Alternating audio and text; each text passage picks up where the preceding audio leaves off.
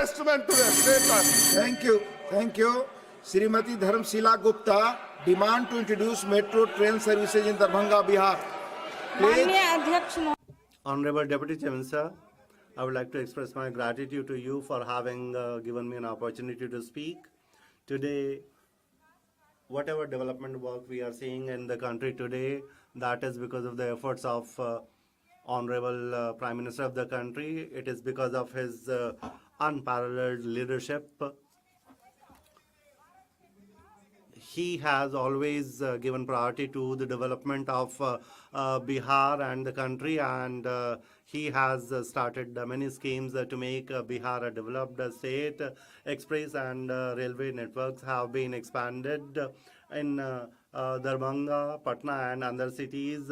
New airports have been opened, and these steps will make Bihar independent and self-reliant. Many other efforts are being made. Honorable Deputy Chairman, sir, in the leadership of Honorable Prime Minister, Bihar is being made a powerful and strong state. And the biggest evidence of this is that after an airport in Darbhanga Metro rail service will be started. Darbhanga, which is a historic, culturally and educationally important city of Bihar, through metro rail services, Darbhanga is going to enter the era of modern times, and 18.25 kilometer long metro rail network will be there, and there will be 18 stations, and this metro will run from Darbhanga airport, and it will connect many important points of Darbhanga, and there will be a second corridor, and this will provide a new transport medium to the city of Darbhanga. This project is going to give a transport facility to the city, but it will also promote a modern commutation facility, and that will speed up education, and this will generate new employment opportunities, and the lifestyle of the people will also be improved. Sir, through this house, I would like to request the government that under this project,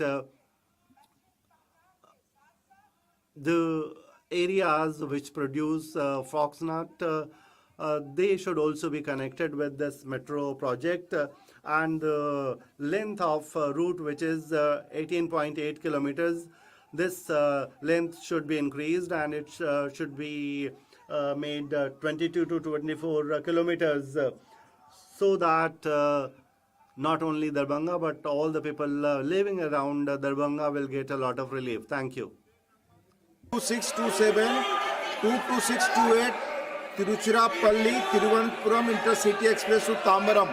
Please. Thank you, Deputy Chairman, sir. I request for extension for train number.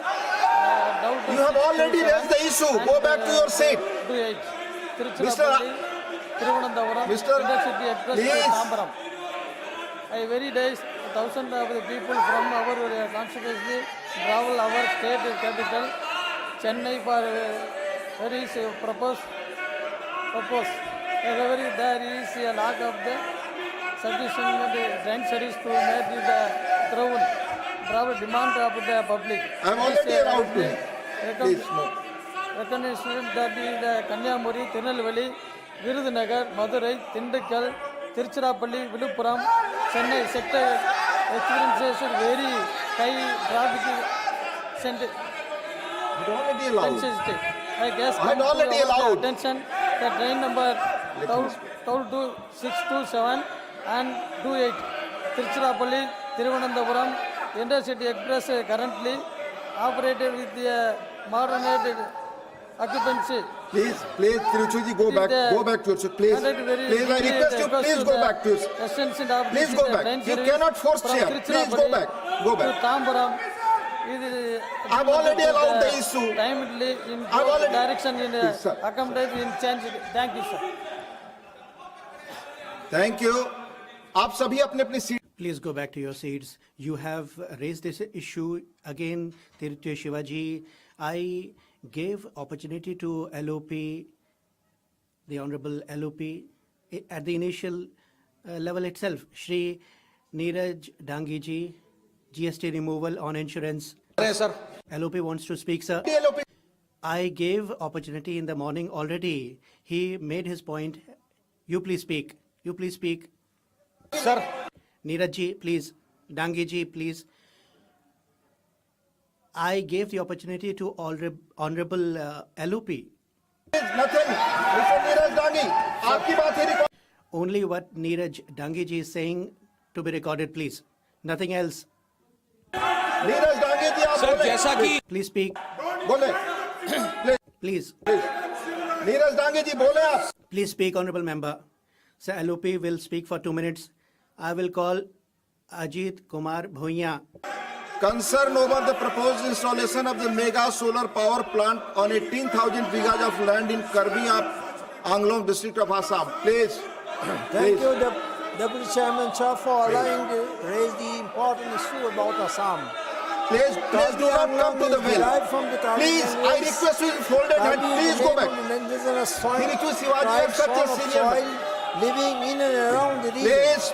But now they are being evicted. 1 minute. And because large 1,000 आप chair को नहीं megawatt बोलने देना. You don't want the chair to say something and don't want session also to be conducted smoothly, please. 96 new policies and the main entity and is आपका mobbing. issue Your issue has already been raised. You spoke on it, already got the opportunity. The House is 18,000 bighas of adjourned to land meet at in 12 Khatkhati PM and Lankatha Karbi question Angle. hour. The land Thank you. will be acquitted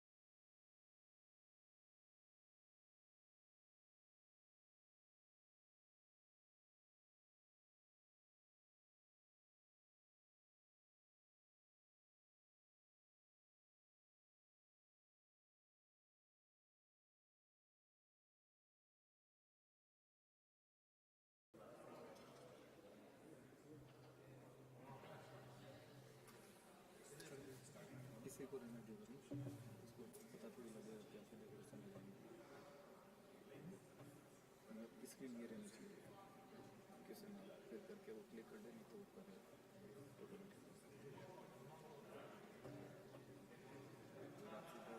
उसका second option खोल दोगे तो पता ही नहीं लगेगा इसी को नहीं समझ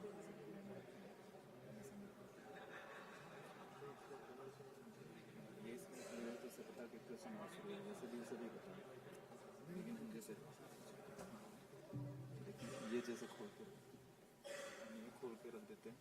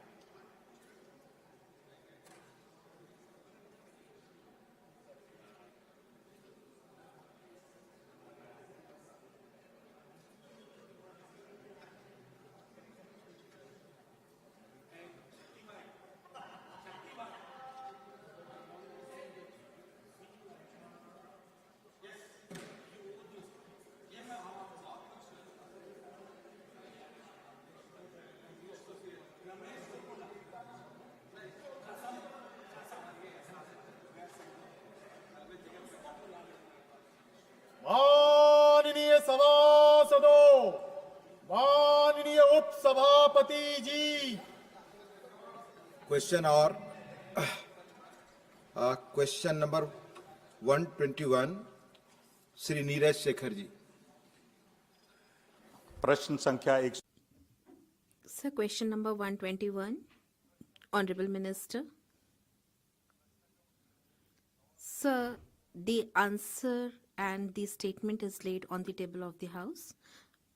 माननीय उपसभापति जी, Honorable Deputy Chairman, sir, I would like to thank the Honorable Minister for giving a very detailed reply.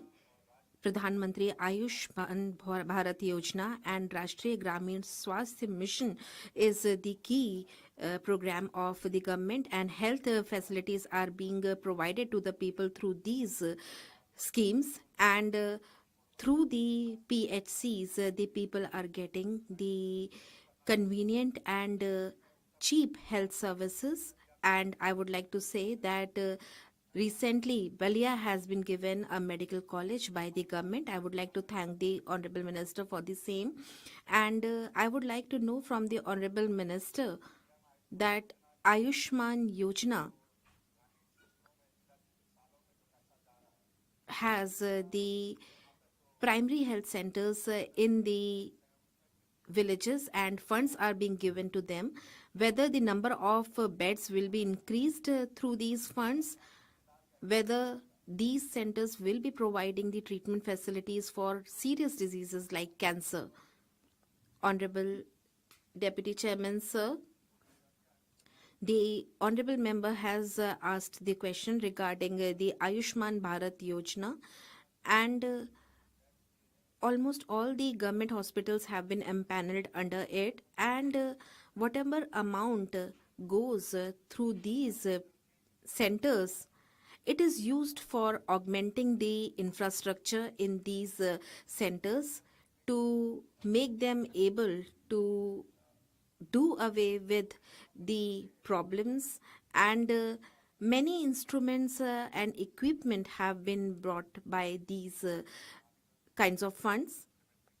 The second supplementary is that due to the PM Ayushman Yojana, a lot of work is being done in the rural areas. Many facilities are being provided, but in the Purvanchal area of UP, like BHU, etc., many patients come for treatment from Bihar and eastern region. The people come to these hospitals, and in PGI Lucknow also people from all over Uttar Pradesh come for treatment. I would like to know that whether the PM Ayushman Yojana will give fund to these institutions also, so that better treatment facilities can be provided. Sir, the honorable member asked whether the PM Abhim funds can be used for augmenting the infrastructure in these kinds of institutions. Whatever demands we receive through PM Abhim in Uttar Pradesh, funds have been given to SGPGI, Lucknow, Aligarh Institution, Jhansi, Prayagraj, Kanpur, Varanasi. Under PMSSY scheme, these hospitals have been upgraded to super specialty hospitals, and Uttar Pradesh has been given more than 400 crore rupees under PM Abhim scheme. Nadaji wants to say something. The honorable member has asked a very pertinent question, and my colleague Jadavji has given a very detailed reply. But through the House, I would like to inform the people of the country as well as the honorable members in the House that as he said about infrastructure, first of all, under National Health Mission,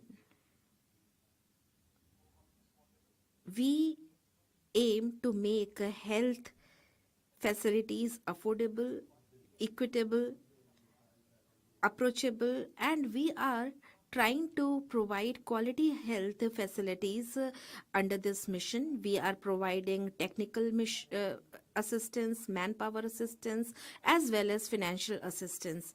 And the medium of this assistance, it is programmed from the lowest level. We have a plan implementation program. We chalk out our own programs as to what are the things that are needed in our Ayushman Arogya Mandir, whether we need the building, infrastructure, manpower, equipment.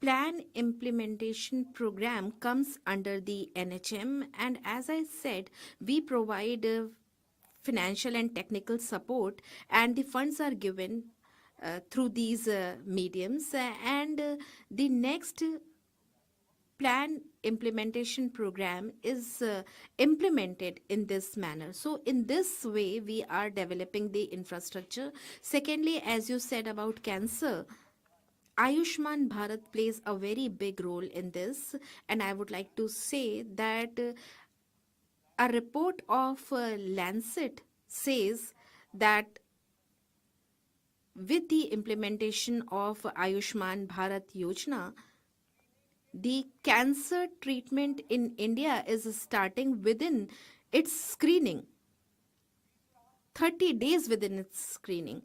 And thirdly, in this year's budget, our Honorable Finance Minister, Srimati Nirmala Sitharaman ji, has announced that we will be ensuring daycare cancer centers in every district of the country, and we are going to open 200 daycare cancer centers, and in the next 3 years we will be opening such centers in all the districts. How will it benefit us?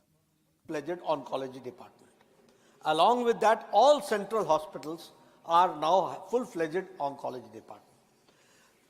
हमारे झज्जर में In Chhachar, we have the biggest cancer center in the country, which has 700 beds, and it has the best cancer equipments available, and from chemotherapy to whatever therapies that there can be that are available there, and daycare cancer centers will be equipped with these facilities. And one question you asked about BHU, I would like to inform you that in Purvanchal, firstly, we have All India Institute of Medical Sciences in Gorakhpur, and I'm very happy that its OPD and IPD is practically full. लेकिन BHU But in BHU, there is one sentiment which is very right, that in BHU campus we cannot open a separate All India Institute of Medical Sciences. So the health department has done an MOU with BHU, and we will be making the medical colleges of BHU like AIMS, and in the budget there have been provisions that have been made regarding making these hospitals at par with AIMS, and the finance committee will be chalking out the proposal and we will take action on that. Mani Santosh Kumar. Sir, when we talk about health infrastructure in rural areas, the Ashas do play a very significant role, accredited social health activists. So my question to the Honorable Minister through you, sir, is there any chance to elevate their status from scheme workers and any plan to increase their wages? Moreover, a huge amount is spending to a state like Kerala. It was stated in the Assembly of Kerala that more than 100 crores. So any plan to release these amounts immediately? Thank you. Directly does not relate to this question, but still I'll answer to my respected colleague Santosh Kumar ji. First of all, Asha workers are doing a very good job, and my full appreciation for them, because at the grassroots level, they have been, their efforts have reduced the maternal mortality ratio, IMR, under 5 mortality, and we can say, I can say with confidence, that as far as maternal health and reproductive child health care, the Asha workers, our frontline workers, their capacity building has been done, and they have been certainly, they are doing a very good job. I would like to. Please, Jairam ji, no commentary, please. I would like to. Do not interrupt, please. I would like to enlighten the House that just a week back, there was a meeting of Mission Steering Group of the NHM, where we have seen to it that the Asha workers, all their activities which they are doing, in all those activities, there should be there has to be enhancement of the financial part, and which has the Mission Steering Group has given the permission, and we will be going forward. That is the enrollment. As far as the Kerala government is concerned, I would like to enlighten the member that the government of India has given all its due. Please. No, not allowed. Please take your seats. We have given all its due. The utilization certificate has not come. The moment the please take your seat. No, आप सबकी बात record पे. No, whatever you all are saying will not be going on record. To the Asha workers and to the state of Kerala accordingly. But at this point of time, our share has been given to Kerala also the Asha workers. Thank you. Manya Ranjita Ranjan. आप seat पे बैठ जाए आपको. Please sit. You are not allowed. Sir, through you, I would like to ask the Honorable Minister that we are talking about rural health. How much fund of Chhattisgarh is lying pending regarding Ayushman? Is it true that about 36,000 crore rupees are lying pending, and this is the reason the hospitals are not treating the patient under Ayushman scheme? And is this true that you are giving 5 lakh rupees per person under Ayushman Yojana, and you have talked about many disease? But if the treatment charge is about 2.5 lakh rupees or something like that, the entire amount is not deducted under this scheme and the people have to pay from their own pocket. How much fund of Chhattisgarh is lying pending regarding Chhattisgarh, whether the people are not given treatment in Chhattisgarh under Ayushman Yojana? Sir, this question is related to National Health Mission. This question is not related to Jan Arogya Yojana, Ayushman Bharat, but still she has asked a question about Chhattisgarh. I am very happy that the honorable member is representing the state of Chhattisgarh. I do not have the data with me right now, but I would like to tell that there is nothing due on the part of government of India. Since you have brought this issue, I would definitely investigate this matter, and whatever has to be done will be done. And from our side, we never hold the bills of any of the states under Ayushman Bharat Yojana. Yes, we do get certain cases wherein due to digitization, we get certain alerts and we re-examine these alerts, and after that we release the funds.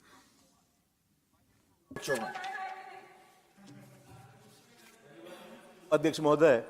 Honorable Deputy Chairman, sir, the Honorable Minister has given the reply in a very detailed manner. Sir, you know that this is a state subject. You release fund from the center to the states, and the state governments are the responsible agencies for the implementation of the schemes. So we do not lack funds, and I feel that from the central government, the funds that are given to the state governments under various schemes, we do not have any lack of funds. Only the implementation is the problem. For example, in many states, we have the buildings of rural hospitals ready for a couple of years, but these buildings are still not functional, and it has been 2-3 years that these buildings are ready, but these hospitals are not functional. And we have the MRI machines, we have the CT scan machine, and the maintenance is not being done. And the thing is that the recruitment of doctors is something which is a matter of concern. It is not happening, and for years together the recruitment process goes on, and due to the lack of doctors, we do not have the shortage of doctors, only their recruitment is the problem. And we see that the buildings are ready, the equipment is ready, and they are not used for years together because they are not made functional. I would like to know that whether we will take any actions regarding the recruitment of the doctors, paramedical staff, so that the funds that are released are utilized in a proper manner and they are utilized for the benefit of the rural sector. Sir, at the outset, I would like to thank the honorable member that he acknowledged that we do not lack funds. Financially, we are sufficient, and we are giving all the funds that are required. You are very experienced. You have also worked as a chief minister, so you know all this very well. Our effort is to see what can be done, and under NHM we have the shortage of doctors, so we have said that the doctors can quote their salary and we'll be paying that. So under flexi pool, we are linking the staff like that. For the nursing staff also, we are doing the same. And manpower is something which has to be taken care of by the states. And we will be building the capacity of these states. What happens is that we release the funds, but there are agencies that are responsible for implementing these schemes, like the primary health center, the Ayushman Arogya Mandir, and we work on the standard of national quality, and we aim to improve their quality, and whatever capacity building is needed to do that, we are doing that. And very soon we will be improving the performance of these states also, and we are also monitoring their functioning. Please do not comment while sitting. Your comment is not going to be on record. Sit on the table of the House. माननीय मंत्री जी, onwards. First supplementary. Please Ma'am. बैठकर comment ना करें, please. Please don't comment while sitting. First supplementary to Madam Finance Minister. My issues about inflation, especially impacting the middle class, which is virtually 40% of India. Indian middle class is sitting on a debt-fueled time bomb. And there are 4 indicators. India's household debt-to-income ratio has risen from 30.4% in 2018 to 37.3% in 2022 to fulfill consumption needs. 2, the household debt to GDP ratio has reached a record high of 40% in financial year 22-23, meaning 40% of income of a middle class individual is going towards repayment of debt. 3, every second Indian youth has taken personal loan before the age of 30 years, when every third youth in the age bracket is without a job. 4th, RBI data reveals a significant 71.3% rise in gold loans as distress lending peaks, adversely affecting women who constitute a large percentage of gold loan borrowers. Question, My please. question is, Yes. with these indicators, Yes. what are the reasons for the sharp increase, its implication on financial stability, and the measures being taken by the government and the RBI to regulate household debts and ensure responsible lending practices? Thank you, Vivek. माननीय मंत्री, सभापति महोदय, Honorable Deputy Chairman, Honorable Minister, that he has expressed his concern over inflation. Through you, I would like to express my view that if we were to take the data of inflation for the past 3 years, then on an average it has been 6.5, although the benchmark is 6. And if we were to look at the retail inflation of 24-25, it has been 4.9%. As far as the inflation is concerned, if we were to see it before that, when from 2004 to 2014, the inflation used to be in double digits, and on an average, it used to be 8.1%. The Honorable Member has expressed this matter that people are not getting jobs, although this question pertains to Ministry of Statistics, but through you I would like to tell you that according to a survey, if we were to see for the participation, and the unemployment rate has been 3.2%. Please, आप second supplementary. You can ask your second supplementary. Sir, मैंने 4 indicators. Sir, I had talked about 4 indicators. I wanted a reply on those 4 indicators. Please ask your second supplementary. Second supplementary is health, home, education and food. These are four important ingredients of life, of a good life for a middle class. What specific measures is the ministry contemplating to reduce the current high GST rates of 18% on household essentials, basic education material for children, and construction material, ensuring that these rates better affect the essential nature, particularly as inflation continues to disproportionately burden vulnerable sections of our society? Thank you. Thank you. Sabhapati Mahoday. Honorable Deputy Chairman, sir, the Honorable has raised the matter of GST. One nation, one tax was a definite reform, and from 1 July 2017, when GST has been effective, if you were to see the average tax, which used to be 15%, it has been reduced to 12% now. Although, like GST, if you were to determine the process, it is decided by the GST Council, and I would also like to inform you that the members are present of both central and state. And GST Council Cooperation, it is a great example wherein the central government and the state government discuss together.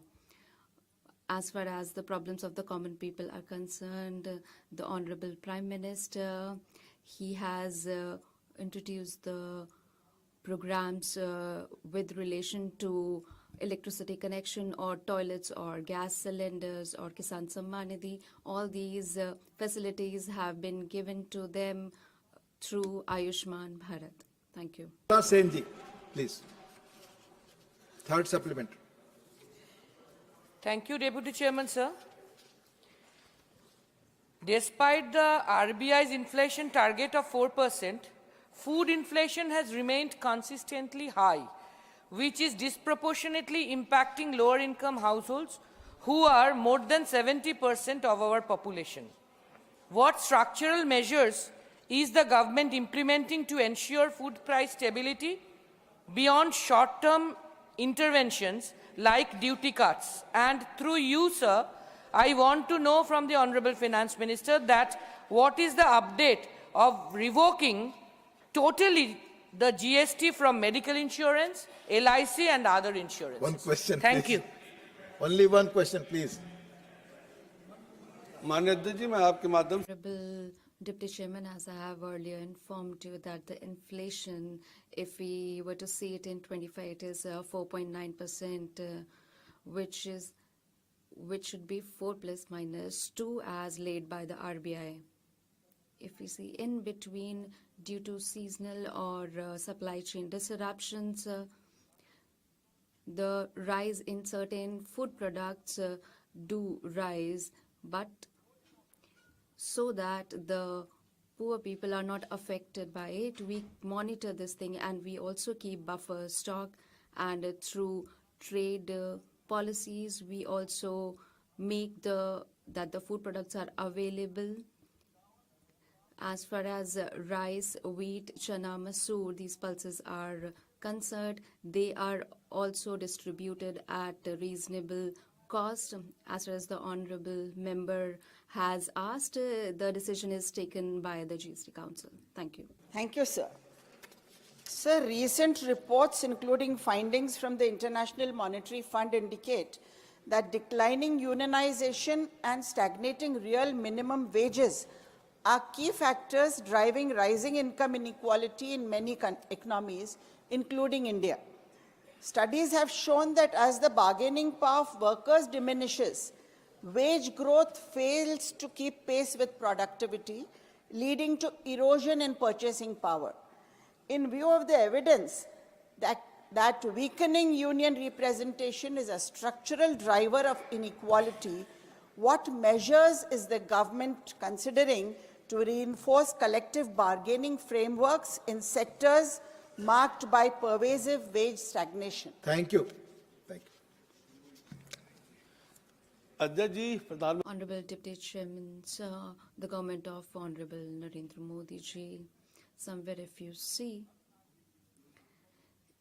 it provides equal opportunities to everyone, and it also provides opportunities of employment and education. After 70 years of independence, those people who are still on the margins, our government is trying its best for their empowerment, whether it's accommodation, toilets, drinking water, health insurance or accident insurance or life insurance or Kisan Samman Nidhi or Ujjwala Nidhi. Our government is working towards it. Please, इन सारे गरीबों की सुविधा देने Our government is working for the poor. Honorable Mithilesh Kumar ji. माननीय उपसभापति महोदय, Honorable Deputy Chairman, sir. Thank you for giving me the opportunity to ask the question. Honorable Prime Minister Modi ji and Honorable Finance Minister, I would like to congratulate them that under their leadership, the Indian economy is delivering good performance. I would also like to ask that most of our population resides in the rural area, and in order to empower them, what are the special measures being taken by the government? ये सत्य है कि जब से It is true that from 2014, Narendra Modi ji has become the Prime Minister of India. If you see the logo, the slogan of Sabka Saath Sabka Vikas, he has actually realized it. On one side, he is working towards taking the nation forward, and the Minister of Finance is increasing the budget on infrastructure. On one hand, we are setting up new aims, airports, and even in rural areas, through the medium of Pradhan Mantri Sadak, connectivity on road connectivity is being provided, whether it is gas connection or drinking water, we are providing them. And we are also giving interest-free loans, and this is the way the government is working towards the poor. Birendra Kumar. Honorable Birendra Kumar Vaishya ji. Sir, Please. हाँ, नहीं माननीय Manoj ji. Honorable Manoj ji, you were talking about 123. The member has withdrawn the question. Please. Please. Thank you very much, sir. Hydroelectrical project, solar energy, wind energy plays significant role for the green power generation in our country. Northeastern region of our country have a huge potential for power generation from the hydro, power generation for the solar energy, and power generation for the wind energy. The Ladakh is the only state of our country. Please be brief in questions, sir. I'm coming to the question, sir. Please this come. is related to the question, sir. माननीय सदस्य और को भी. Honorable member, other people also need to ask the questions. I request you, as well as the minister, that the questions will be brief, so will be the answers. There's a sunny days in Ladakh, 350 days. Arunachal Pradesh is a sun-rising state of our country. I want to know from the Honorable Minister, what is the total budgetary allocation is provided for renewable and new renewable energy of our country, and what percentage of money is allotted for the northeastern region, including Assam? Thank you. For renewable and new renewable. Thank you, माननीय Virendra Shah. Sir, as far as member's question is concerned, I am thankful to him. The northeastern states is the priority of this Modi-led government. हम इसमें हमको गर्व महसूस होता है. It gives us immense pride that Honorable Prime Minister has taken his position. After that, he makes it a point to visit Northeast so that we are able to review the department's performance there. Last 10.5 years, they have visited. इससे पहले कभी भी ये नहीं हुआ. Before that, it has never happened before. It is the Ashtalakshmi of Bharat, as these 8 states embody the essence of the prosperity and the growth. So keeping that in mind, so overall, as far as renewable, he has asked about the larger hydro also, bigger hydro projects. Those projects are looked after by the Power Ministry. But as far as solar energy is concerned, renewable energy is concerned, the first time budget is more than budget allocation is 13,1151.43 crores. Out of that, 443.02 crores has been allocated to NE alone.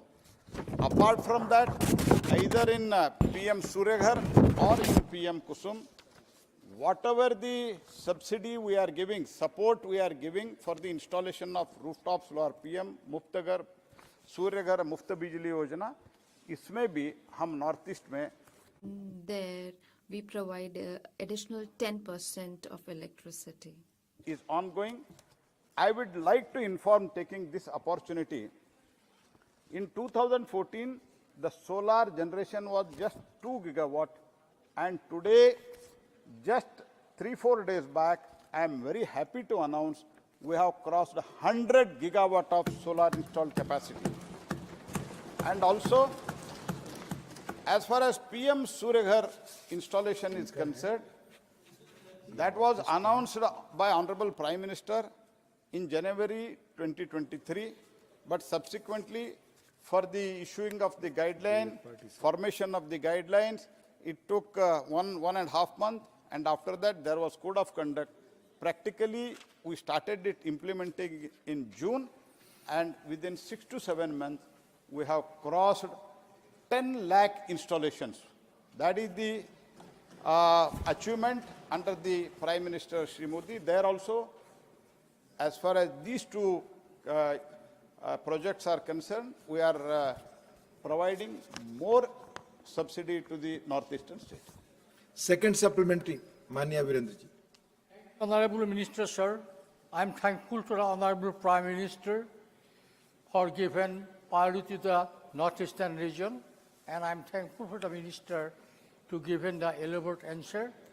Sir, my question, we are very much concerned about the cost of production of per unit of power generation from solar and renewable energy. We compare with the developed country like Germany, our cost of production is very high, so it will be very difficult to compete the present structure. So I want to know what is the present structure, what is the present position, production cost of per unit of power generated from new and renewable energy, and what is the cost of production of the Germany, and what measures government is going to take to cut the cost of production to encourage the people in this line, sir. Thank you. Sir, as far as renewable energy, that is energy by non-fossil fuel, I am very happy to announce one more thing. India, under the leadership of Prime Minister Shri Modi, in last 10 years, we are the third largest producer of the renewable energy in the entire world from the non-fossil fuel. And also, the manufacturing of the modules, manufacturing of the cells, manufacturing of the vapors. Prime Minister has provided a PLI scheme in that, and also production.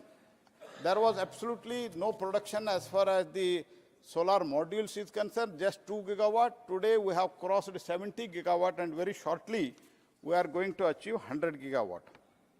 And in 2010 and 11, it was 18 rupees, and in 2011 it was 11 rupees per unit. Today, Madhya Pradesh recently has floated a bid and it is finalized now. It is 2 rupees 18 paisa per unit as far as solar is concerned. 2 rupees 18 paisa. With battery storage, it may little increase, but with the utmost confidence at my command, मैं आपको ये बताना चाहता हूँ. I would like to inform you that it will not cross more than 3.5 rupees pan-India per unit. Storage capacity. So we are doing very well as far as renewable energy is concerned. After Honorable Prime Minister announced in COP26 our commitment for the 50% of the non-fossil fuel energy in 2030, 500 gigawatt generation by 2030, and net zero by 2070, whatever Prime Minister has announced recently, whatever Prime Minister has announced in the COP, that has been strictly followed. And recently, the entire team of European Union had recently come. I gave them a presentation what has been achieved in the last 10 years, and they were just perplexed with the achievement of Honorable Prime Minister led this government. Thank you. Manya Susmita ji. Honorable Sushmita ji. Solar energy is extremely important for the northeastern states or to our fragile ecology. Sir, what Mr. Basha said, and I would like to reiterate that, the challenges we face, sir, in the northeastern states is being a land-intensive sector and so many 6 scheduled areas in northeast, land becomes a problem. I'm sure Honorable Minister is aware. And the second thing is that because it is so remote, sir, that the output, that the cost becomes much higher. Add to that the problem of the low solar insolation. So all of these put together, sir, it becomes unviable for DISCOMs to actually buy the power from northeastern states. So I would like to ask the Honorable Minister that is there any way that you can encourage the DISCOMs to buy more power from the solar projects in the northeastern states? Thank you, Thank you, Susmita Devi. Only to the, sir, not only to the northeastern state, for the entire country, the RPO obligation, renewable purchase obligation, is mandatory. From 26, there is going to be penalty if they do not purchase the non-fossil energy from the non-fossil fuel, that is renewable energy. That is always there. It is not only for the northeast, for the entire country it is there. But as far as the cost is concerned, the generation cost is, as I said, I would like to correct, I think I said 2.18. In Madhya Pradesh recently, it is 2.15 rupees per unit, 2.12 rupees 15 paisa per unit. That is the cost. Transmission and all such things applicable to the fossil fuel also. So that we are coming, that's why today we have achieved from 75 gigawatt in non-fossil fuel in 2014, today we have achieved 222 gigawatt. Totally, it was 250 gigawatt, the total installation capacity including fossil and non-fossil. Today we have achieved 469 gigawatt in the entire country. Out of that, 222 gigawatt is the renewable energy. It is going on well, and it is a dynamic situation. Technology is changing, and we are doing all north, even in northeast, because and land is an issue where it is there not only in northeast, in the entire country. For that, many of such measures have been taken. For example, where land is not available, for that the elevated solar is being planned, floating solar is being planned. Only in the, after China, we are the only country which has introduced the floating solar, which has been successful in the Madhya Pradesh. That is also 3 rupees 10 or 15 paisa per unit.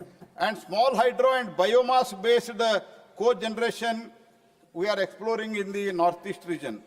And as far as RPO obligation is concerned, so far in the overall in the country, it is achieved nearly about 39%, and also it has also achieved in the northeastern state also. And many such floating solar, elevated solar, all such, and wind, all such things are being considered. Northeast and also solar park, we are giving extra money for the solar park in the northeast also.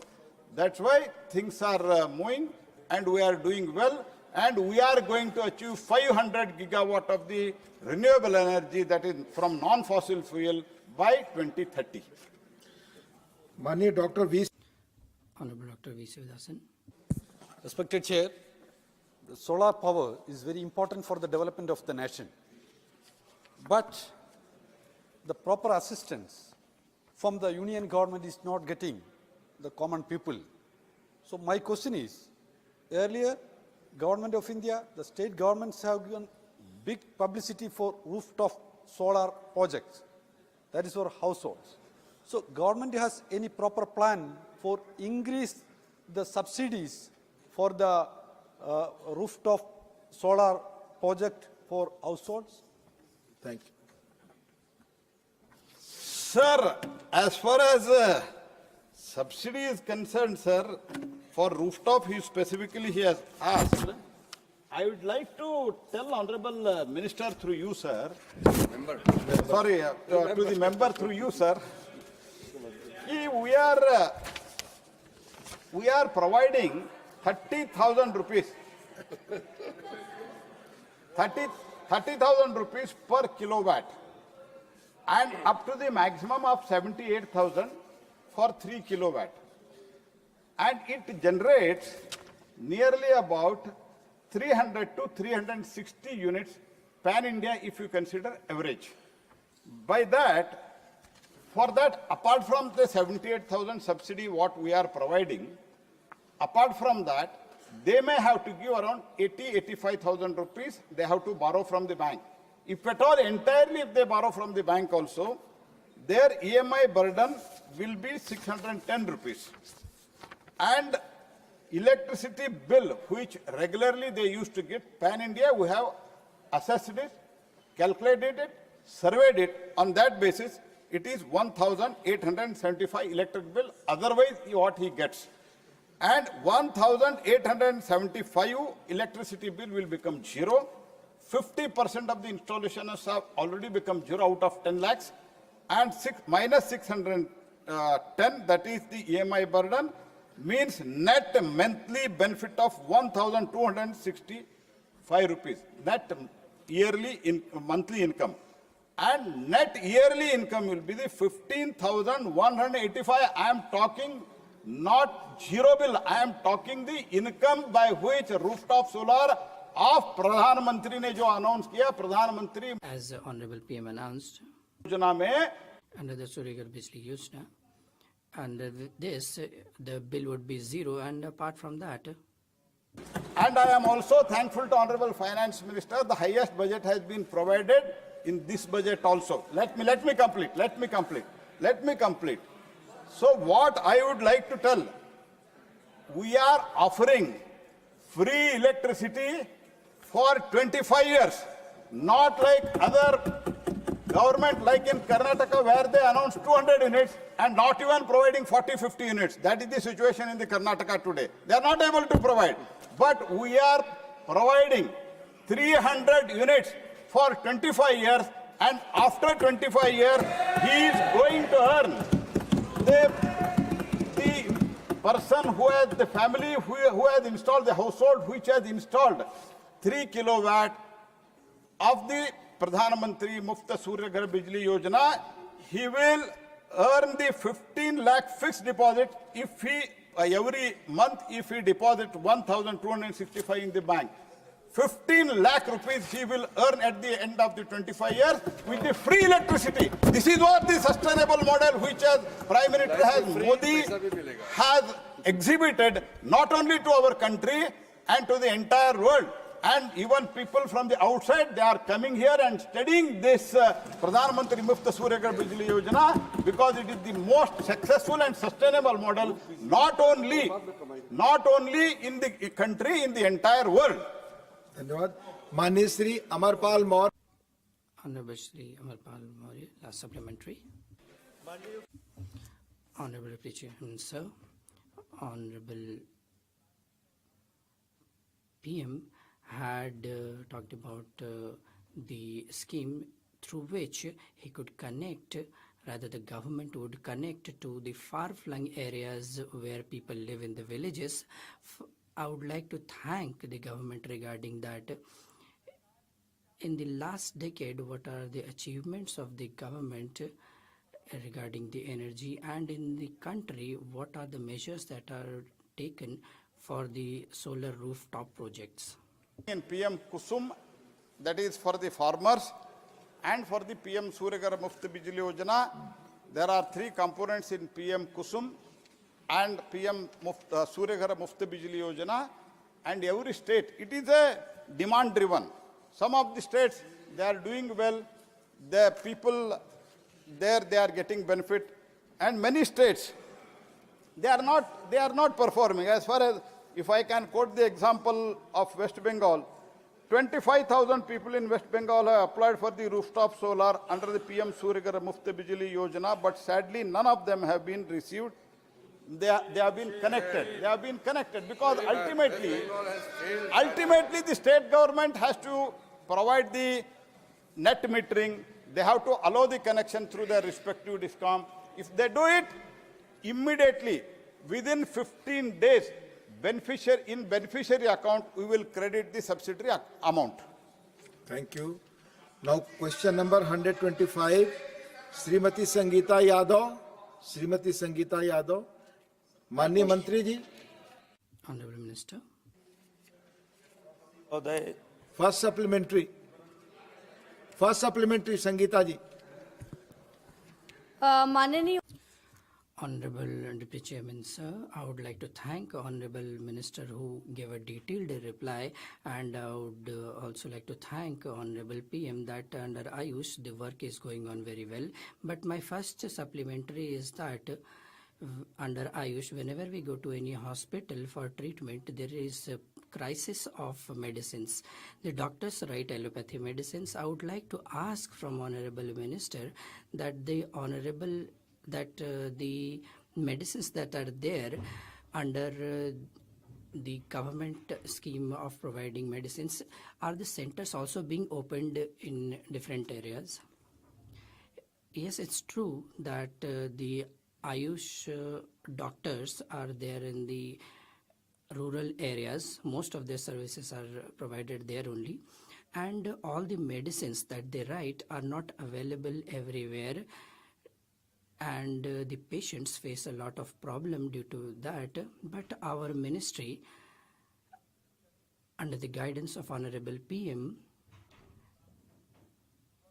it is increasing the availability of medicines and making them cost effective.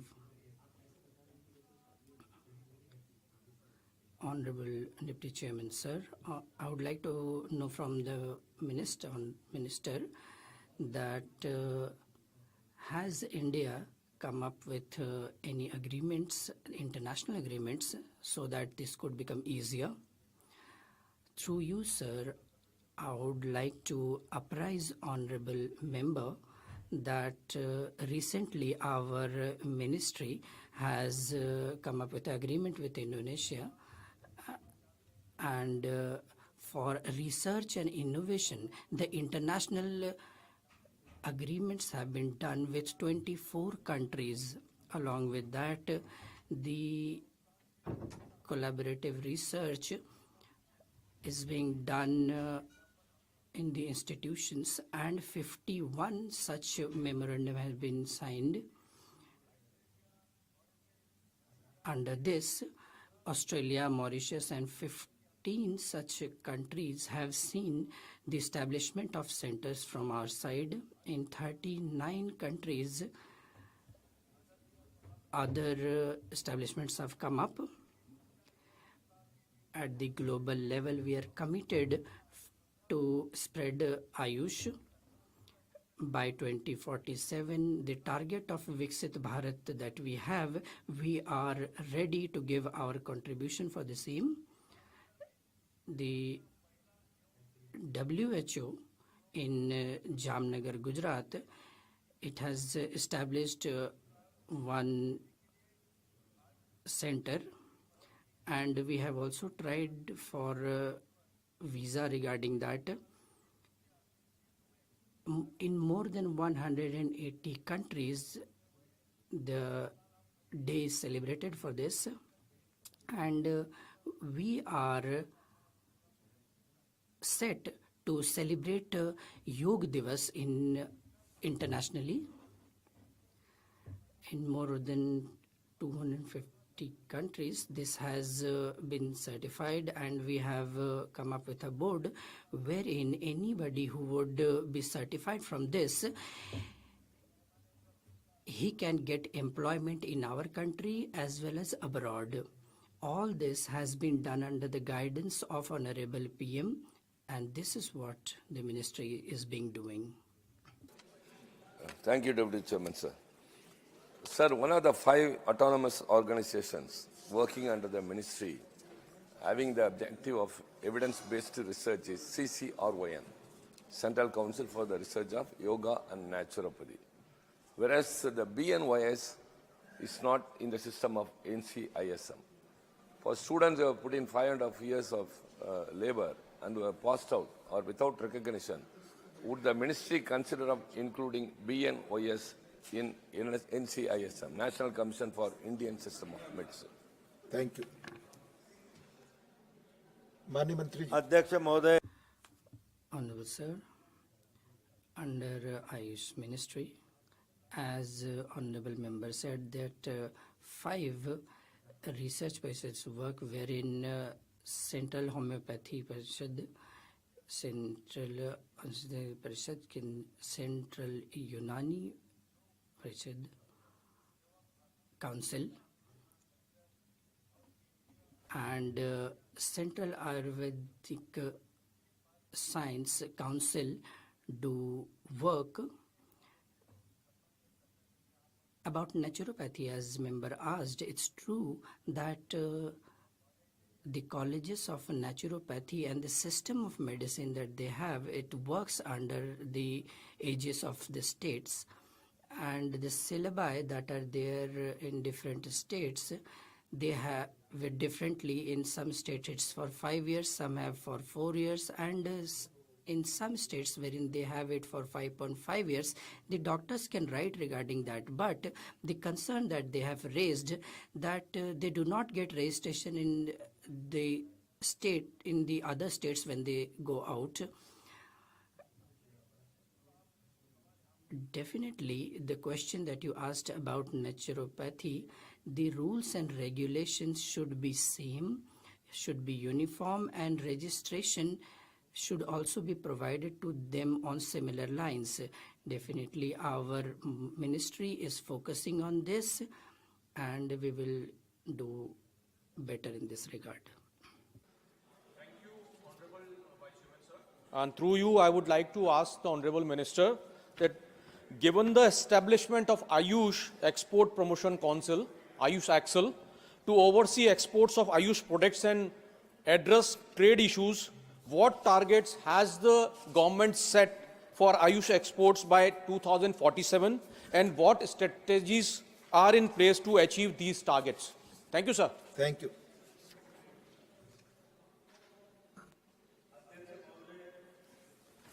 सदस्य ने जो अभी Sir, as Honorable Member has asked, this is not related to the question.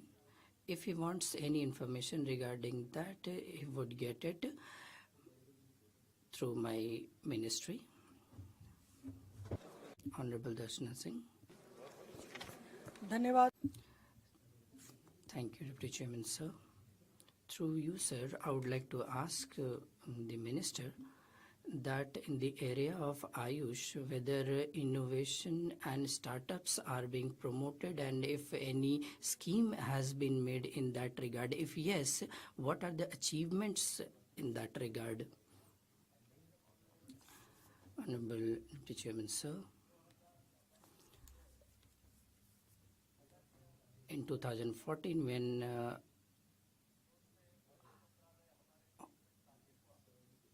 so the vision of Honorable PM, we got Ayush department. In Ayush, we have innovation, we have research, and other steps are also being taken by the Ayush Ministry. I would like to apprise Honorable Member that in 2040, after the upgradation, we have seen a mentionable presence of Ayush in the market. In 2010, it was 21,697 crore, and in 2020, as per the new study,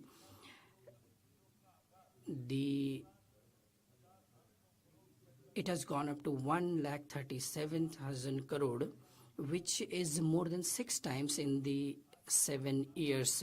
Similarly, as per the study, we can understand that 1,66,000 crore revenue is being generated through Ayush.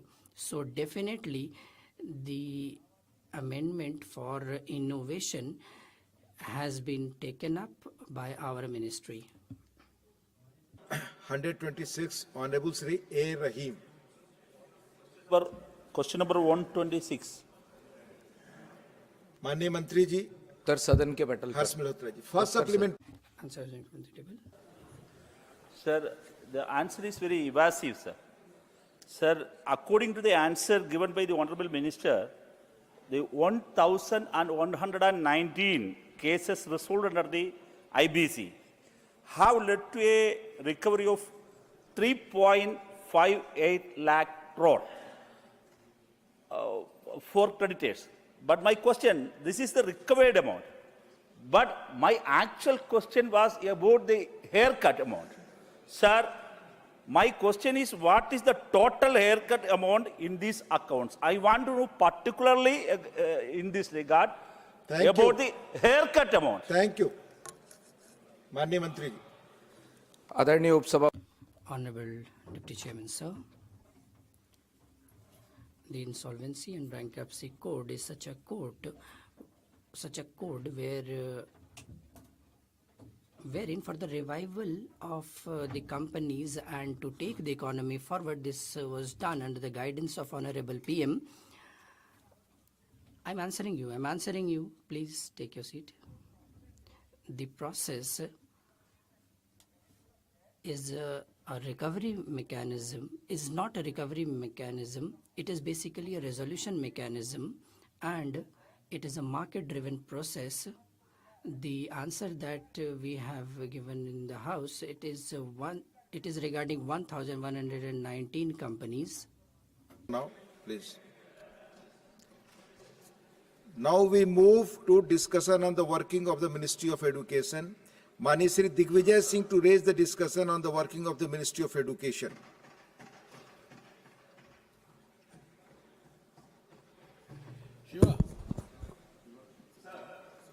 Please, Mani Digvijay Singh, please.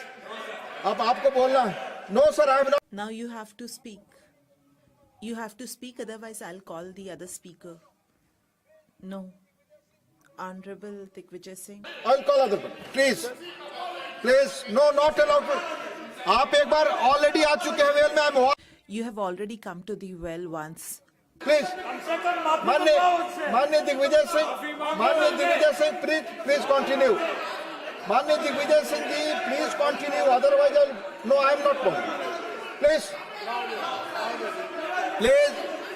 I'll call other speakers. I'll call. Please. How can I? आप बोले, आपकी बात ही record पे जाएगी. Do not come in the well. If you enter in the well, I will name you now. No, I request you to go back. Please, no. माननीय दिग्विजय सिंह, आप बोले. माननीय दिग्विजय सिंह, आप बोले. सर मैं क्या What do I say, sir?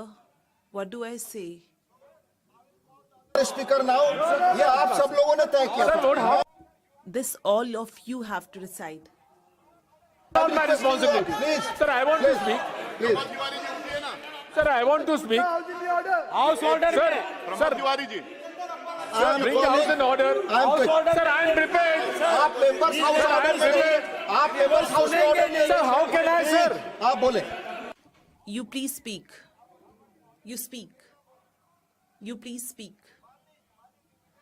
Honorable Digvijay Singh ji, please speak. Sir, he is asking for, LOB is asking for an opportunity. I have already given him an opportunity. He has already spoken in the morning. So will you please give me a minute? I have already given you the first opportunity to speak. Sir, in the morning, the education minister had not come. Please, sir, please allow me. What kind of dictatorship is this, sir? I'm requesting you. I'm making a request. No, Digvijay Singh is to speak. Sir, he is to speak. We have prepared him to speak. And what all we have to say, we'll say. You will discuss it among yourselves. I request you, you are an experienced person. So we'll tell it to the government. So, देखिए, क्या है आज? sir, today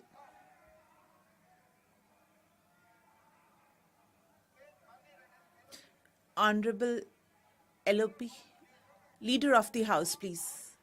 Sir, बहुत ही मैं देता हूँ आपको. I'll give you an opportunity. I'll give you an opportunity after this. You speak, please. Leader of the House. Sir, it is a matter of sorrow that just now the Leader of Opposition, who is such an experienced parliamentarian, who has worked as the Parliamentary Affairs Minister in Lok Sabha and Rajya Sabha also, and in Pradesh also, he led also, and also worked as a member. The kind of language he used just now and cast aspersion on the chair, it is reprehensible, it is condemnable, sir. one and all, including the LOP, he should condemn and he should apologize. जो शब्द का उपयोग किया है chair, The kind of words he has used for the chair. used against the chair, it is unpardonable. वो अस्वीकार्य है और वो It is not acceptable, sir, and should not be pardoned, sir. Still, he should tender an apology and should take his words back, else they should be expunged.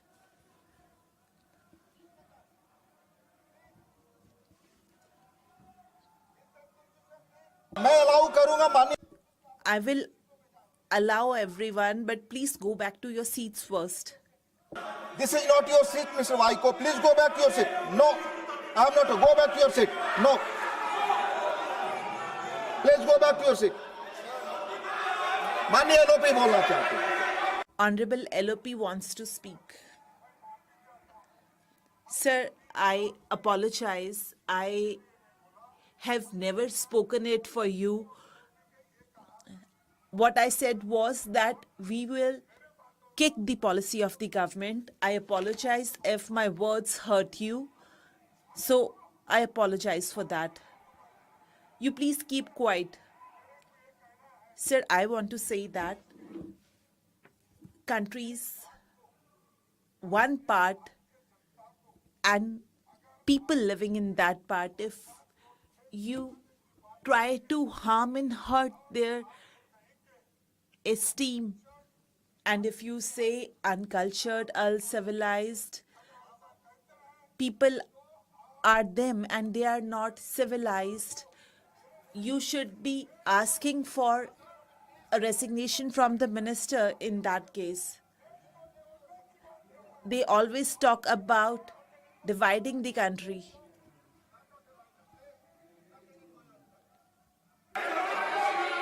Party का MP क्या है करना Honorable Leader of the House. So the thing is that it's good that Honorable Leader of Opposition, Honorable Kharge ji, has apologized to the chair and taken his words back. This gesture of him is praiseworthy as a parliamentarian and as LOP, but also for the government, the kind of vocabulary he has used is condemnable and should be expunged from the proceedings of the House. Honorable Digvijay Singh ji, Honorable Deputy Chairman sir, I'm grateful to you that you have given me an opportunity to speak. India, in 1947, it got its independence. And what was the rate of literacy at that time? And higher educational institute, how many were they in numbers? That is known to everyone. But in the last 70 years, the way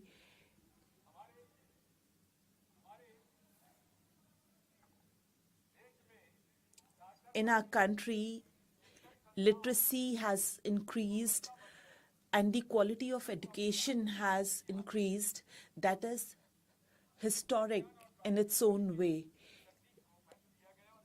Scientific temper has been given importance to and institutes have been established. I think that excess in a policy and excellence is very important. Access should be there geographically and financially for the poor people. And access and quality education should be given to them. That is my belief. What happened in the last 11 years that we have to discuss here. In 2020, sir, new education policy was launched.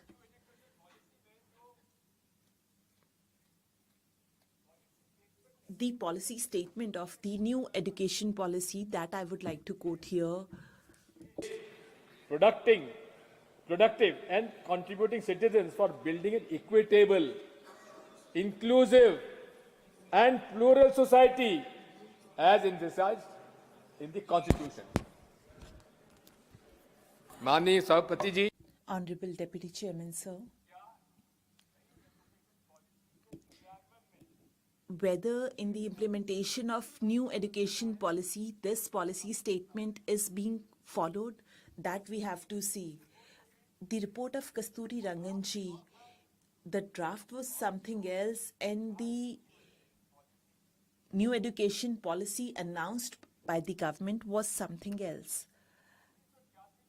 In 1986, when new education policy was brought out, I was a member of the Lok Sabha at that time. There was a discussion held in the House, but of the education policy of 2020, no discussion was held for that. Now the thing is that whether in the new education policy there is access for the poor people, and are we marching towards excellence or not? That is the subject here, sir. The thing is whether after the launch of new education policy, school education and higher education, will it become costlier or not? Whether for higher quality education, high quality teachers would be selected or not? Will they be imparted training which is of high quality? Whether for higher education, vice chancellors and professors will be selected appropriately or not. These are the points we have to discuss. Sir, I want to request you that in the new education policy, the objective of universal access, I agree with that. And that is why Anganwadi, which means from the age of 3 years up to 18 years, there is a provision of universal access for children, and I am a votary of that, sir. But whether women and child development and education department, the convergence that should happen in pre-primary literacy and later on, there is still confusion regarding that. It has been 5 years since it was brought out. I want to say that in Balvatikas, midday meal is given through PM Poshan, which falls under Education Department. National guidelines of funding is not equal, and arrangements for teachers are also not the same. I want to say that right now also, the Department of Education and Ministry of Women and Child Development, there is no coordination between them, or the kind of coordination that should have been there. It's not there, sir.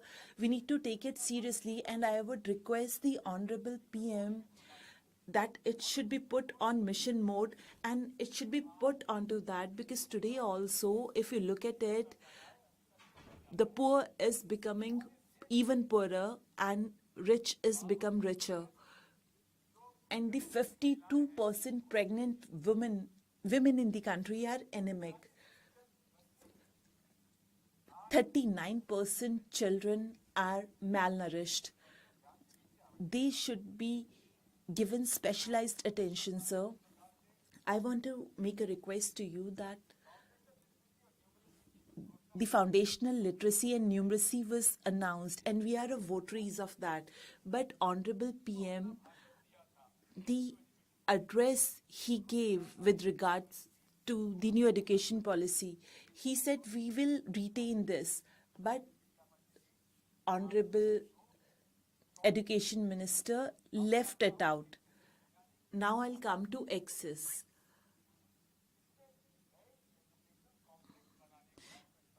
There is a proposal of building new educational complexes, which means cluster educational institutes will be put into one place, due to which many schools are closing down. Right to education, the provision, which is a law that the school should be there within 1 kilometer of distance, that is being violated. Though the school education didn't have a record of this, we asked them, but in a reply, they told us that in this country, since 2014 to 2024, 19,000 schools have been closed down. The schools that have been closed down now... Sir, I'm not yielding. Sir, I'm not yielding. Let me finish. Mani Tiwari ji. Honorable Tiwari ji is a member of our committee, and we have discussed this subject, and he was in agreement with this. After this, I want to say that the gross enrollment ratio, wherever this is higher, we accept that. GER is higher, and the dropout rate has also dropped. That is praiseworthy. But when GER has increased and dropout rate has reduced, this means the number of students has increased. But whether the number of teachers and their posts have also increased, and budget for Sarv Shiksha Abhiyan has also increased, no, it has not. I want to request you, not only this, about Madhya Pradesh, I want to tell you 30,000 schools were closed down. Along with that, tell us, sir, where will the children of poor go who study in these government schools? Disappointed, they'll approach the private schools, and this is being told that around 50,000 new private schools have opened after 2014, which will charge them fees. The apprehension that we had that new education policy will be costlier for the poor, and along with that, in higher education also, many reasons. I'm going to tell you further that it will be of a higher cost for them for that. Under RTE, in NEP, ages of 3 to 18 years have been referred to, and it's there in draft policy also. In the provision of 6 to 14 years should be increased to 3 to 18 years.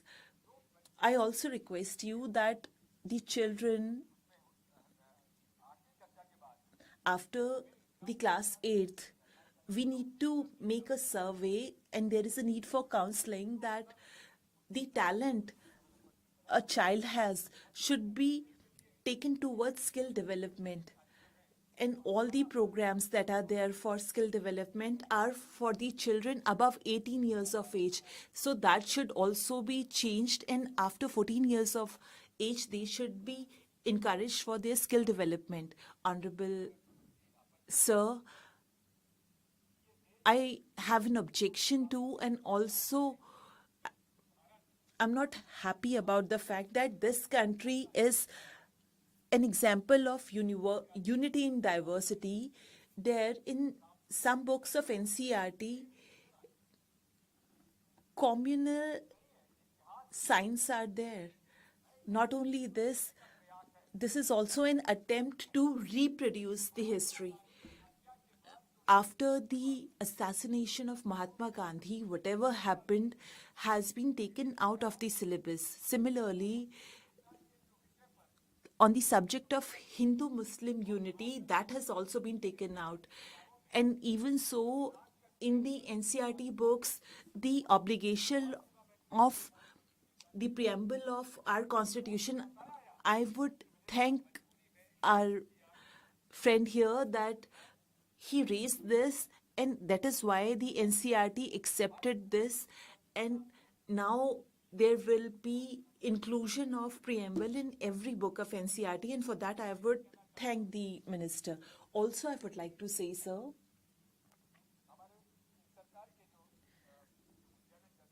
the Nehru Navodaya Vidyalaya and Kendriya Vidyalaya run by central government are appreciated everywhere because they have lesser fees and good quality education. But a new thing has come that PM Shri schools are there, and these PM Shri schools, there is an attempt to include them into those schools. But sir, in Navodaya and Kendriya Vidyalayas, 7,414 posts are still lying vacant, and 6,734 posts are being held by contract teachers. Similarly, in Kendriya Vidyalayas,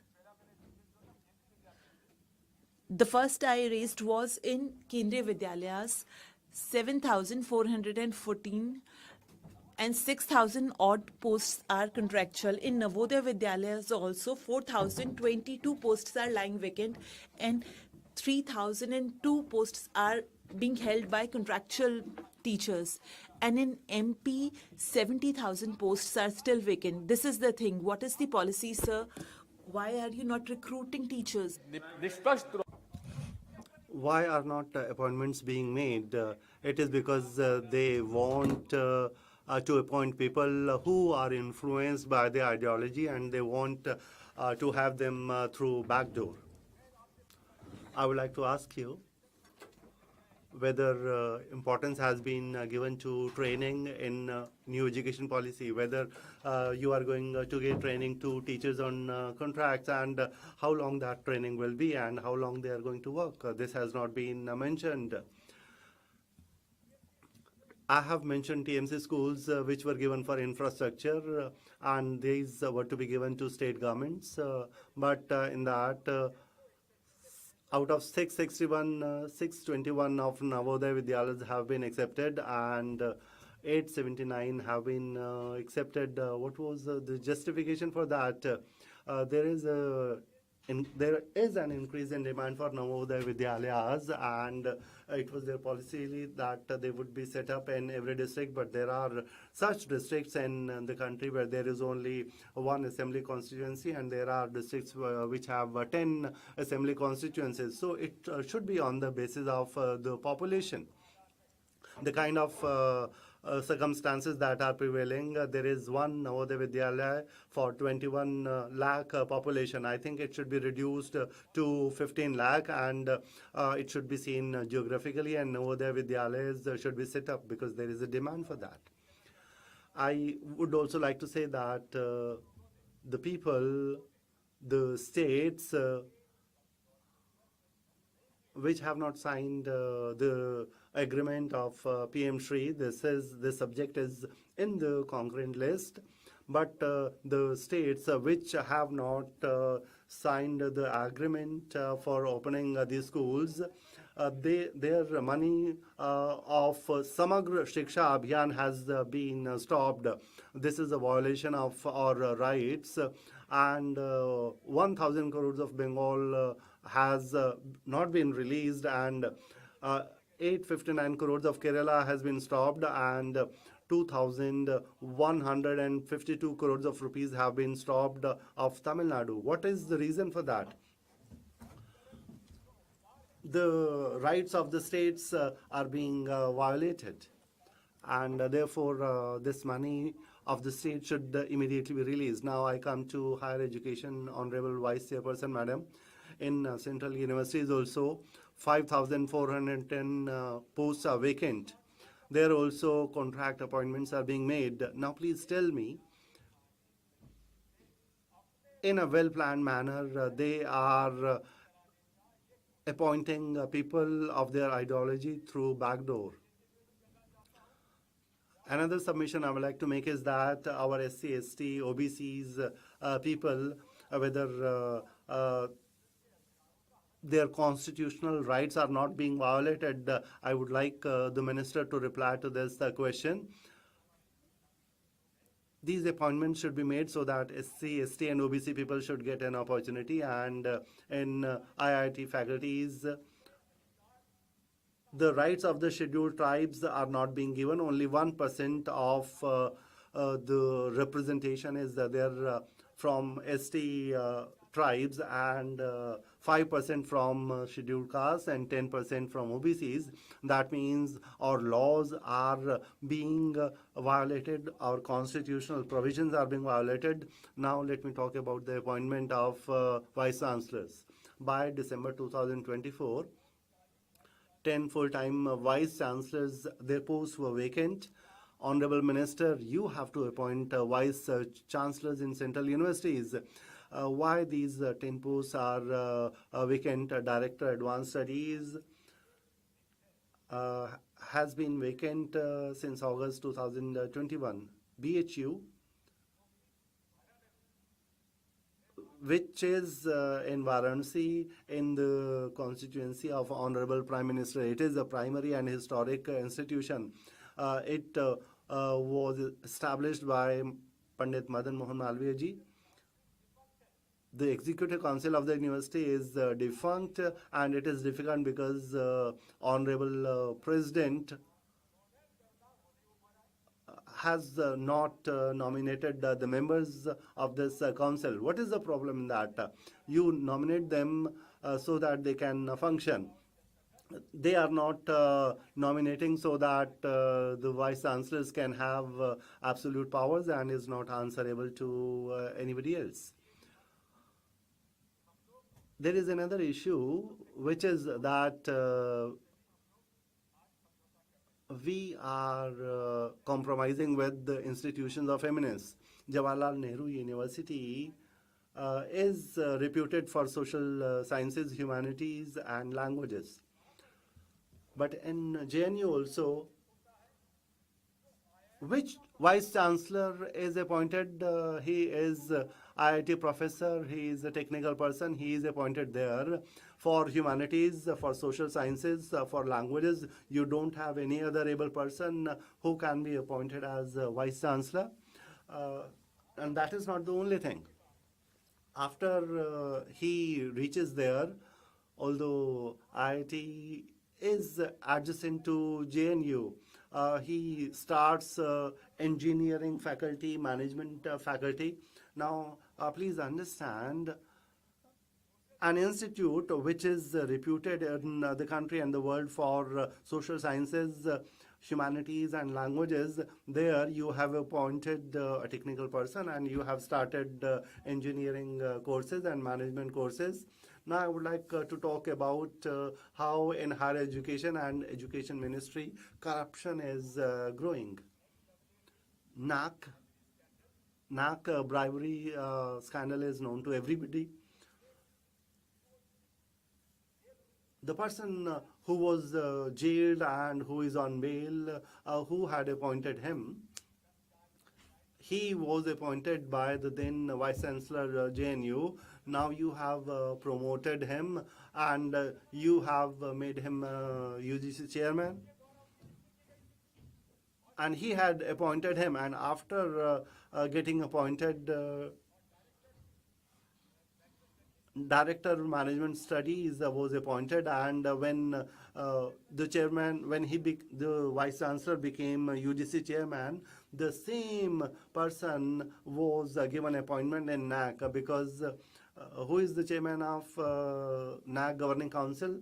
It is UGC chairman. So there is some kind of an agreement, some understanding which can be seen by everybody. Another submission I would like to make is that I have 3 cases of Madhya Pradesh, Rajiv Gandhi Technology Institute, 19 crore 48 lakhs of rupees have been transferred in personal account, and in Jivaji University, Vice Chancellor Dr. Vinash Tiwari, he gave a degree to a fake college. When the government came to know of that, he was forced to resign, and a case was registered against him. And similarly, Vice Chancellor Makhanlal Chaturvedi, National College of Journalism, whose chairman is the Vice President of India, there was a corruption case in that university, and 2 crore 65 lakh rupees of embezzlement was done, and a case was filed, and then he had to run from there, and subsequently he was the chairman of State Higher Education Council. Honorable Vice Chairperson, Madam, IITs were established in this country by Pandit Nehruji, and because of that, the engineers of India are known throughout the world. And Pandit Nehruji had said that these are the temples of modern India. And at that place, one such person has been appointed who says that IIT director, he says, Nadaji, please listen to me and please understand this. The IIT director of Mandi says that the land erosion that is taking place is happening because the people here eat meat. So he is of the opinion that it is because of a person who eats meat that land is getting eroded. So you can understand what kind of people are being appointed. There are some other issues also. One NIT professor of Southern India said that Nathuram Godse was a patriot. So what kind of an ideology and people who are influenced by this kind of ideology are being appointed in colleges and universities? Let me give some more examples. In NCERT, around 20%. Textbooks were distributed at 20% concession, and attention was paid to the fact that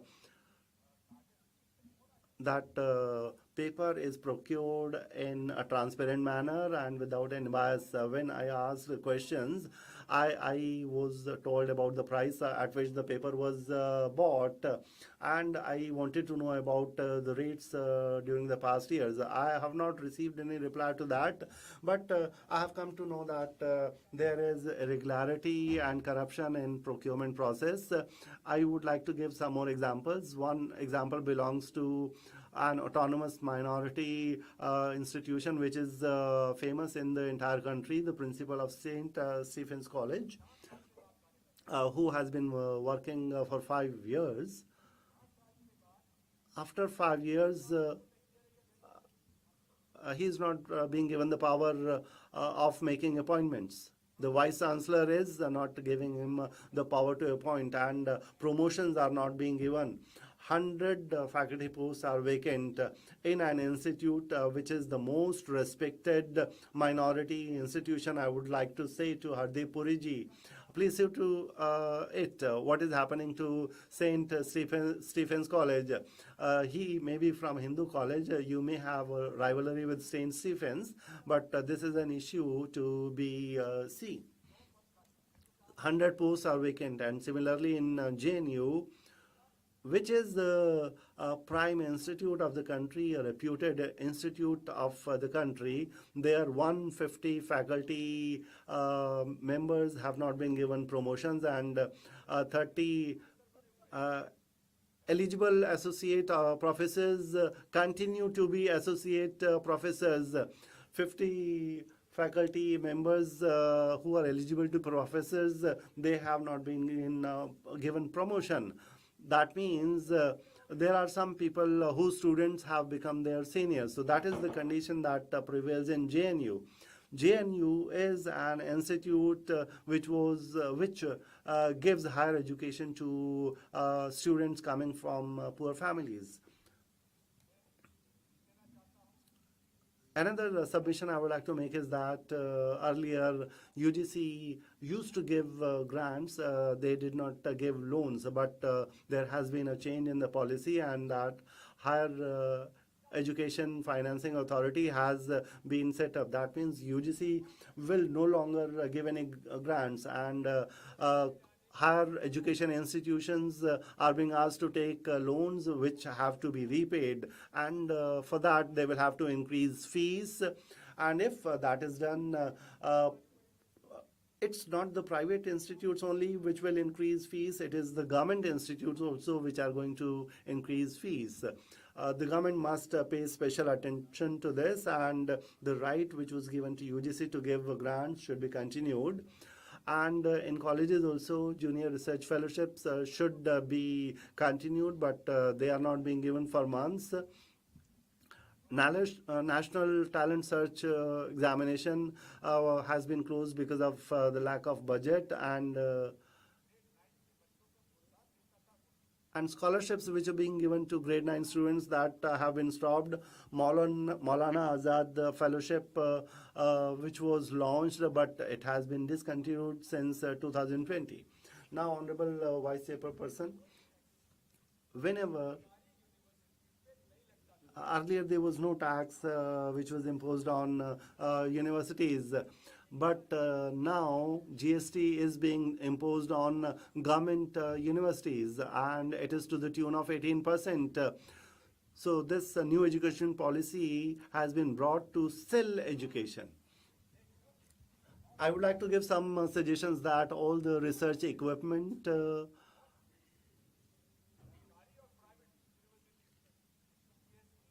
in government institutes, all the taxes should be waived off. This is our demand, and special attention should be paid on research. There was a time a lot of money was spent on research, but that is getting reduced continuously.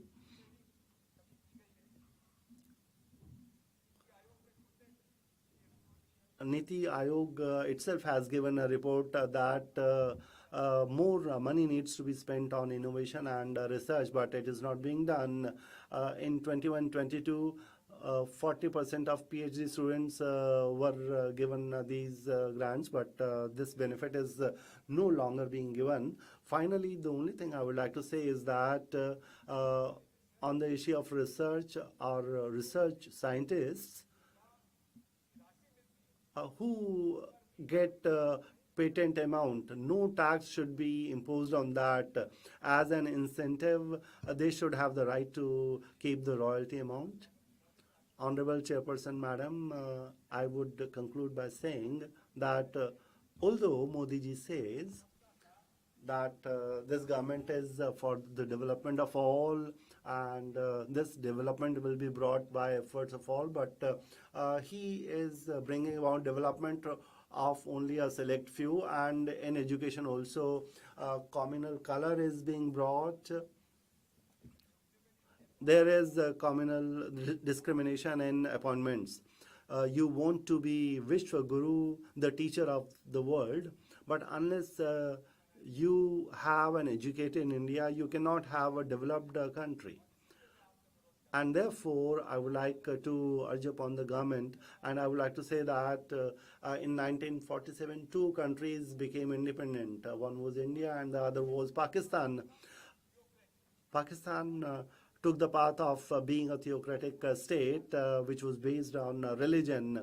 Look at the condition it is in today. And on the other hand, there is India, which adopted the path of liberal and secular democracy.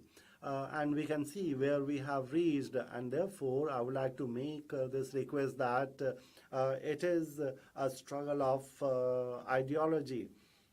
On the basis of ideology, we can progress, and right now we can see a struggle between two different ideologies.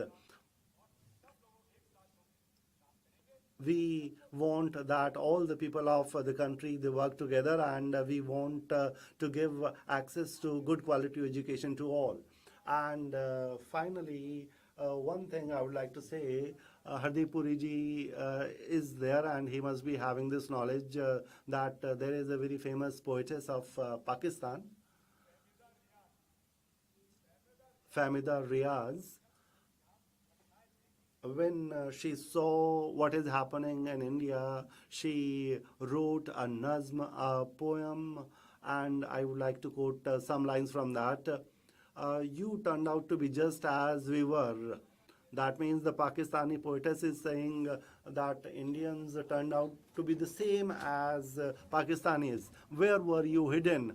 The same kind of stupidity because of which we lost so many ages. That means Pakistan has lost one entire era. You have reached the same place, and I would like to congratulate you for that. So this is the condition we are in because of your ideology, because of your 11 years rule, and because of your education policy of 2020. We are going to oppose this. Thank you. Shri Ghanshyam Tiwari ji, 20 minutes. 20 minutes रहेंगे आपके. You will have 20 minutes, please. Honorable Vice Chairperson, Madam. Honorable Digvijay Singh ji talked about Pakistani poet, and he concluded his speech with the poem. I will cite two lines of the poem by Maithili Sharan Gupta of India. Well, we believe in that education which dates back to ancient times and is value-based. Honorable Ma'am, about new education policy, about primary education, about higher education, about subjects, about books. Honorable Digvijay Singh ji said all things and touched upon all these subjects. I respect him a lot. Whatever you said, sir, is good. And Nathuram Godse ji's we were never in favor of. But in JNU, let me tell you, your leader was there standing, and there were slogans being chanted. Afzal, your murderers are alive, we are ashamed. These were the slogans going on and chanted.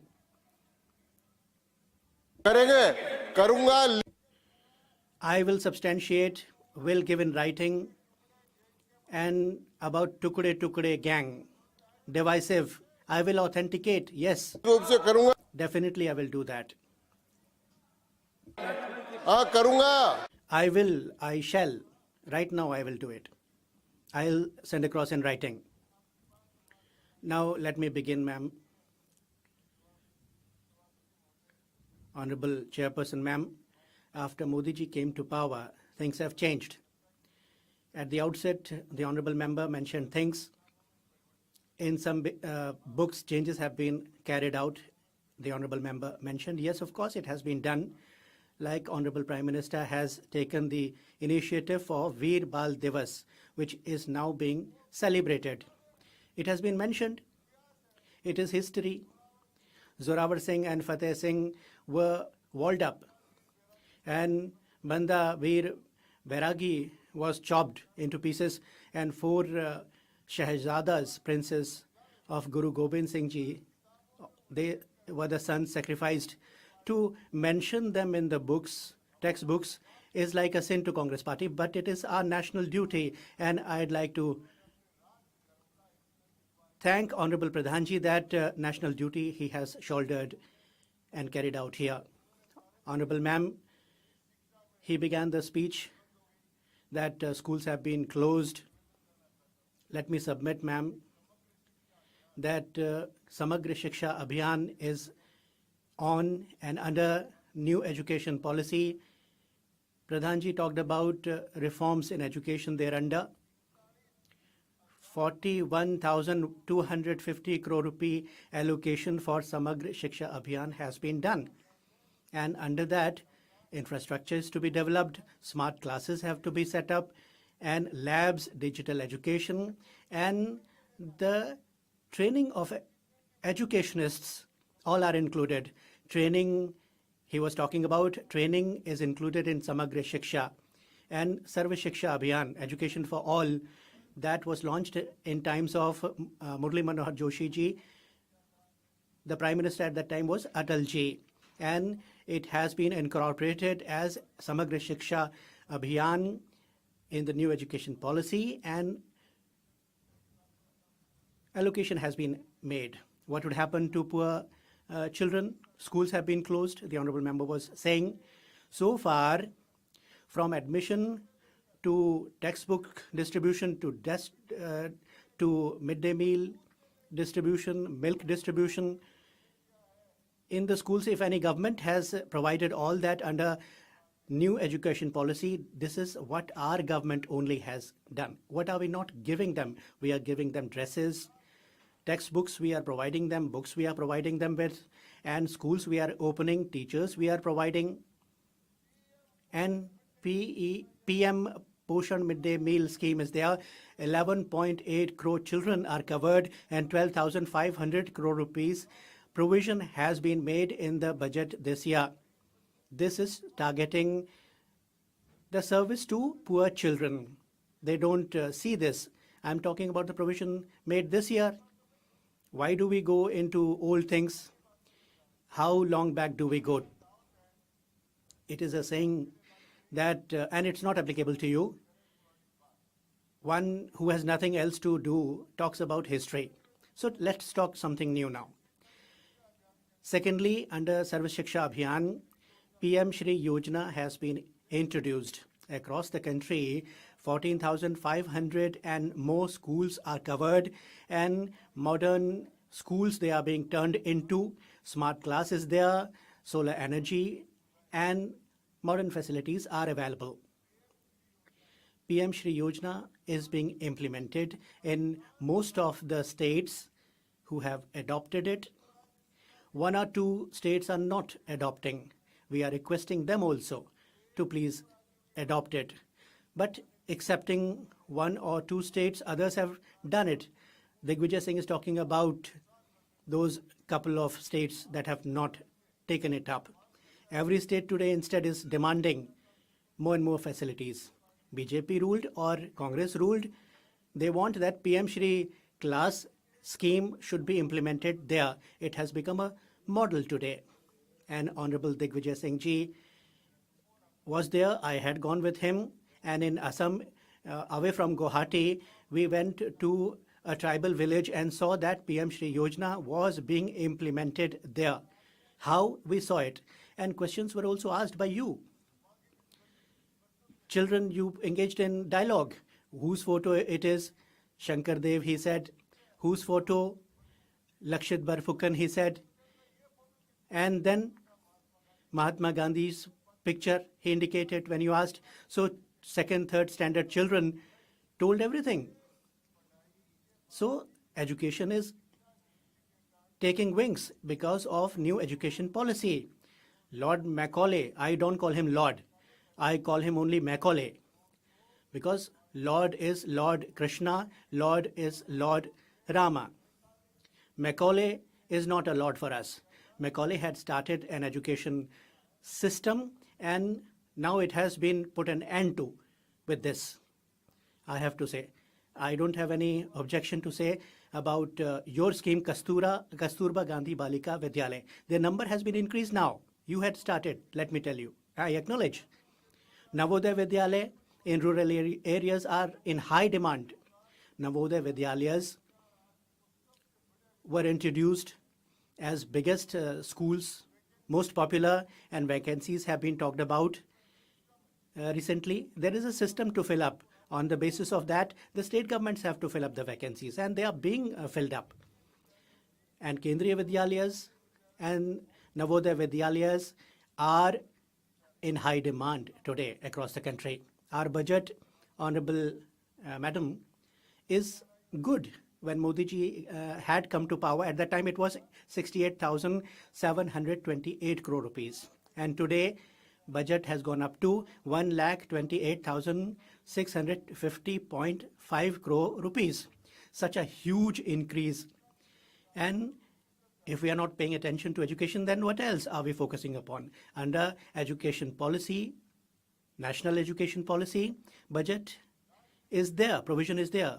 It is 3% of national GDP, and it is in the concurrent list.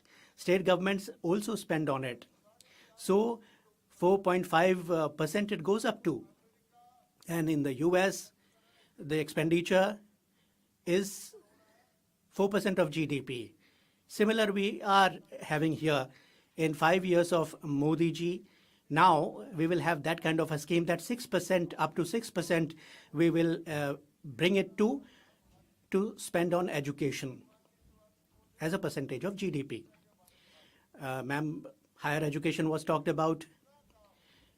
The kind of work that has happened in 10 years, I don't have any hesitation in saying, no objection, that was done in 50 years.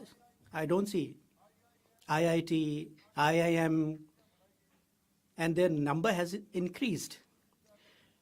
23 universities are there in the country, which are institutes of eminence. So they are there.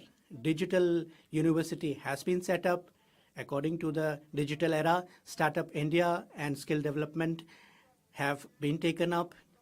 Under new education policy for higher education, it has all been done. Engineering in 13 regional languages for the first time, the medium of instruction now has been set like that. Let me cite another couplet, another couple of lines. Whatever you do, whatever you think you are, if you don't have knowledge of your own mother tongue, you have gained nothing. So in this spirit, we have started engineering education in 13 Indian languages, from the south, from the east, from the north, from the west, all languages included. And National Research Federation we have set up, where 50,000 crore rupee budget allocation has been made for new education. It is done. for implementation of the policy, how innovation should be there, research should be there. For that, 50,000 crore rupee fund has been given through NRF, National Research Federation, and provision has been made therefore. So far, it was never done. Likewise, Diksha portal has been set up. Under that, digital medium is used, and the teachers and the trainees themselves are trained online. At home, people are logging in and they are getting education. Under new education policy, it has been done. Swayam and e-Pathshala have been started for e-education, and lakhs of students have got registered themselves there. PM E-Vidya Yojana is another scheme. One class, one channel is the policy under which 12 new television channels have been introduced to impart and extend modern education. NEET, National Education Reliance for Technology, and startups we are encouraging thereunder, and for employment and also skill training. 1 crore and 25 lakh youngsters have been trained under Pradhan Mantri Kaushal Yojana. Industrial apprenticeship opportunities have been enhanced, and startup and for research special budget provision has been made, and National Research Federation has got provision of crores of rupees made for it. Ma'am, medical seats, more than 50,000 and more than 1 lakh now, the seats have been increased to. IIM, AIMS, higher education institutions of such like category have been encouraged, and the new education policy that has been put in place and implemented, now it has been transformative for the country. And now it's Samagra Shiksha, holistic education. It is not divisive in nature. People, students in particular, have the options available to them. They can study 2 subjects simultaneously, in science stream and also in arts stream. Earlier, it was not possible. If the course is not completed after a year or so, degree can still be granted if things are taken care of. And 10 plus 2 is now changed to 5 plus 3 plus 3 plus 4. This is the new formula that has been brought in, and from the age of 3, the child joins education system and he gets training, he gets education and readies himself for service to the nation.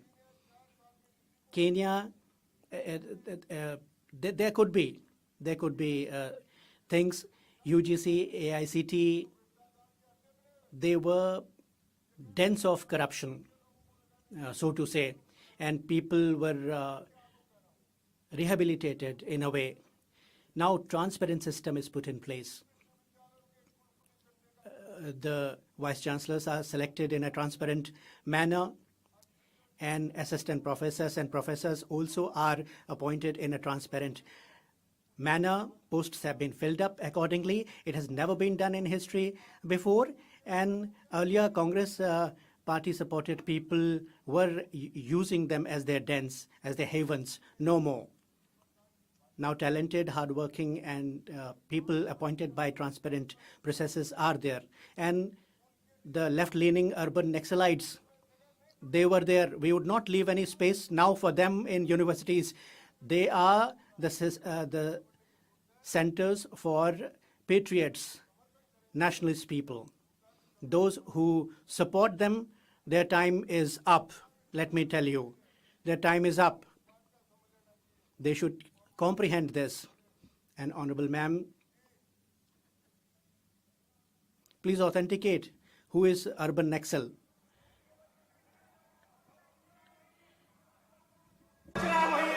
Sir, sir. Please sit down, honorable members there. Please take your seats.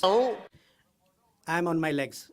I'm yielding if you want to speak. They are asking me to define urban Naxalites. Well, the evident needs no proof. you have them before you. It is ideological, you see. It doesn't concern the personality of the person. You have no definition of urban excel. You refer to the reply given earlier. Let me urge upon you to put a photo of yourself and define. Honorable Ma'am, I was saying that about education, a lot has been done, and in the education sector, things are being done under the new education policy. Honorable Prime Minister has taken note, and see, I cited the lines like the Vedas are the treatises from which we are drawing inspiration, and 72.5 crore rupee provision has been made to research the Vedic literature and related innovative research related matters, subject matters. Now, Aryabhat, we are teaching. What's the problem? Aryabhat is not a new thing. NASA has mentioned him and has put up a picture of Aryabhat as the first astronomer. Aryabhat wrote that 122 astronomers were there before me, he wrote, and they told about the planets and how Mahakumbh is to be observed and celebrated. All that was detailed. So that is ancient Indian wisdom that is now incorporated in the system alongside the modern and scientific subject matters. Transformative, holistic changes have been brought about. Overhauling has been done in that way. Under leadership of Modi ji, yesterday also I said, lot of revolutionary changes have been brought about. Today also I'll mention and reiterate the same. Now GDP is the highest in the world, see, and we are going to be fourth biggest economy in the world in 2026, that is next year. Agriculture revolution we have seen, political revolution we have seen, and cultural revolution also we have witnessed. And the seventh revolution we are at the cusp of, and it will be shaped by the education sector, and it will be with the help of the national education policy. The last man in the queue is to be uplifted. Pandit Deen Dayal Upadhyay ji, Jai Prakash Narayan ji under JP movement talked about total revolution. We hear all this. When does it happen? But when everything is affected and influenced in a positive way, in a revolutionary way. So economically, politically, revolutions have been brought about. From Assam to Gujarat and to Pondicherry and upwards also BJP flag is flying high. Is it not political? Is it not political revolution? Ram Temple construction is there, and we have corridors. We have Mahakumbh observed recently. All these are cultural revolutionary and revolutions that I'm pointing out. Whenever Modi ji goes, the leaders of the world welcome. And the most popular Prime Minister, if at all, from India has been there, awarded by world community. It happens to be Modi ji. Is it not Vishwa Guru and related revolution?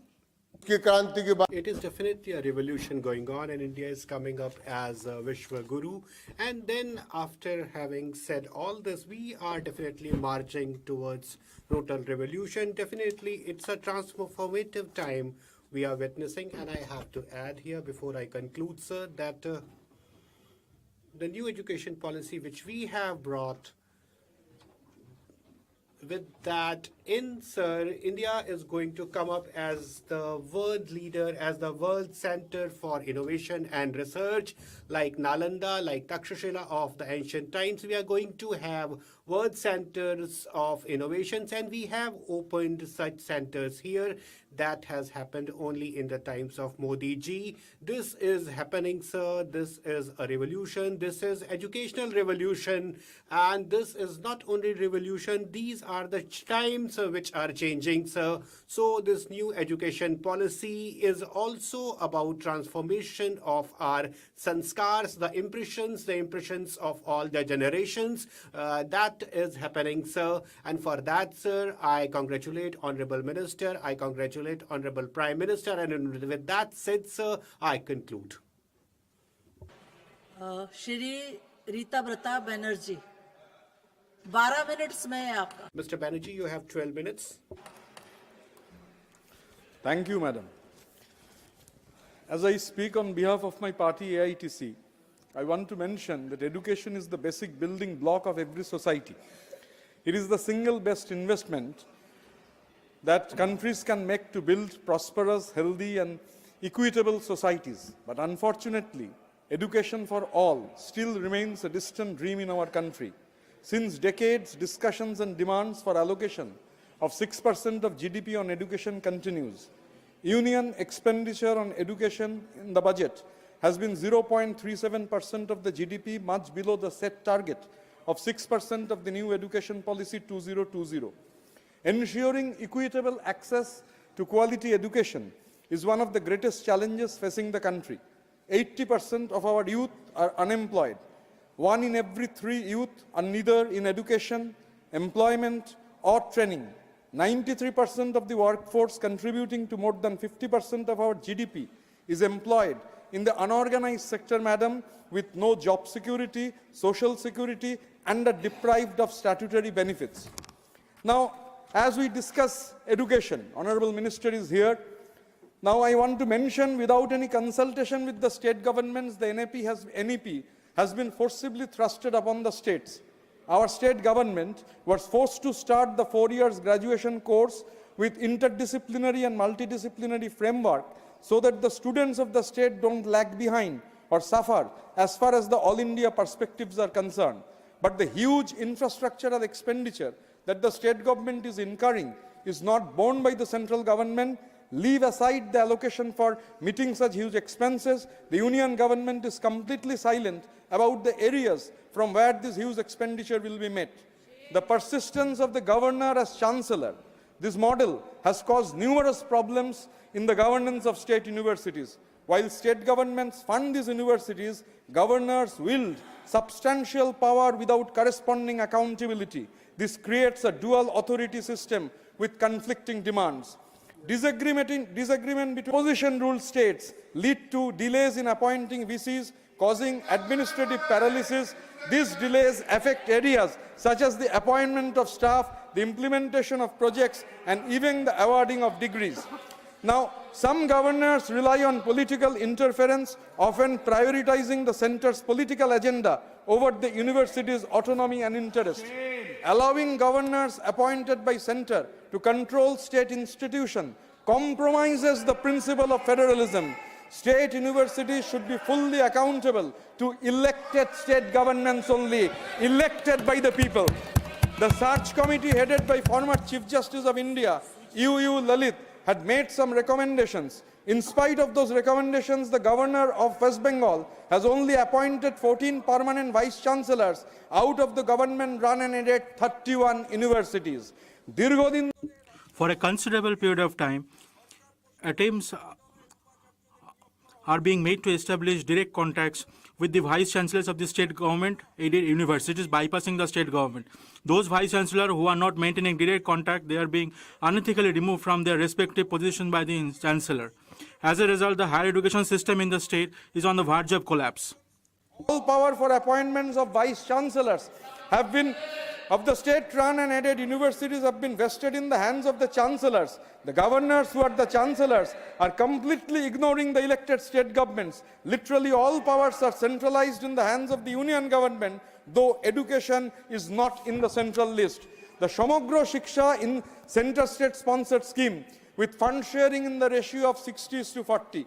Despite having one of the best performance in Samagro Shiksha, the state of West Bengal is deprived from its share. The minutes of program approval board of Samagro Shiksha reveals that Government of India has recommended rupees 2629 crore of budgetary outlay for 23-24 for the state, out of which the Government of India's share was 1745.78 crore. Out of this 1745.78 crore, 311.29 crore has only reached the state. No money otherwise has reached. Despite a number of communications repeatedly from the state government, the Government of India has not released any funds. The Government of India did not release its share to the tune of 1433.71 crore in 23-24 and zero allocation in 24-25 till date. It will not be out of place to mention that the Government of India has not released cumulatively rupees 3180.31 crore during 23-24 and 24-25 respectively to the state of West Bengal. The Government of West Bengal under Mamata Banerjee is instead releasing its state share of 40% as well as additional allocation to the Samagro Shiksha Society to ensure that the wages and salaries are given in time to the Samagro Shiksha employees, composite grant to schools and other student-centric incentives. The non-release of funds by the Government of India, despite cleared by Ministry of Finance in favor of state of West Bengal, is a clear sign of deprivation of our people and is depriving our people from the right of education, and this is a clear violation of act framed by the parliament.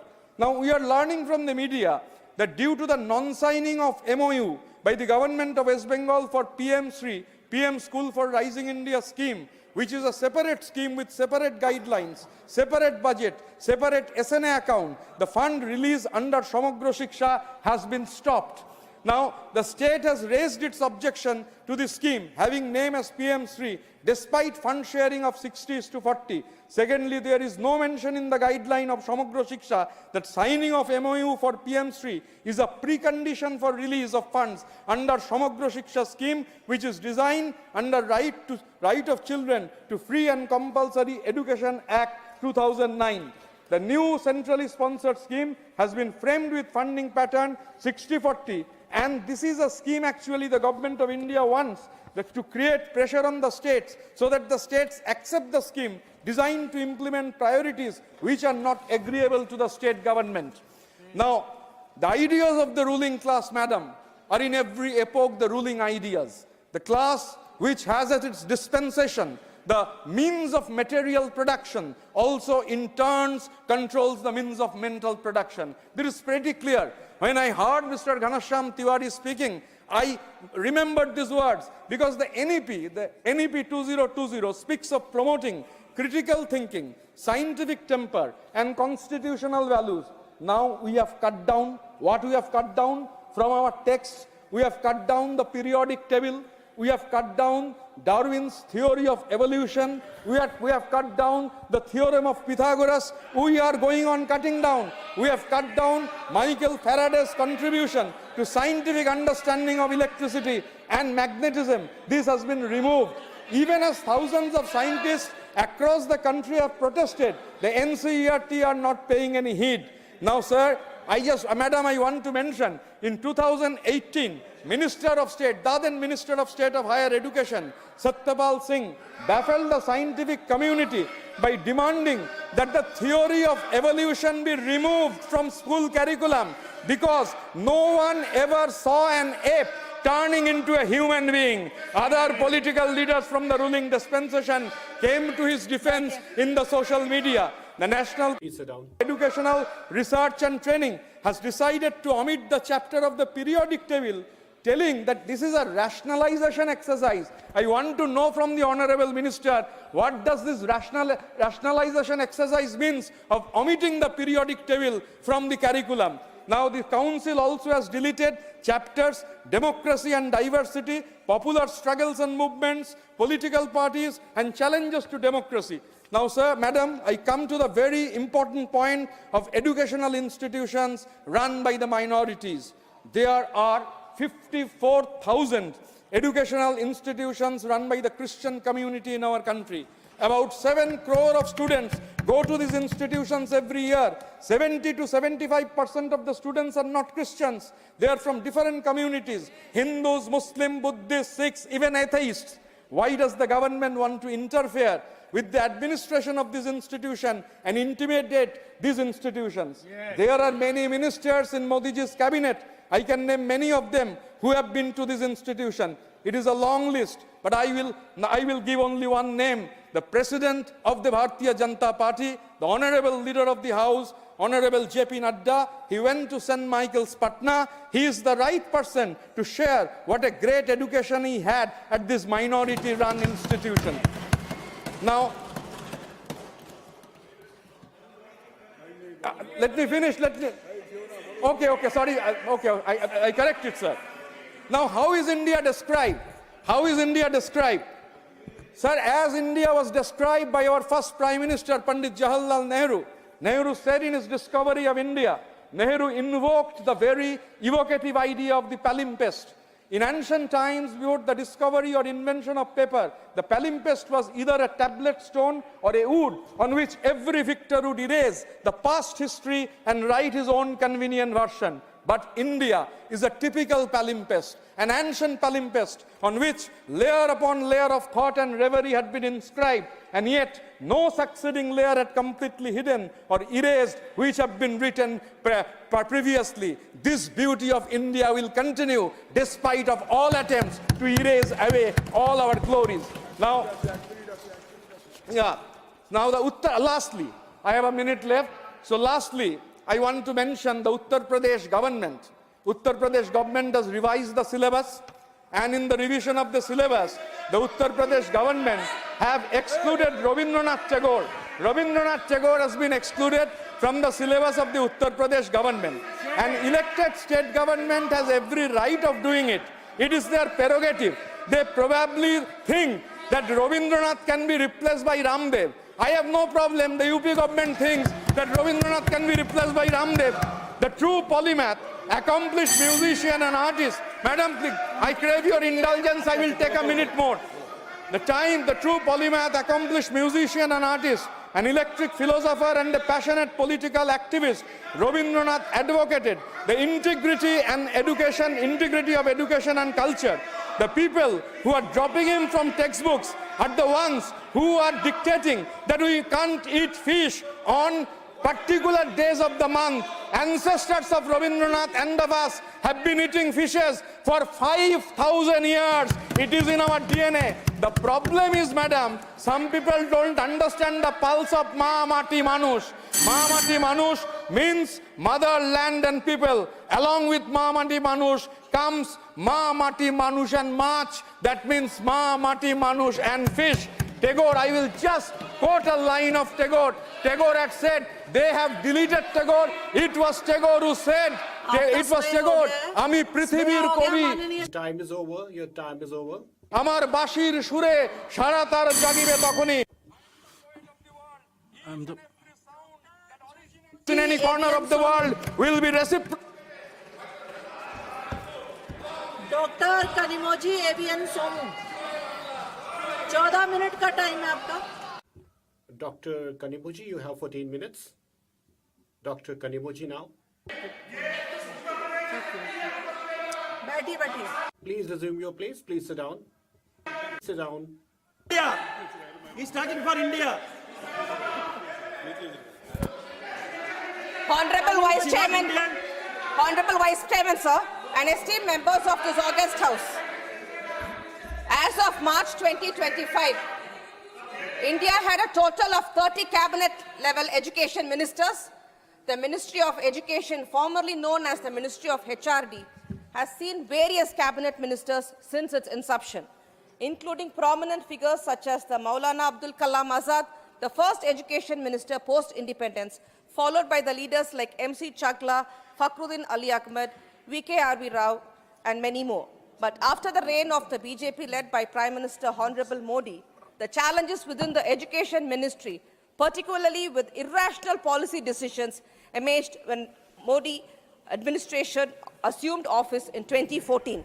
Under his leadership, there has been a discernible shift that has infringed upon the state's autonomy, deviating from established federal principles and undermining the intended framework of development and inclusive governance.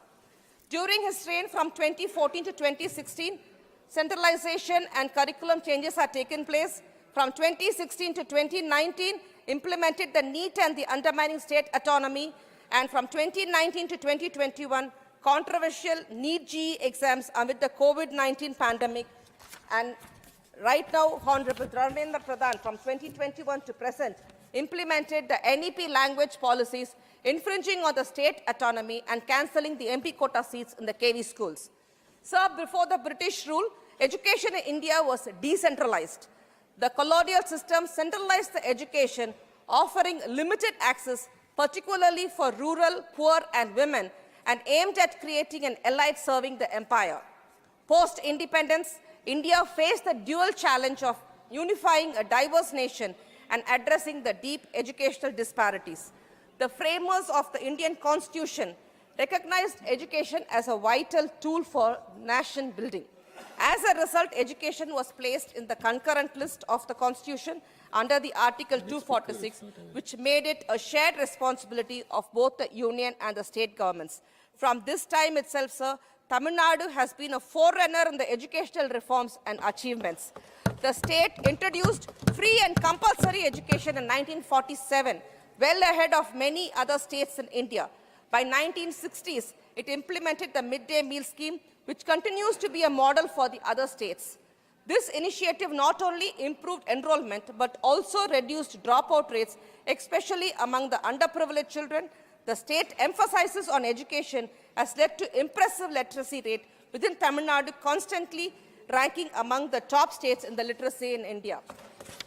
Sir, from the 60s, Tamil Nadu has been following the two-language policy, and Tamil Nadu has been successful in achieving the good GER enrollment ratio.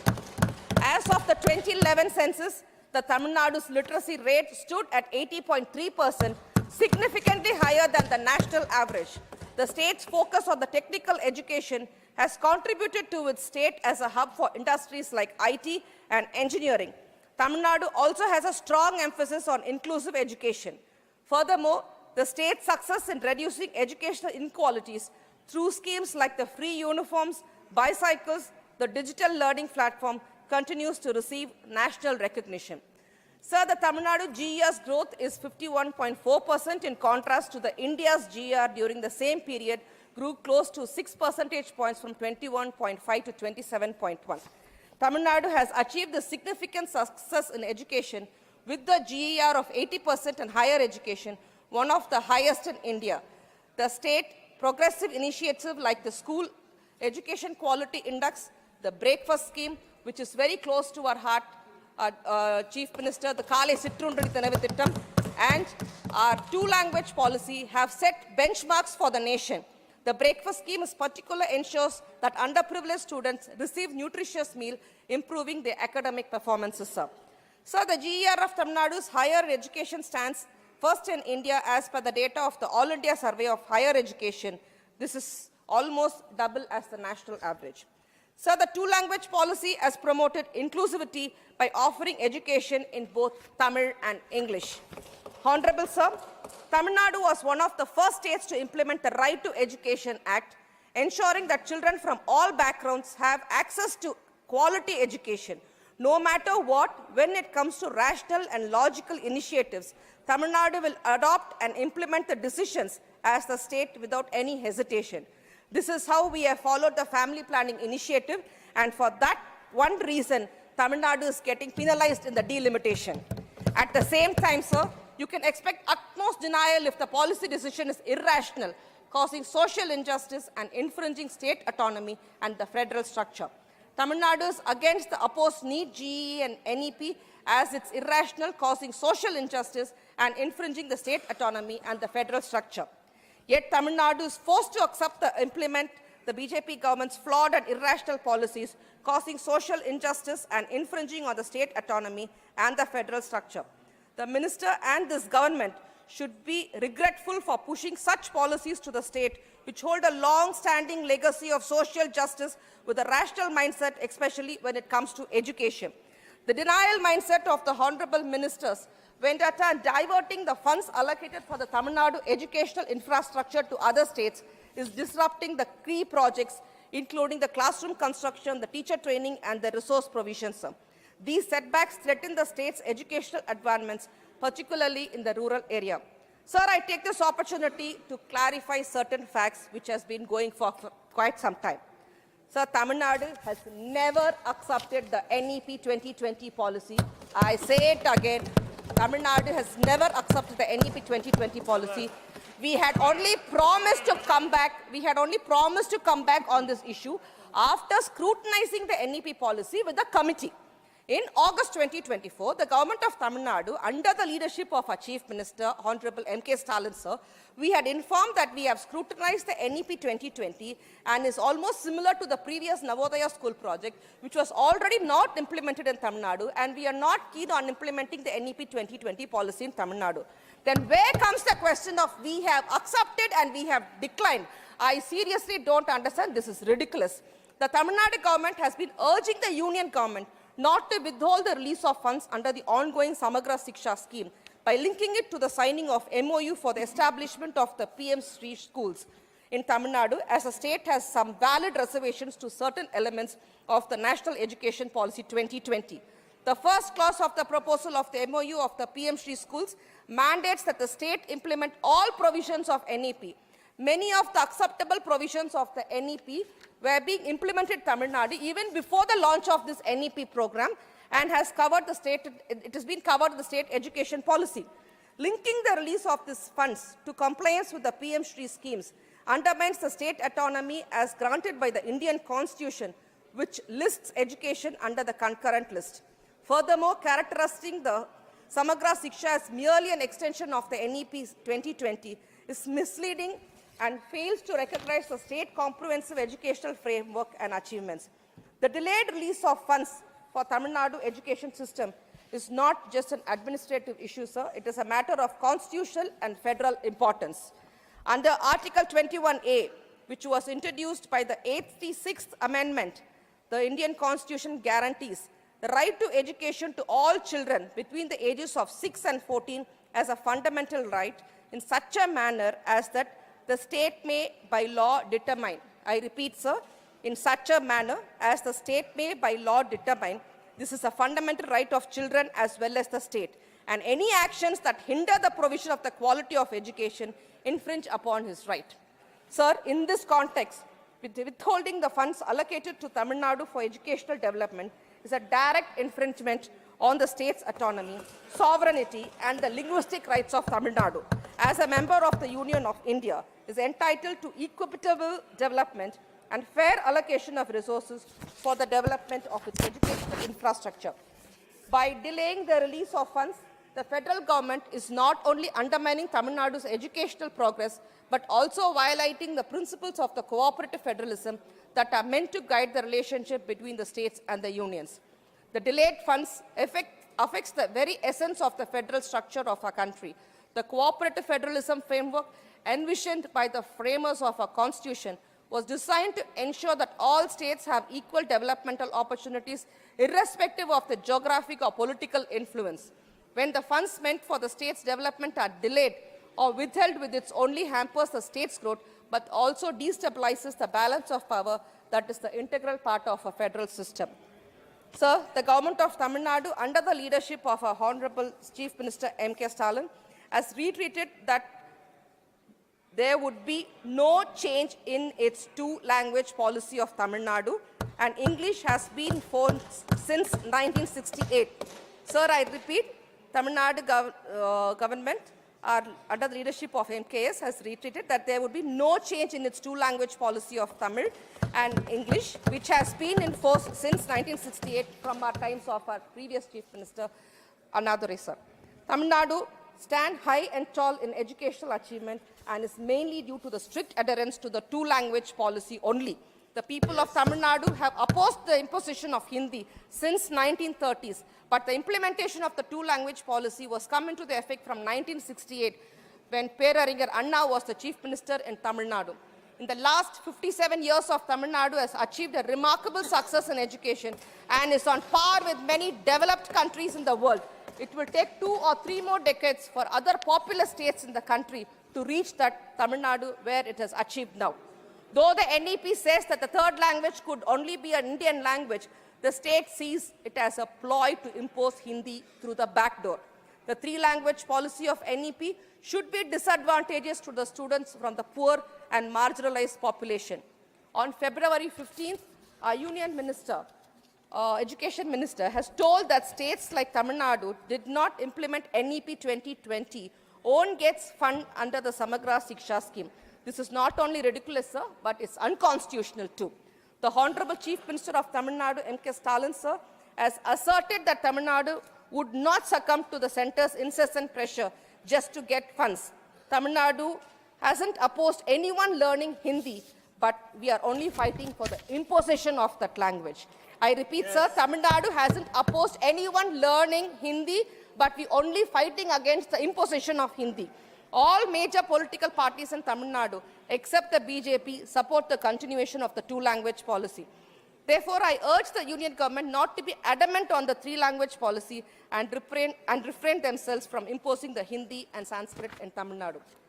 Sir, our great Thiruvalluvar has written a separate chapter, Adhigaram, containing 10 couplets about the importance of good education 2000 years ago. I'm just telling a quote in Tamil of Thiruvalluvar. Kedil Vizhselvam, Kalvi Yoruvarku, Madalla Matravayavai. The meaning of this is, the wealth which can never decline is not riches, but it's learning. This has to be considered at this time, sir. Education is the richness of the country and each child should get it.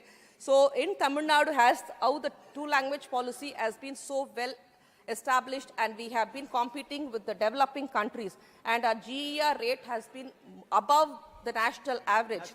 So we should consider the two-language policy, which would take us globally on the next level. Sir, I urge the Honorable Education Minister to take immediate action to ensure that the funds allocated for Tamil Nadu's education system are released without any further delays. The disbursement of these funds is crucial for the completion of ongoing educational infrastructure projects and the successful implementation of educational reforms in the ensuring that all states, including Tamil Nadu, receive the financial resources they need to fulfill their educational. This is not just a matter of financial aid, but it is about upholding the constitutional promise of the right to the education of every child in India. Thank you. Well done, well done. The next speaker, Sri Sanjay Singh. Sir, you have 14 minutes. Thank you, sir, for giving me the opportunity to speak on this very important issue. Sir, in the House, we have the Education Minister present. And today, when we are discussing education, it is very important for us to remember Baba Saheb Bhimrao Ambedkar. Dr. Ambedkar had said that education is that milk of a tigress. The more a person drinks this, the more louder their voice will be. So, only an educated India can be a developed India. But actually, what is the reality of this Viksit Bharat? Maybe the government has done big announcements in the budget, has made tall claims, but what are the ground realities? Through you, the government as well as the country should know that. Sir, at the outset, I would like to present the data regarding dropouts in the country. 22-23 and 23-24 were the years when in the entire country 54,77,223 students got dropped out from the government schools. 54,77,223 students, and these students were from grade 1 to 8th. If we look into the data regarding Assam, 3,58,075 students got dropped out from government schools. In Gujarat, about which we make tall claims about its development. 1,38,813 students got dropped out from grade 1 to 8th in the government schools there. If you look into the situation in Manipur, 17,991 students have got dropped out from the government schools. In Meghalaya, 65,532 students got dropped out from the government schools. In Rajasthan, 8,99,240 students got dropped out from the government schools. And when we talk about Uttar Pradesh, 7,41,626 students got dropped out from the government schools. Yes, I knew that you will be reminding me about Delhi. So yes, I will talk about Delhi. In Delhi, in the year 2022-23 and 23-24 taken together, if you look into the data, it is the data released by the government only. 7,000 students got dropped out from the government schools. Sir, these numbers are highly alarming, very shocking, and they tell us that how the students throughout the country are getting dropped out from the government schools. And I read the data regarding the states which are ruled by the BJP government, and these numbers are really alarming. They should definitely look into it. Then the second issue pertains to the paper leaks. How many such incidents happened in the country? In the past 7 years, there have been 7 such examinations where the papers got leaked. The children give their blood and sweat to prepare for the examination of a constable. They put a lot of hard work to appear in the examination for the clerks, for the PCS, IPS. They put their heart and soul into the preparation, but the papers get leaked. If they have to take admission in the medical field, in the NEET also, the papers get leaked. In the examinations of clerks, constables, also the papers get leaked. So we need a national law, a national policy to curb such incidents. And I would like to read out the number of students who have got affected because of paper leak. The entire house will be shocked to know 1,70 lakh youth have been affected due to the paper leak in the country. And what scam has happened in this? The agencies to which you are giving the contract to organize the examinations in UP, you gave the contract to EDU test for the examination of the constable. Vineet Arya is the founder of this company who has strong connections with the leaders of the BJP, and it was found that 69,000 posts that were there for the constables, the scam happened, and this company was blacklisted. This person did not appear before the investigating agencies, and then the same company was given the contract of holding the examination in Bihar again. So this shows that you do not have any concern about the youth of the country. You only want to benefit your friends. The third data is regarding your various schemes and the scams that have happened regarding them. We should understand that.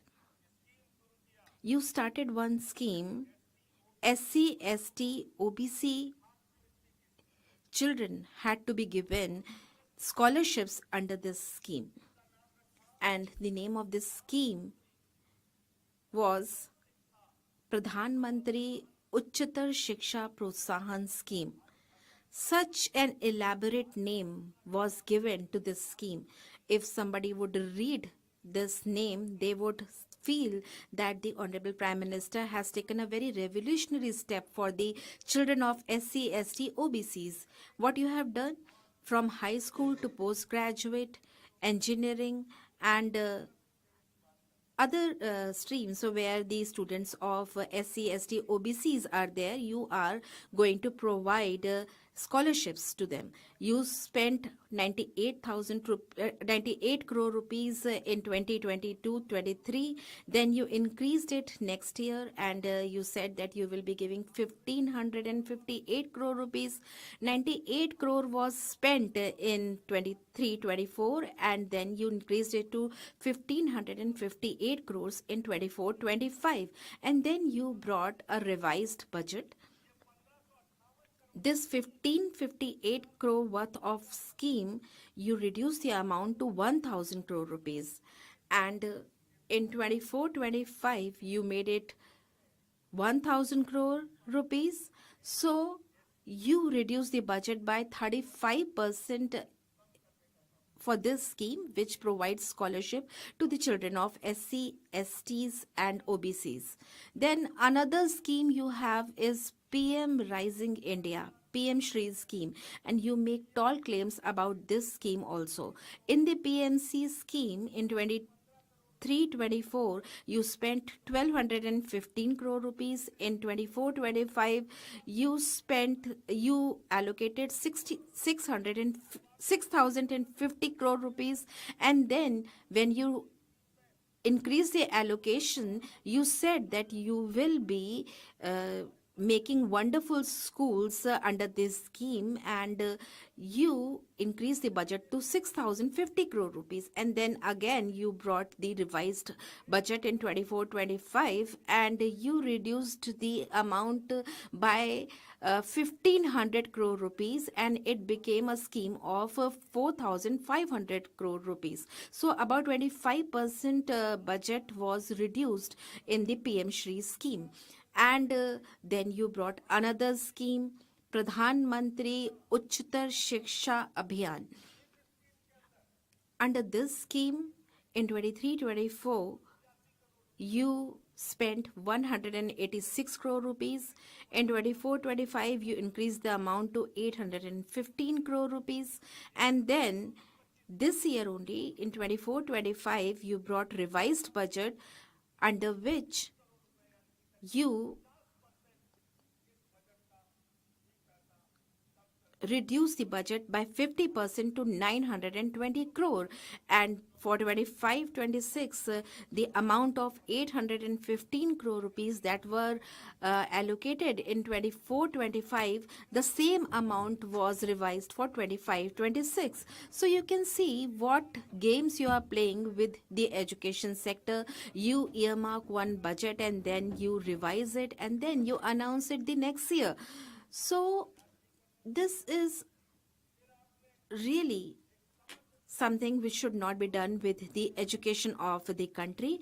And another thing that is being discussed in the Samagra Shiksha Abhiyan in 23-24, you spent 62,830 crore rupees, and then you increased it to 37,500 crore rupees, and then again you brought the revised budget. Every time you bring the revised budget, You have reduced 490 crore rupees from this budget, which is around 10% of the budget allocation. Now we come to 25-26. In this scheme,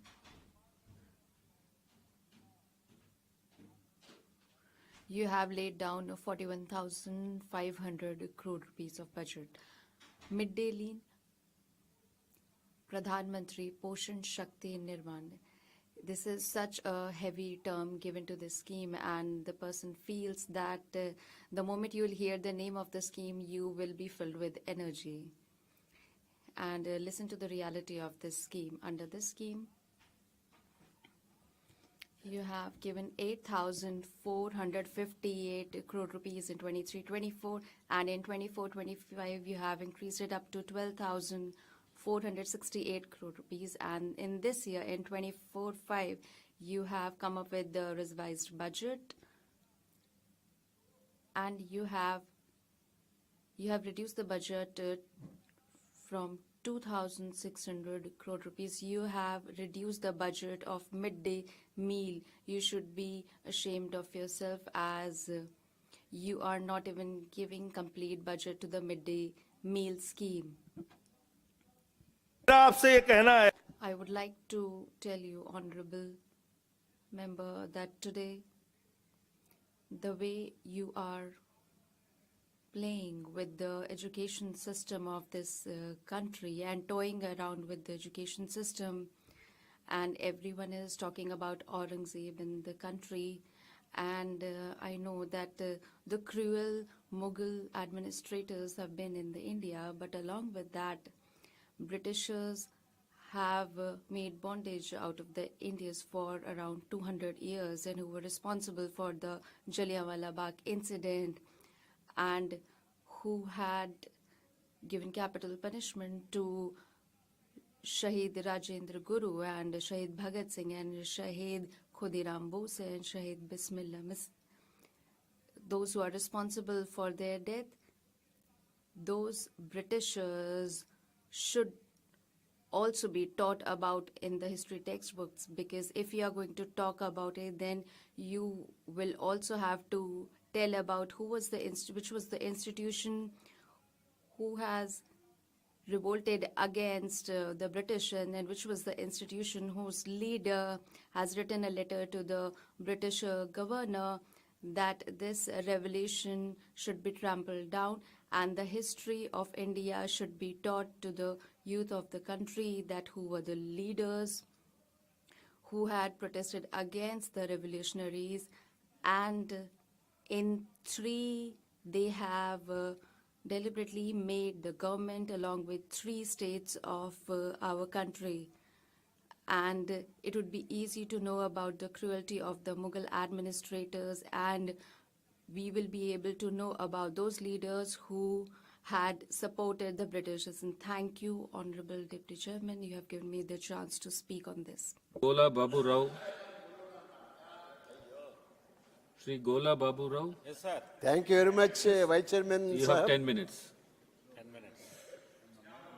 Start. At the outset, I thank our Honorable former Chief Minister, Sri Jagan Mohan Reddy ji, to give me to speak on this Department of Education. In fact,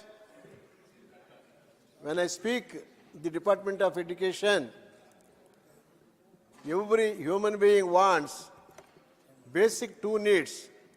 One is primary health. Second one is primary education. Okay, let us discuss the education part.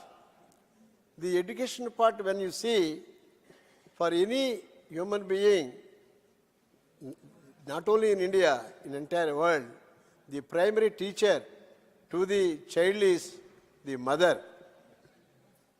Primary teacher, whatever they taught, will be having a lot of impact in the so many years to come. For example, Jijia Bai has given a wonderful subject to the Chhatrapati Shivaji. Because of that, his mother, he became that much powerful warrior in the Deccan field. In the same way, I want to impress upon the August House, the primary education really doesn't have universalization. Now, as per new educational policy, which aims at the universalization of education, 100% literacy, new innovations, holistic development of the entire student and the teachers in India. But somehow they may have achieved some good results, but there are so many changes that has to emerge in the new education policy, at least in the future. Coming to most important primary education, as far as my knowledge is concerned, unfortunately, the privatization of the primary education and the secondary education is much. Even not only in Andhra Pradesh, in entire India.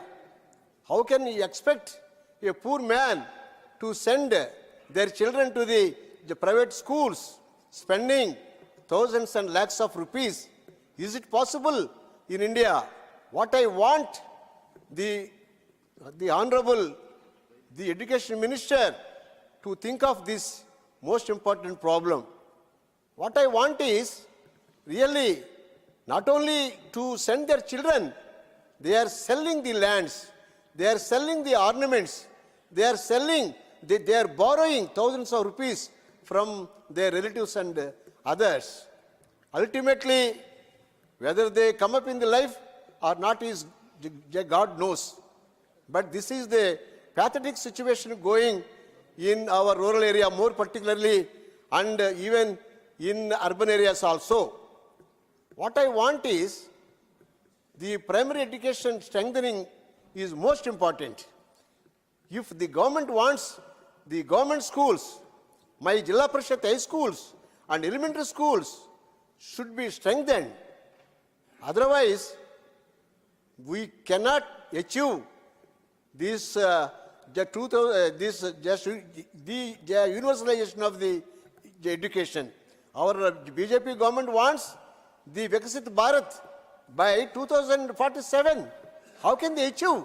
This type of plight is going on in India.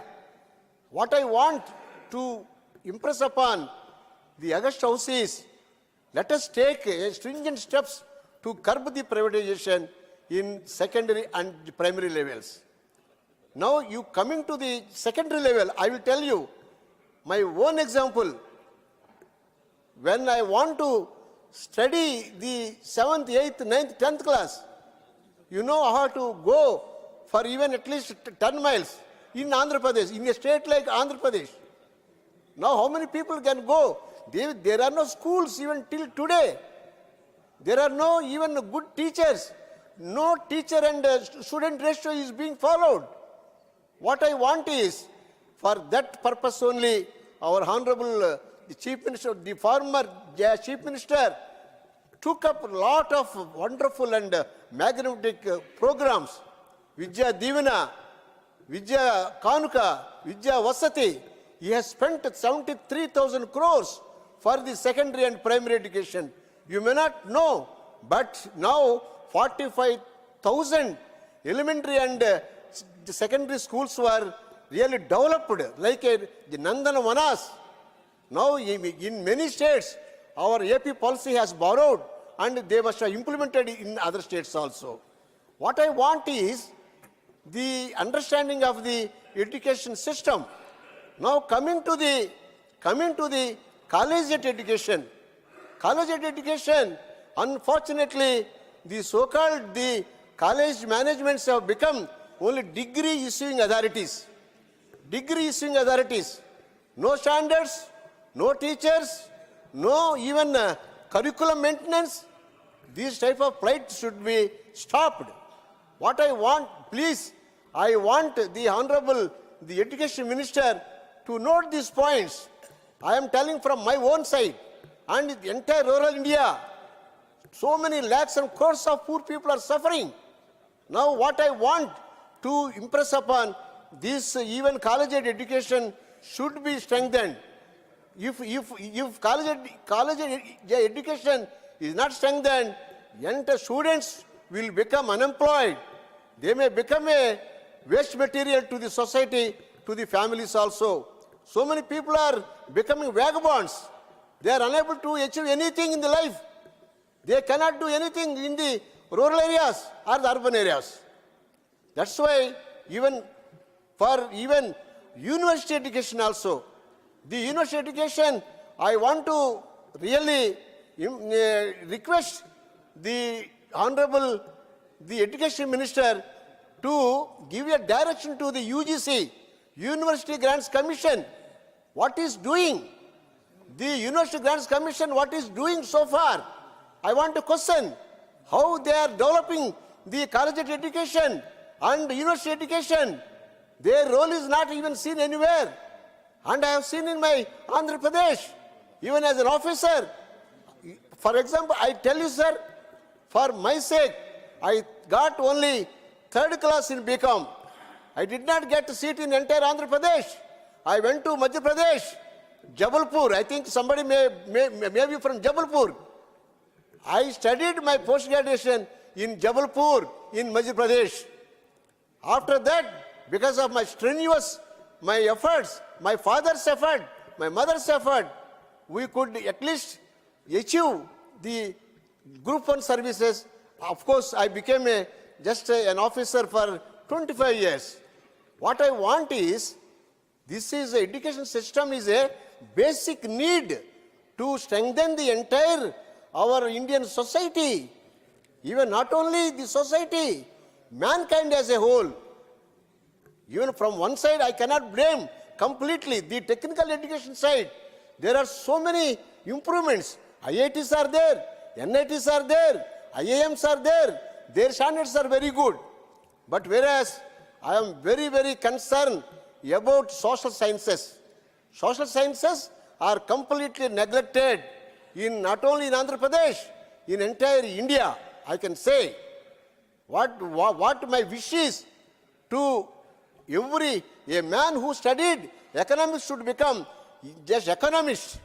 History, the man who studied history should become historian. A man who studied commerce should become a CA. Just that type of serious education should be imparted in especially collegiate education and PG level. PG level, they are all our teachers. Lecturers are there, readers are there, professors are there. Their salaries are more than 3-4 lakhs. But they are teaching only 2-3 hours in a week. That is the great contribution they are doing. In my Andhra, I don't know about other states, but in my state. That's why our Honorable former Chief Minister has taken a very stringent steps to develop the medical education, engineering education, and IIM. So many. He has given a topmost priority item for the education sector. That's why, sir, one more minute, I will end. I want the Honorable Education Minister and Honorable Prime Minister to now 1,28,000 crores of rupees are allotted to education. What I want is equal results should be brought, equity should be brought among all castes, all religions, all areas. That's why, so that they can achieve the Vikasit Bharat by 2047. The opportunity given to me is very valuable, and thank you so much. The next speaker, Sri Niranjan Bishi. Sir, you have 10 minutes. Not present. The next speaker is Sri Manoj Kumar Jha. Sir, you have 7 minutes. Yeah, thank you. Vanakkam, Honorable Vice Chairman, sir. माननीय दो भूमिकाओं में खड़ा हूं. Honorable Vice Chairman, sir, I am standing here as a stakeholder in the Parliament and as a teacher. I will not make any taunt, but I will tell you the relativity of it all. The most important question that has come to my mind, that how can I speak in Hindi, which does not have Urdu words, and how can I bring the Urdu language, which does not have Hindi words. So the words, there are several things going on right now. We have been brought up by studying Sangam literature. So I'm just giving you the opening remarks.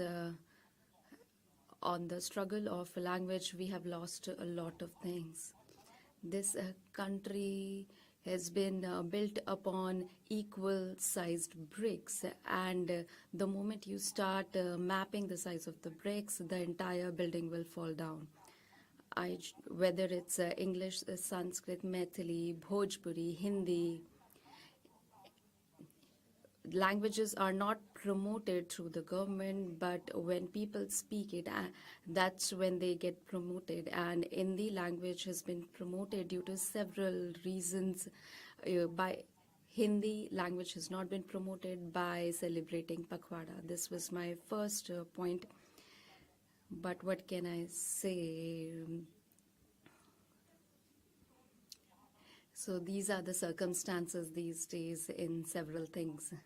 I believe that Shri Digvijay Singh, who is my senior, he has drawn a bigger line, and I will not repeat those things. I'm just concerned, before I talk about the reality of education policy, but in this parliament, but extensive discussion has not taken place on new education policy. Is it correct? Is it fair to not include the discussions? And I will leave it to the prudence of the government and that of the parliament. So in this entire document, there is a lot of mismatch. The patterns of the pedagogy and the mismatch with the languages and the pedagogy. And I will just explore the language. Sir, that till class 5, education should be provided in mother tongue. But we will remember Baba Saheb Bhimrao Ambedkar, whatever was the truth at that time, it still exists. English is the language for socio and economic mobility, and we should also clear our perspective towards it.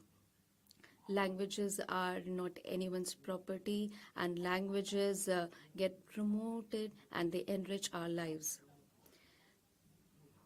Now, they were talking about doubling the gross enrollment ratio, and I believe that according to the statistics, if we were to achieve that, then every week for 15 years, we'll have to open new universities. Now I'll come to an important point, and on this topic, possibly I have spoken a lot of times. One thing is NFS.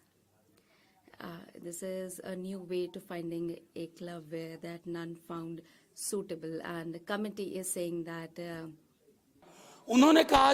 committee has said that the stereotypical response that is given, that suitable candidates were not found. This is entirely wrong, and committee said that this is not acceptable.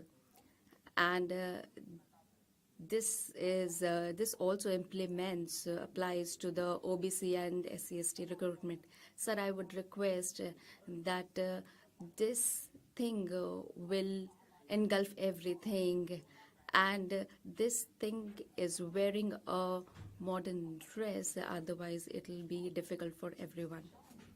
Sir, Gujarat is an enriched state, and post-independence, everyone has worked for the welfare of the state. And our state, which is a backward state, and today both Gujarat and Bihar, they lie in the same category. And this category is enrollment in higher education, wherein we, states like Bihar, Gujarat, and Assam, we are brothers in here. This is a matter of concern that I have spoken about it.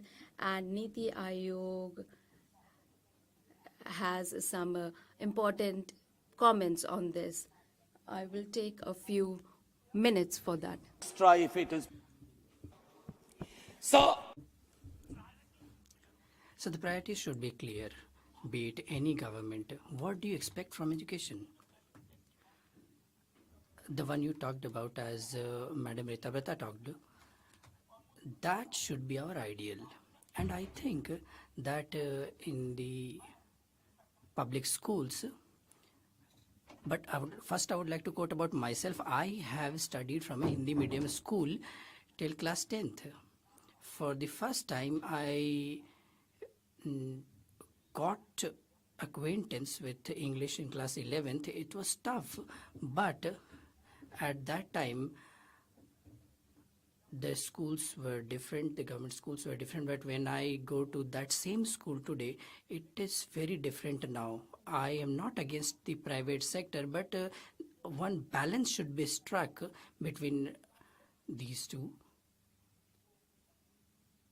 Other places have given value to the public system. I would this is not unparliamentary, I think, if I use the word damad, that is maybe son-in-law or any relative. The coaching institutes are flourishing. Many a times we see the changes in the curriculum, and children are turned into guinea pigs. In DU also, the system of enrollment has changed, but nowadays it is witnessed that from class 8, 9 onwards, students get enrolled in the coaching system. I would like to take only one more minute. The educational institutions have become war places of ideologies. Ghanshyamji said one thing, I would not comment as such, but the trend towards leftist, I find no merit in their thinking. You are eradicating many things. You are even removing eligibility like PhD. Even then you are not getting the candidates. And I would like to say one thing, that independence of teachers have gone down. I can say many things regarding appointment of teachers. I know how the teachers are being victimized, and just on the basis of SEZs, knowledge parks are being made. You should think that there is a difference between education and industry.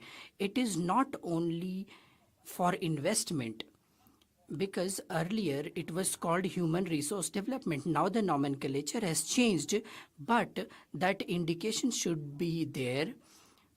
You naturally go towards centralization. Whenever the new regime comes, it thinks that it should encroach upon all the territories. These are the systems. For example, in NAC, I can say that I saw one NAC in my university. It is such as if when you go to any family function and gifts are exchanged, and despite being disparity there, it gets an A+ or A accreditation. I would like to say that the being an education minister or a rail minister, both are tough.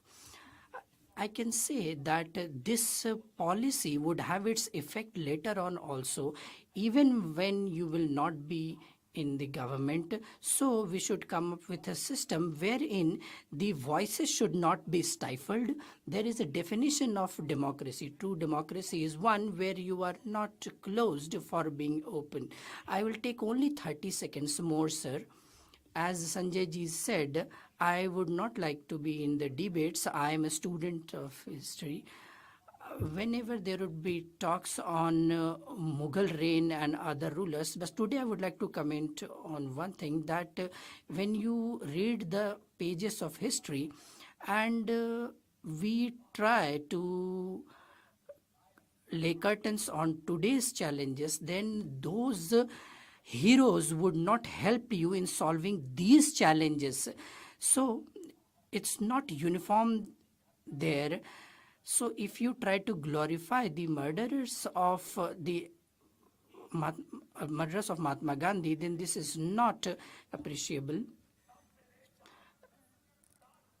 Sir,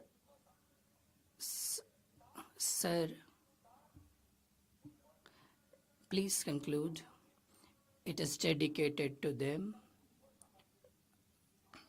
Those who have said a few words,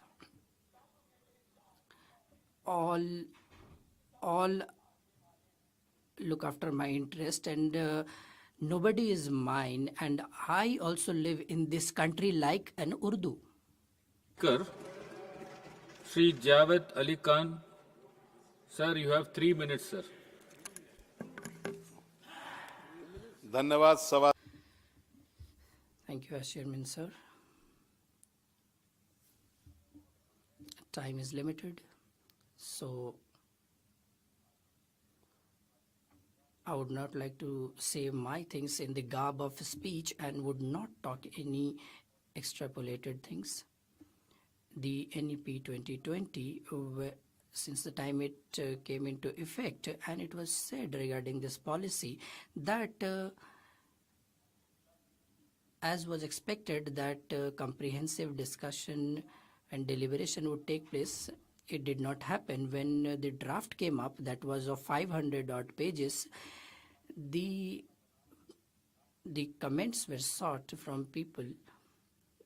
But when finally it was made, that was 60 page long, then the education experts were not consulted, states were not consulted, and there is one institution here which is very old, CABE, that is Central Advisory Board of Education, which time to time used to sit, but before this policy there was no such meeting, and not even after it was framed. Regarding the language, regarding the appointment process, all this are still to be resolved, and UGC in higher education had to come up with 3 dozen regulations later on which were contradictory to each other. In higher education, what we see is there was a commission that was to be set up which would entail bringing all the higher institutions together. A draft was circulated beforehand, but we don't know what the progress is in that regard. We have talked about that in many budgets, that we should invest 6% of the GDP in education. But, sir, we are not able to spend even 2.7%.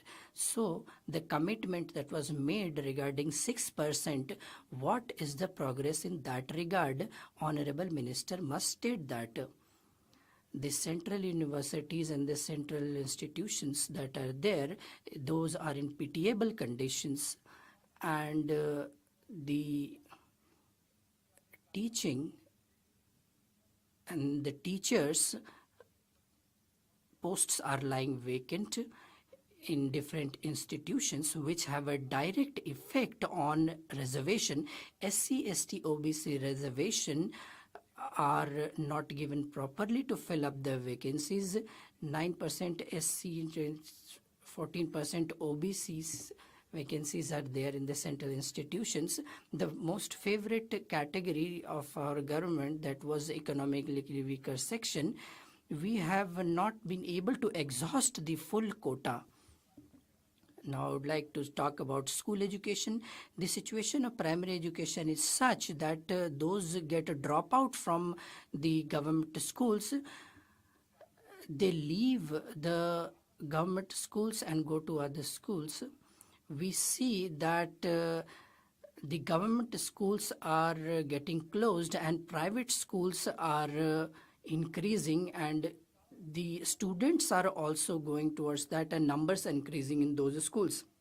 I would like to talk about the main reason why they are drifting towards the private schools, because the teachers who teach in the schools, in the government schools, they have to do multiple works apart from teaching. They have to do the duties of BLO, election. They have to supervise whether the ration is being distributed properly or not. They have to supervise for the board exam also. So they have to do multiple works.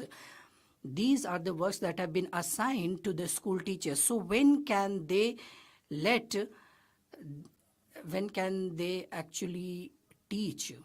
So I would like to talk about the PM Potion scheme. Today, as we call it midday meal that we said earlier, we spent 6 rupees every student. Till December it was 4 rupees 97 paise, and those who are the cook in that, we pay only rupees 2,000 as their salaries, as this is being given to them as honorarium. We don't pay salaries, we pay honorarium. They work and they make food for 50 students, and yet they are paid this meager amount. They also have to work as sanitation workers there. So I would like to request and demand, Honorable Minister, that the women who cook their salary should be increased. They should at least be paid rupees 10,000. And I would like to talk about pre-M3 schools. I would like to share my own experience. Honorable Minister, in my district, the higher officer said that solarization has to be done under the scheme. Please, where is this solar lights? Water plants had to be had to be constructed. This program is on the name of Honorable PM. So why are they asking funds from them? The government should have done this on priority basis. So the education, it seems, is halfway. So it would be great if you take education seriously, and the education policy should be implemented in true sense. Srimati Ramila Ben Becharbai Bara.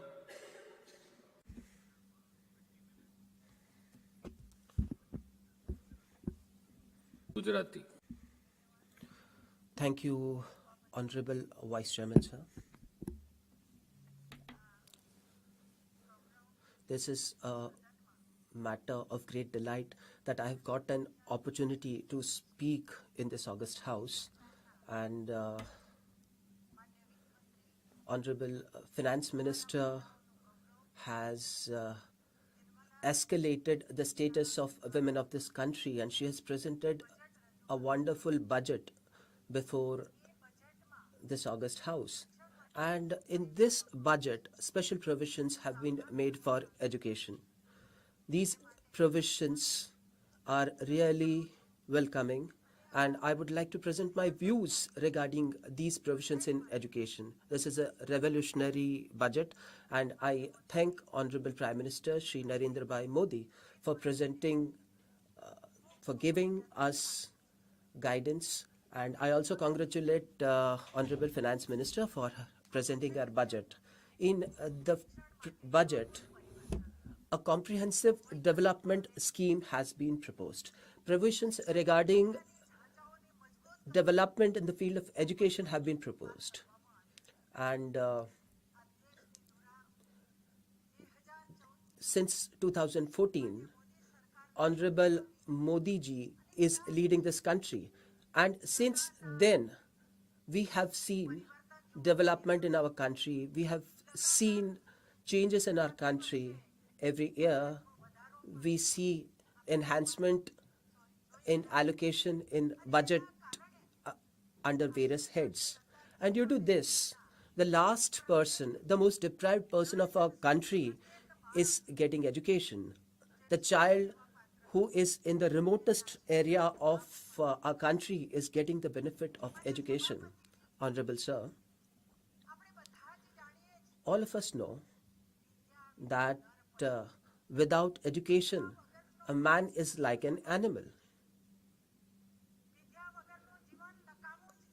Life without education is useless. Our country became independent, and the constitution was proposed by Honorable Baba Saheb Ambedkar, and he had said that everybody should get education, and all the educationists also said that every person of our country should get education. But after independence, the people who were in power, they were just interested in making money, and they forgot the benefit, they forgot the upliftment of the last person of the country. I come from a very backward community. I am a tribal, and nothing was done for these backward communities. But it is our good fortune And since 2014, when Narendra Bhai Modi became the Prime Minister of our country, he brought about a lot of change in the scenario of our country. He started the scheme Beti Padhao, Beti Bachao. He gave this aphorism: let girls be educated. He, when he was Chief Minister of Gujarat, he went with the Kanya Kelavani Rath, that is women education chariot, and he asked alms from the people. What did he ask for? He said, I do not want money, but what I want is that you educate your girl child. And the society of Gujarat accepted it, and women education became quite relevant in Gujarat. Today in Gujarat, nobody is illiterate. Honorable Digvijay Singh had said today that the dropout ratio is increasing. He said that the figures of illiterate people, the number of illiterate people is increasing. But if you see the history, you will see what was the literacy rate. Children did not go to schools. And when children did not go to schools, what you will think about the literacy rate? You cannot say anything about it. In tribal areas, in backward areas, we did not have proper school facilities, proper education facilities. Even if you had some schools in these areas, you did not have children who went to these schools. And even if you found some students, you will not have teachers. You did not have teachers who could impart education to teachers. Many members were speaking about many things, but I would request them to think about the condition which was in the past. We did not have children who could go to schools. We did not have infrastructure for schools. We did not have teachers. So today, the scenario is completely different.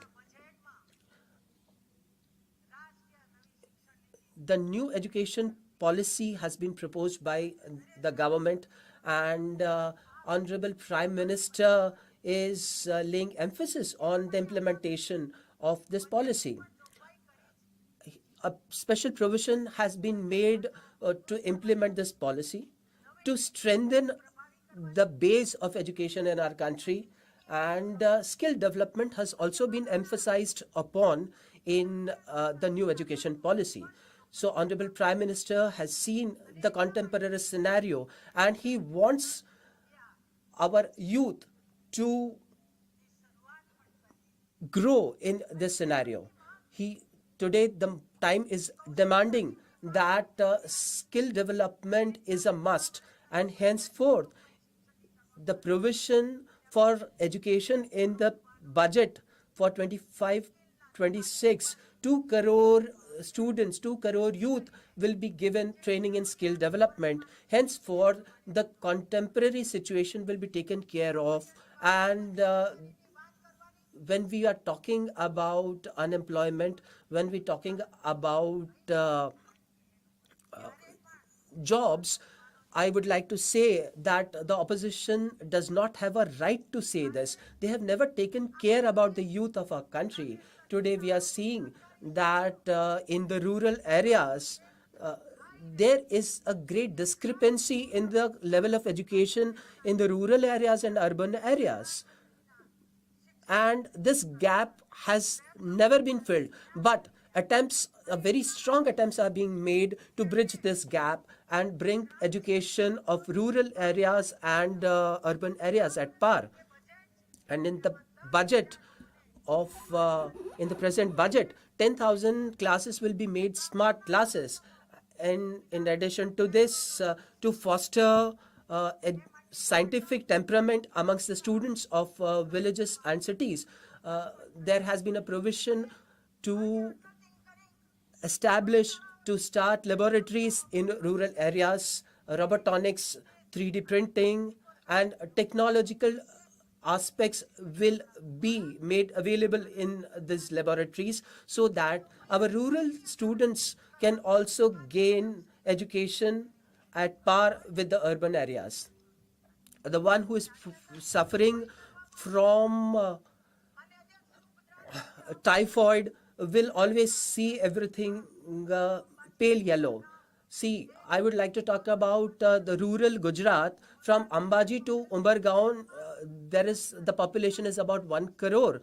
And in the olden days, there was no facility for education. But when Narendra Bhai Modi became the Chief Minister of Gujarat, and then now we have a double engine government, and you can see the change. During the time of Congress, we had only 13 universities, but now we have 105 universities, and this is a matter of great pride for us. In the tribal areas, tribal universities have been established. In tribal areas, we have science colleges. In tribal areas, we have medical colleges now. But in the olden days, we could never think about medical colleges or science colleges there. We had only 50 medical seats in the olden days, but now we have many medical colleges and a lot of seats, and students had to go abroad to gain medical education. But now medical education is available in our country. Today, we have about 6,500 seats to get medical education. Not only this, in every district, medical colleges will be opened, and this is the vision of our Honorable Prime Minister. Honorable Sir, we will be having 75,000 medical colleges, and after that, our youth will not have to go abroad to seek medical education. Our country is going to be benefited with these medical colleges. Sir, after 500 new ITIs will be opened. We were talking about IIIT, and since 2014, we have the Modi government, and 8 IIITs have been established, and the older IITs have been upgraded, and 6 new IITs have been established, and henceforth the skill development of the youth is being taken care of. Now Gujarat has become the hub of education. We have a double engine government in Gujarat. People all over the world come to Gujarat to study. We have Kamadhenu University in Gujarat. We have Sanskrit University in Gujarat. We have Children's University in Gujarat. We have Forensic Laboratory University in Gujarat. We have Gatishil University in Gujarat, Vibrant University in Gujarat. Honorable Railway Minister said yesterday that for technical university also have been established. We have a railway university in Gujarat. Not only this, last time Honorable Modi ji we are talking about leadership skills, we are talking about cultural values. So a school of ultimate leadership was proposed by Narendra Bhai Modi, and because of this our youth will become cultured, and the leadership skills will be developed among the youth of Gujarat. Along with this, in Gujarat, new initiatives pertaining to education have been taken, and Honorable Sir, I would like to say that I come from a tribal area, and a lot of things have been done in the field of education. From Amirgarh to Umargaon, we have a tribal belt where tribals reside.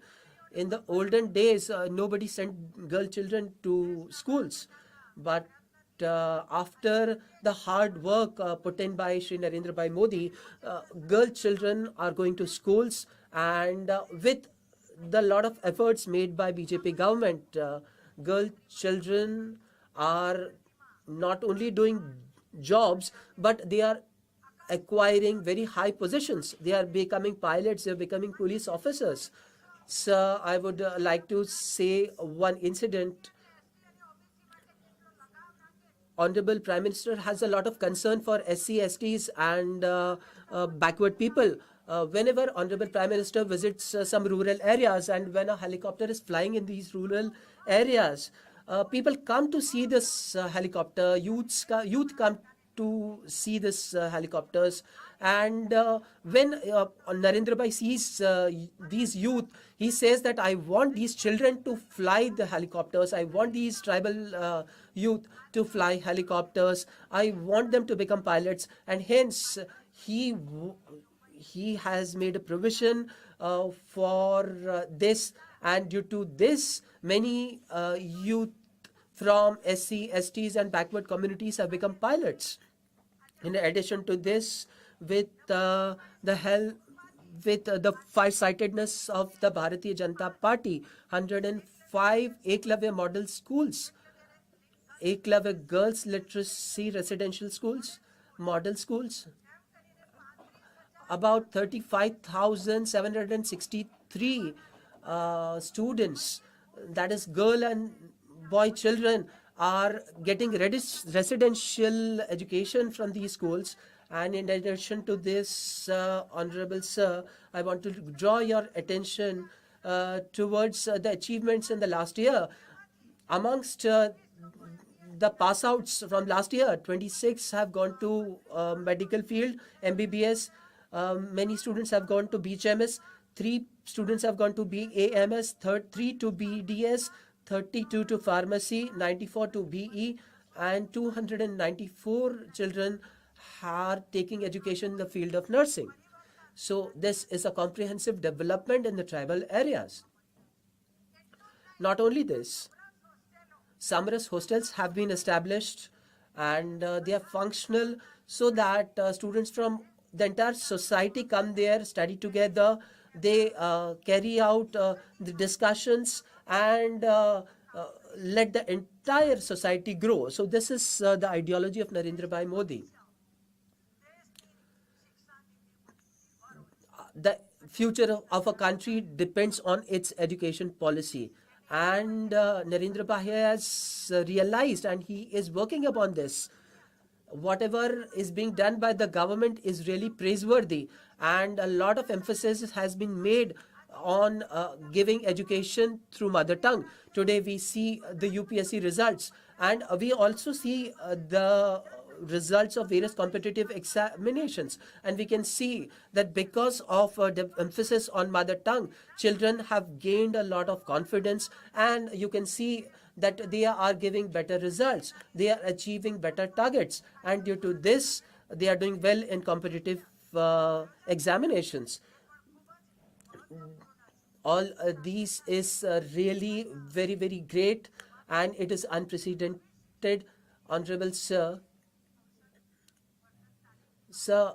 skill development has been emphasized upon in the new education policy, and infrastructure development has also been emphasized in new education policy. Great work is being done in Gujarat and all across the country. And at last, I would like to say that we should rise above the party lines, and we should think about 2047 developed India. We should respect the sentiments of Narendra Bhai Modi, and we should help him in achieving his target. And let us work together so that all the children of our country become educated. And because education is such that it cannot be divided amongst anyone. Even thieves cannot steal away education. A king cannot levy tax on education. This education gets enhanced as you use it. So more and more education should be imparted. Once you impart more and more education, it will keep on increasing and it will spread in the society.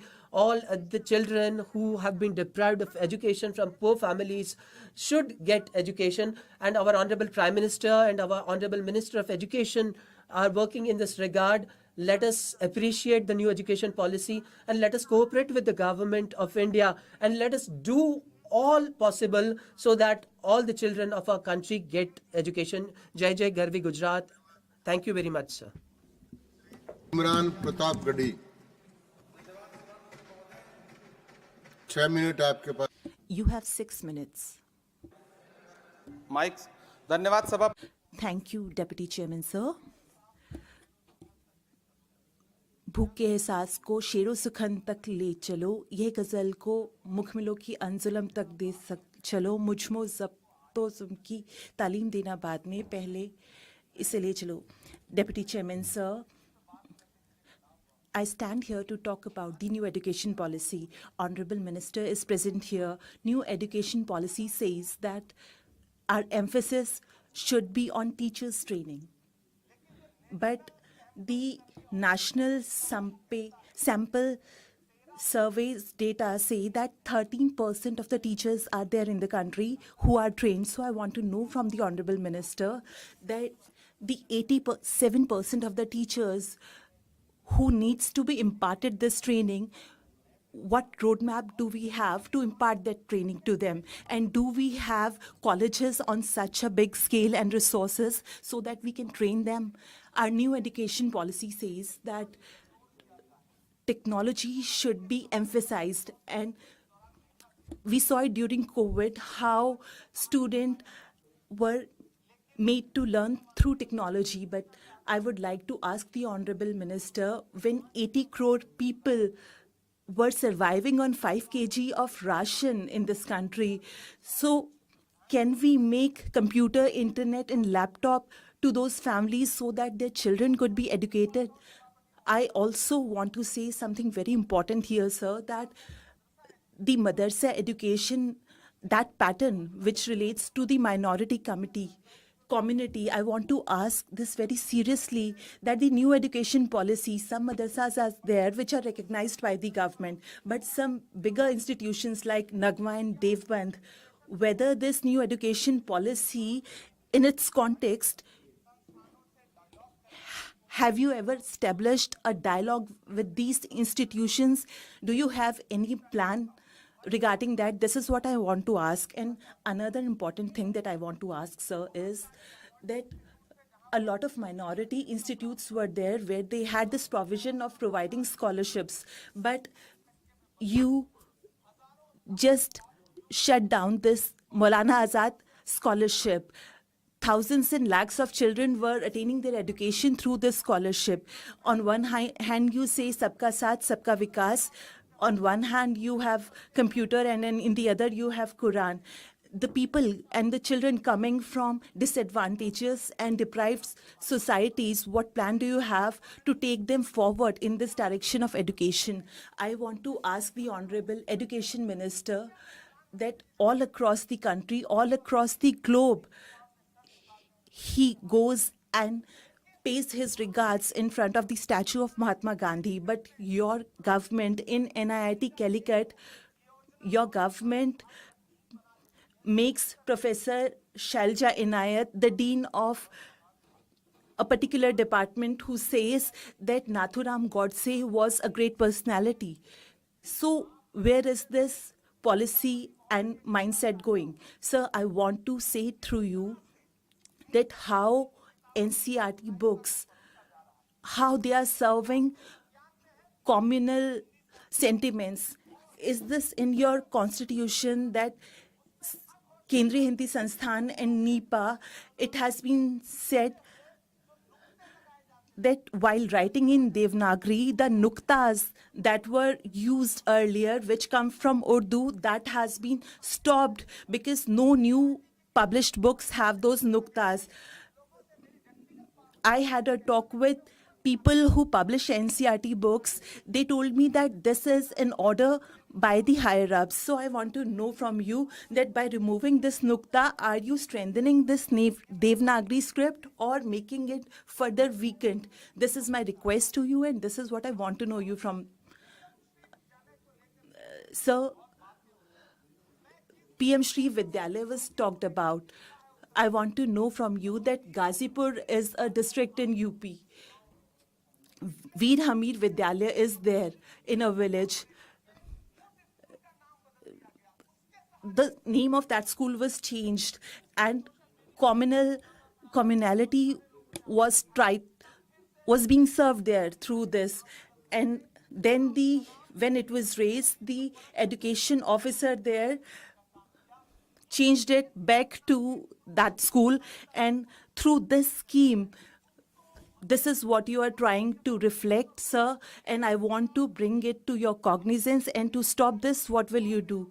Sir, the NCERT books, from them Hindu-Muslim unity, the chapters based on that are being removed. NCERT imparts education to children, and to make them learn this new history, you are misleading the young children and you are making them read a wrongful history. Will these children sustain in future? I want to ask the Honorable Minister that religion and education should stay different from each other. Another important thing, sir, I would like to highlight that in Delhi University, the changes in curriculum that have been brought, in which Bhimrao Ramji Ambedkar, Mohandas Karamchand Gandhi, Mohan Ram Iqbal, and the research papers have been removed from political science. Sukit Rana has been removed from English syllabus. Does he know about this?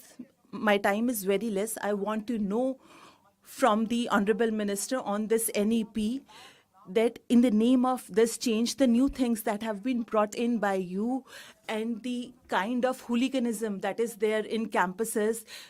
Honorable Member just mentioned JNU, that sloganeering was there. Some masked people come, shout slogans, and then police for years is not able to look for them. And to defame such reputed institutions, the ways that are being used is very shameless. In the last few days, a woman was also attacked. She was lathi charged, and police has not been able to look for the culprits till date. And in Jamia also, there was a lathi charge. In Aligarh Muslim Vishwavidyalaya, the parliamentarians there, the kind of language they use is very shameful.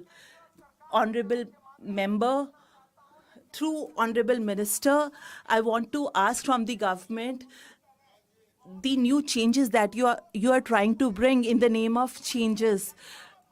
You please do not clean the rivers, but do not let them get dirtier. They will be cleaned. You please do not plant new trees. Just stop this deforestation thing and new plants will be there. I want to tell you, do not deliver speeches to establish peace. Just stop spreading this hate. And do not write long articles. Just stop spreading hatred. The new education policy, the way the disadvantaged people and deprived people, they are being thrown away from education, that is very shameful. And education is being privatized, that is very shameful, sir. The Honorable Minister should think about it, and attempts and efforts should be made into this direction. And I don't think there will be a better suggestion than this. Thank you.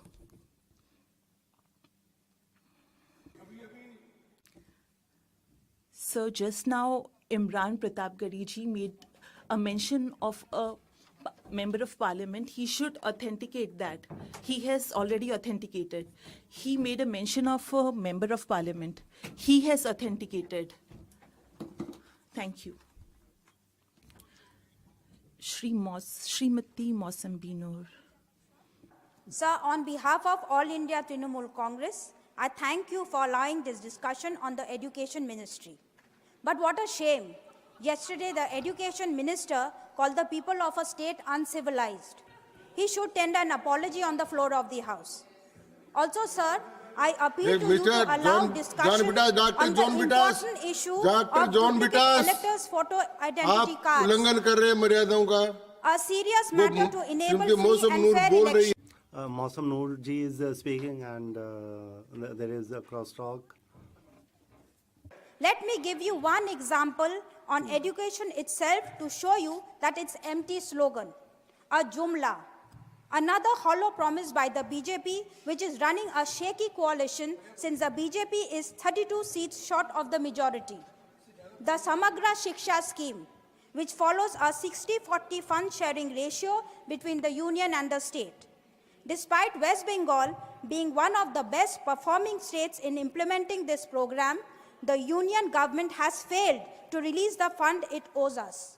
In the financial year 23-24, Union was supposed to allocate 1,746 crores to West Bengal. However, only 311 crore has been released so far.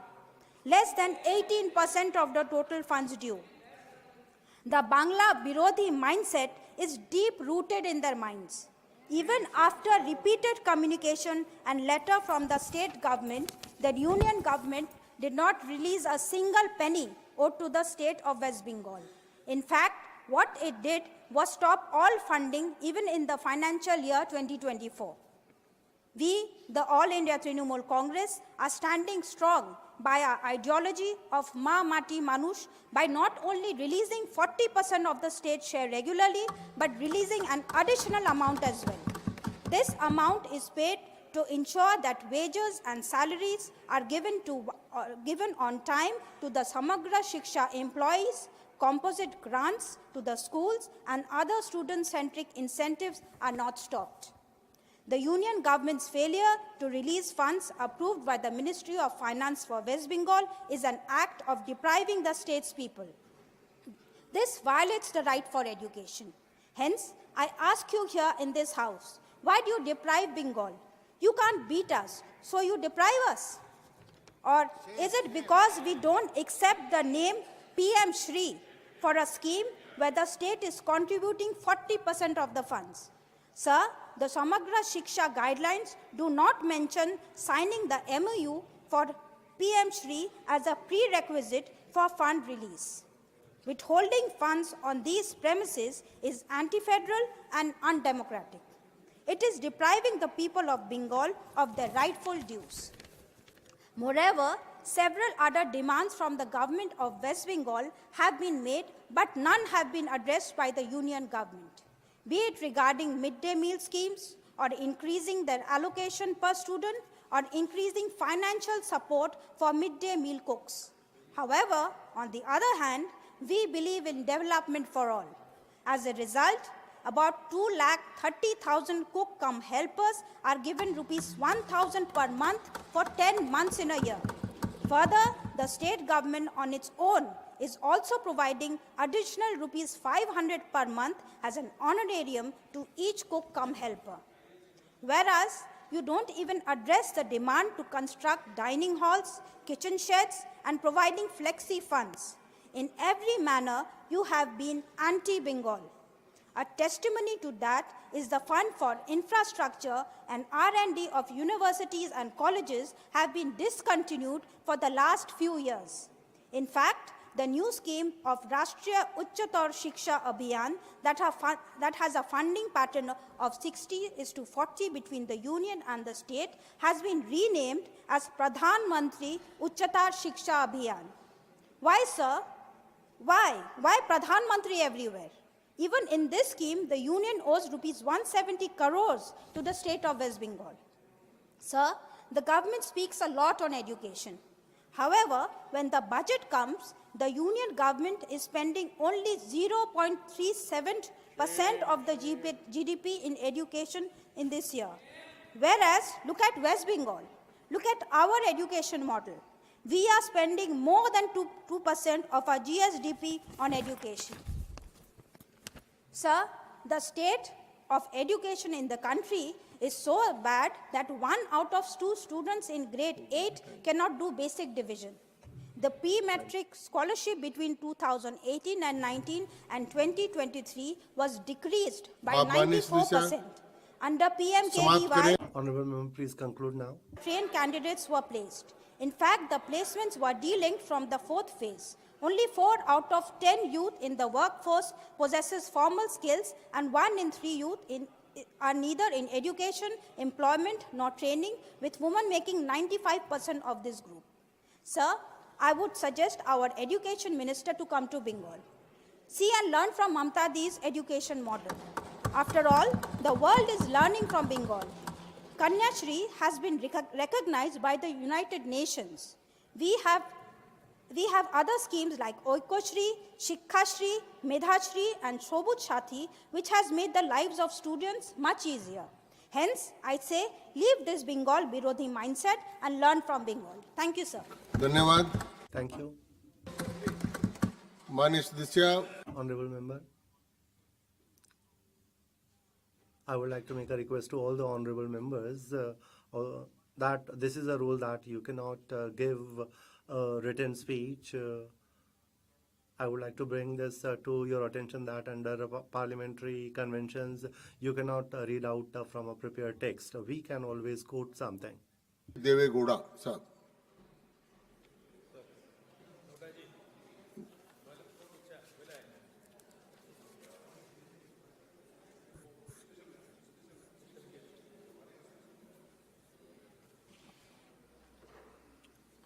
Sir, with your kind permission, I would like to speak by sitting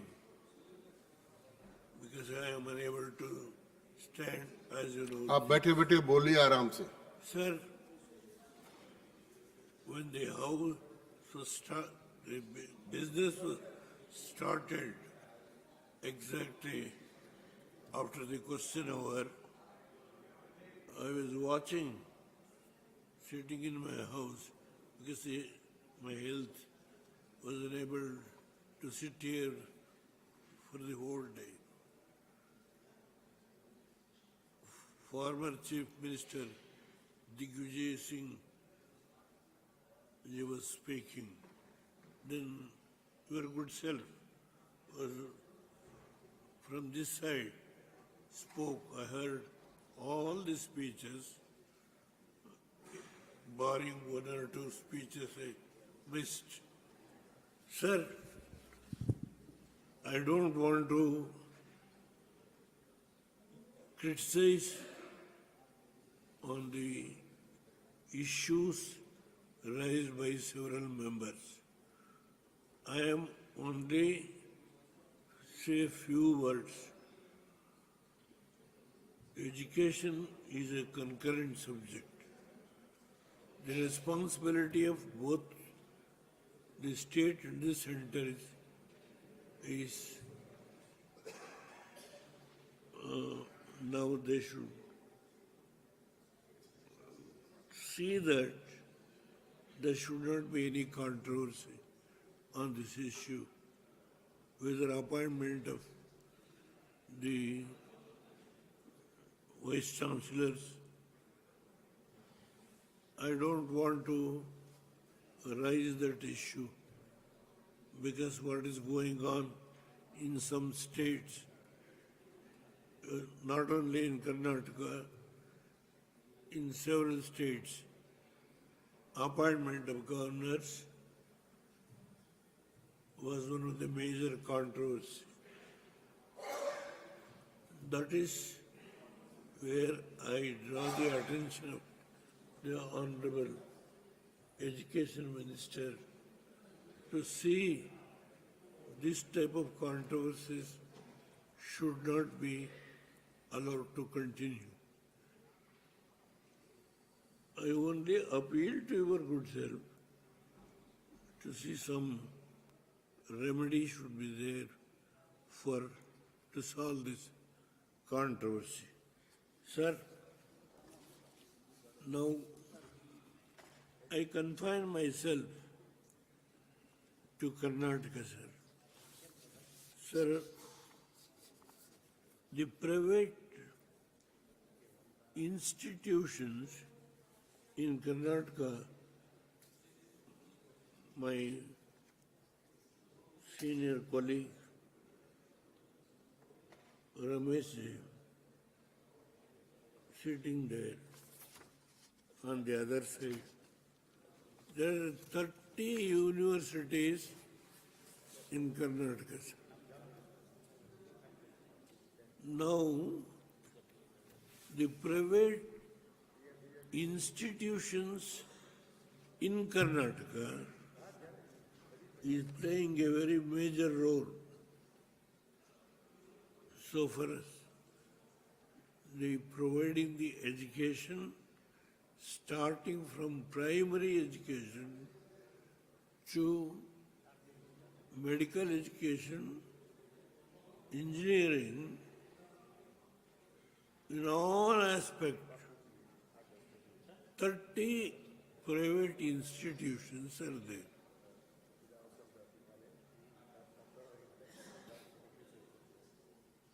I don't want to recall what has happened. Deemed university, when it has started, how it has started,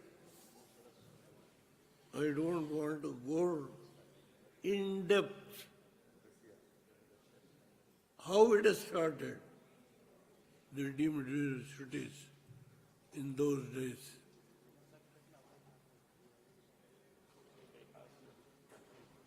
It hurts the feelings of some members if I talked in detail about the deemed university. Sir, during that period, Karnataka is able to get the recognition. That's why I said 30 universities are there in Karnataka or doing their best to provide education to all communities, all sections of the society. They are providing education. There is no discrimination. That is one thing which everybody has to appreciate. Sir, coming to the point,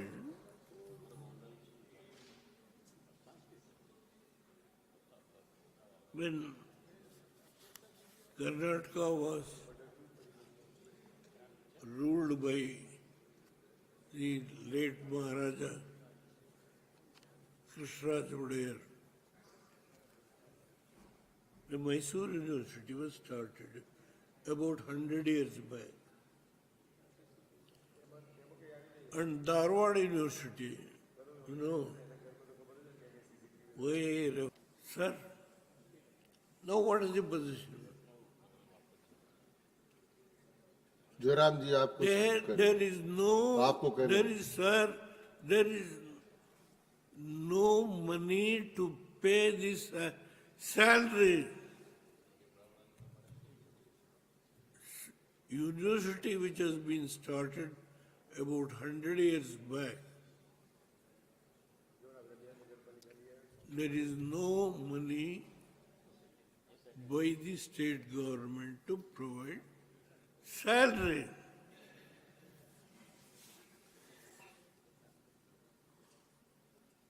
That is the position. Sir, just I will give a brief note. The university was established in 1916 as the sixth oldest university in the country. The university has made a significant contribution in the field of higher education by providing quality education. During Professor Rangappa, outstanding leadership and efficient regime between 2013 and 17, the university not only celebrated the centenary but also witnessed several memorable events. For instance, the President of India inaugurated the centenary year in 1916 and 2016. July 2015, and the Honorable Prime Minister was graciously enough to inaugurate the Indian Science Congress in January 2016. Narendra Modi ji was the person who was inaugurated, where I was present. Sir, during the Science Congress session, in many, as 10 Nobel laureates from across the world visited the university and delivered lectures. The subject of their expertise. Apart from other credentials, Professor Rangappa is also fellow of the World Academy of Science and is one of the renowned scientists in the country. Sir, in fact, he was instrumental in upgrading the physical facilities of University of Mysore. It is very disappointing, distressing that the University of Mysore, alongside Karnataka University of Darbhanga, established in 2049, have been suffering from indifference and carelessness of the state government. It is worrisome that is many as 370, more than 65% of the facilities, faculties sanctioned, teaching posts are vacant for quite some time. The stalemate of the university is impacted both teaching and research. The two old universities was University of Mysore, Karnataka, University of Darbhanga, need substantial grant from the center. I hope the Honorable Education Minister is here. Please take note of that. Don't allow these two universities unless and until your responsibility, as I already mentioned, concurrent subject. You must see that sufficient grant should be given without mixing politics. I hope and trust my request will be considered by the central government, because Modi ji has come, the President of India has come on two occasions, which I have already mentioned. Sir, the one more thing which I have said is our honorable leader, he mentioned about what the union government has done, Modi's government, because he said 1.1 lakh medical seats. It is the leader of the house who is holding the medical education on the portfolio. He mentioned that UG and PG medical seats over the past decade, adding nearly 1.1 lakh seats, and also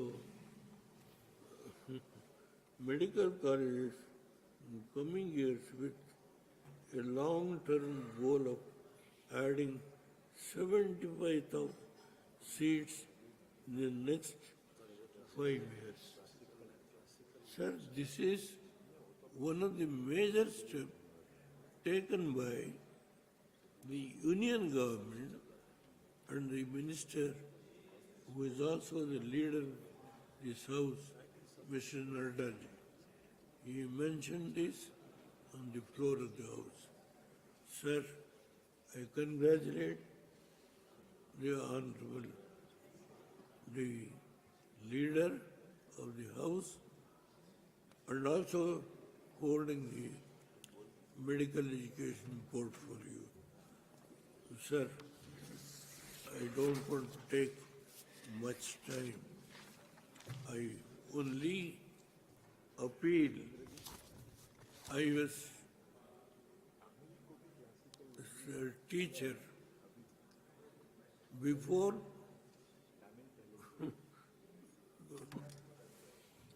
joining politics.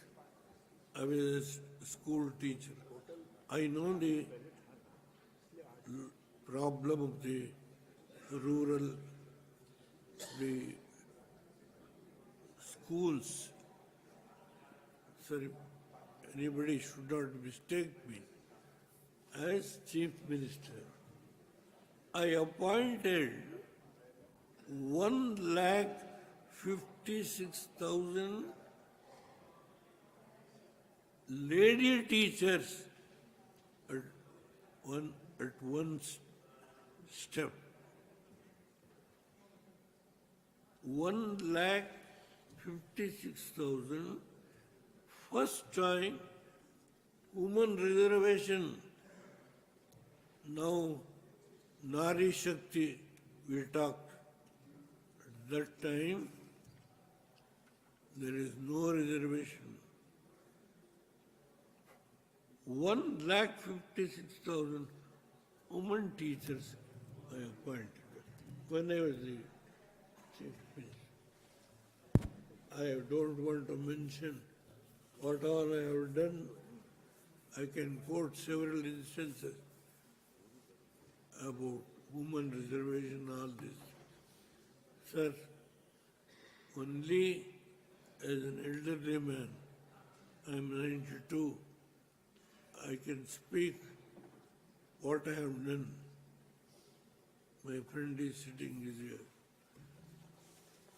I only request the union government, because Karnataka government's position I just not for criticism. Now, such two institutions, prestigious institutions, there are no resources to pay salary. The union government should see, without mixing politics, whatever there is burden that may come, you must shoulder that burden and see that the institution should be saved. With these words, I बहुत धन्यवाद माननीय देवगौड़ा साहब. Thank you so much. Honorable Chairman, for giving me an opportunity. बहुत बहुत धन्यवाद. Thank you so much. Thank you very much. आपकी सारी बातें उन्होंने All things have been noted down by the Honorable Minister. Now, Praful Patel ji, Honorable Member. Thank you, Deputy Chairman, sir. Vice Chairman, sir. Today, there's a discussion going on about the Ministry of HRD and Education Policy is being discussed here. And we must all compliment our journey since independence to today as to how education in our country has evolved. And not only evolved, but has shaped the destiny of our country till now and will be the most important factor as we go along in our onward march. And I also would like to compliment the government and especially the Prime Minister's vision for giving very special emphasis not only to education, but more importantly to women, the girls' education, as well as skill development, which eventually will be taking this country and the next generation and generations to come forward and giving them strength to be able to stand on their own two feet. So education, of course, is the most important pillar in any child's evolution and development. And the government's policy, the NEP, and other initiatives have actually been bearing fruit. I would like to just emphasize one thing, sir, that all states, I come from Maharashtra, which has been one of the most, I would say, forward-looking in terms of education. My colleague here has been the Chief Minister also of the state. We all focus on education being affordable. Therefore, all our children in villages or even in big cities went to municipal schools, they went to Zilla Parishad schools, and so on. But over a period of time, whether it be Maharashtra or many other states in the country, have not been contemporary enough to change according to the needs of the time. And as a consequence, most of the municipal schools and Zilla Parishad schools, they impart education, of course, in the language of the state, which is absolutely necessary, but they have not kept pace on par with the other changes which are taking place in this field of education. Now, whether we like it or not, because everybody is so passionate when it comes to language. In Maharashtra, people will obviously be fighting for Marathi. In Tamil Nadu, we always see that people fight for the Tamil language, and rightly so, nothing wrong with that. It is a language which is our ownership, coming from a particular state. But at the same time, the world is changing. Today, I dare say, and I should say this because most of us will have experienced it. आप सब जिला परिषद school, municipal school में District board schools, municipal schools are not taking students now. 20-25 students are there in some classes, and in small villages free education is there, and small classrooms, buildings are there, 40,000-50,000 rupees annual. Elsewhere we are paying. What I'm trying to say is, somewhere there is a need to tweak the educational model, and I would say to the central government, Pradhanji suniye.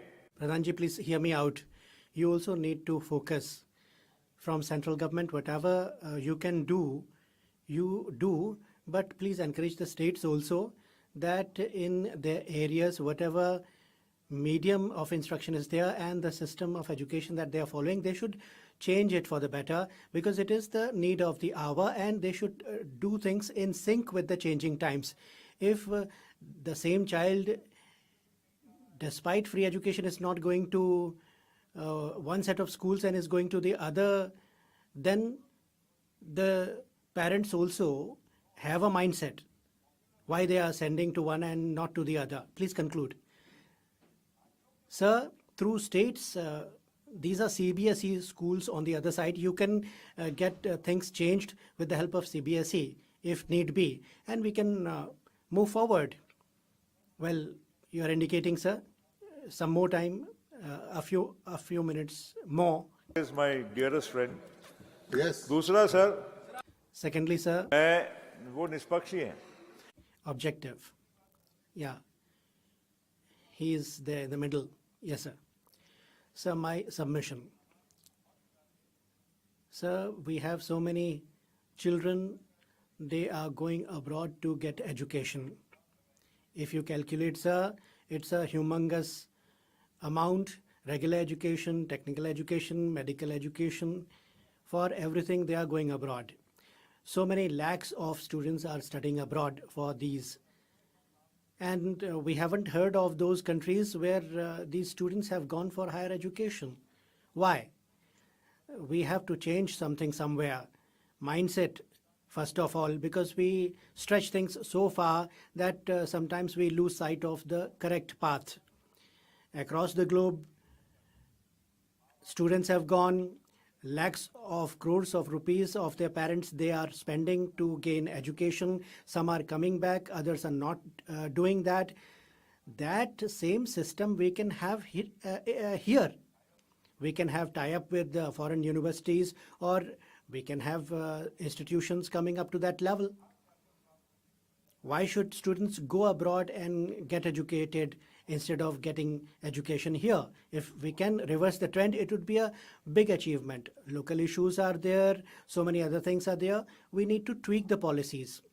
And lastly, sir, across the country, we are proud of all our indigenous languages. We should be proud. Classical language, Marathi is vying for the status now, and because of the issue in Maharashtra, we feel so proud about our language, and all have accorded respect to it, and we feel happy that all respect our language. Likewise, all languages of India are equally important. Whatever we can give by way of importance to them at local level, and how our students can, through medium of indigenous language instruction, become global citizens, we have to give it a deep thought, and we should try to bring about more improvement. And in skill development also, we have to do much more. So many people are working with their skill sets in the Arabian countries, in Gulf countries, and they are remitting so many thousands and lakhs of dollars, millions of dollars. So it is very essential for our forex reserves. And wherever they are getting employment opportunities, it is only because of their skill set. So skill development is to be encouraged more and more. This I want to request the Honorable Education Minister.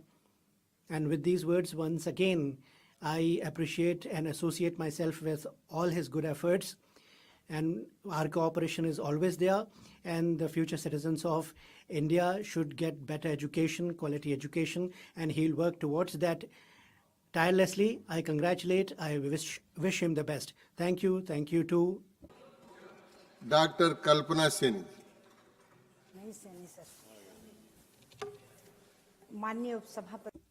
Honorable Vice Chairman, sir. Today, through the August House, I want to talk about the leadership of Honorable Prime Minister Shri Narendra Modi ji, and Nirmala Sitharaman ji has given for 25-26 budget provision has been made for education sector. We are discussing education. Yes, historical efforts have been put in, and far-reaching measures have been put in place. We are working with the resolve that Prime Minister Honorable Modi ji has given us, and the policy of our country in the education sector is trying to strengthen the education system. 40% of our population consists of women and children. It's a demographic dividend. At the same time, we have so many challenges facing us. The whetstone to test any administration management is education, the quality of education. If we look at the functioning of the government for the past few years, we have seen how far we have reached, how far we have come. Earlier, it was not like that. We were lagging behind internationally. To modernize the education, we have gone in for Digital India movement and campaign. Earlier, no concrete steps, therefore, were taken. Only academics we were focusing upon, and the skill set was not developed so that people could get employment in industry sector. The opposition governments had not paid attention to quality education, to skill development, because of which they could not go and join the industry sector, and they were unemployable. Instead, when in 2014 the Modi government came, budget provisions were enhanced, and 68.728 crore rupee budget was there in 2014, and virtual classes were focused upon thereafter, and 68.98 crore was there for higher education, new IIMs, new IITs, and education loan were focused upon. In 2016, 72.394 crore rupee budget was given to make education international and global level education we wanted to have. And Higher Education Financing Agency was set up. In 2017, 9.9 increase was there, and 79685 crore rupees were given, because of which autonomy to colleges was given, and the NTA was also set up. In 2018, 8326 crore rupee budget was given, and Study in India program was launched to attract the foreign students. In 2019, 13.4 was the increase, and 94853 crore rupees were given for sports encouragement, and AI was now to be brought in. In 2020, education budget was 99300 crore rupee, and the main objective was to implement the new education policy. In 2021, Education Ministry got 93224 crore rupees budget for empowering the education system and strengthening the skilling system to empower the youngsters and to provide quality education to the youngsters of the country. BJP government carried out extensive reforms in the education sector, and the education policy 2020 is the main stay therefore in the Indian education system. The Indian initiative is a milestone for bringing about improvement. We have taken a holistic view so that the students are not confined only to traditional methods of teaching, but they have practical education which they can use in their life, and they have a skill set available to them. Arts, science, and professional things have all to be combined, and creative and also their problem-solving ability should be enhanced. It focuses on that.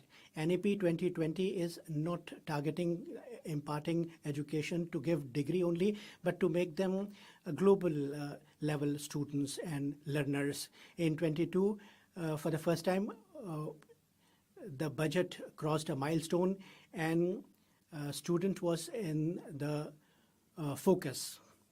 In 23, budget was enhanced to 112.899 crore rupees, and Eklavya Vidyalayas were able to get 38,000 teachers, and research centers were also set up, and new schemes were implemented to have professional courses introduced. In 2024, the education budget was 148,000 crore rupees, and employment-oriented education system was put in place on a large scale.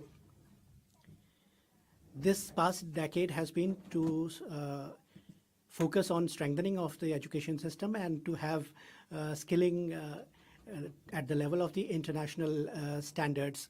NEP 2023 has among the programs included arts integration with the innovative measures also, and creativity has also been enhanced. So that the students can learn from her and can gain practical knowledge from it. After implementing the new education policy, they have made the education job-oriented and have taken strict measures in that regard. The Research Foundation initiatives like that, they have made it a point to skill the youngsters and have made them skilled. And Honorable Narendra Modi ji and the belief of the party has been strengthened that the measures that they have been taking are going in the right direction. And this has been the biggest power of the party. In the area of job, and these 10 years can be hailed as the golden 10 years, right from implementing the new education policy, and they have done major initiatives like strengthening the infrastructure. In order to promote the digital education is one of the most important initiatives, and a lot of students have been associated with online education also, but the online mode of education has been given a big boost during the pandemic. Now, this education through online mode has not just become, it has become a necessity now, and those people are now able to gain education who were not being able to get the education. And after being implementing this online education, 2 government schools have been converted into model schools, and this has been given the name of Rising Schools, and 6272 schools have been identified and have been selected to for their transformation. And in order to prevent the youngsters from unemployment, and after coming into power, they have initiated these measures to connect the youngsters with skills. And their target up till 2030 is to associate the youngsters to one or the other skill. And the digitization of the new education system, and to connect it to new innovations. In this budget, the Ministry of Education has been allocated 128,560 crore rupees, which is 6.22% more than the provisions made in the earlier year.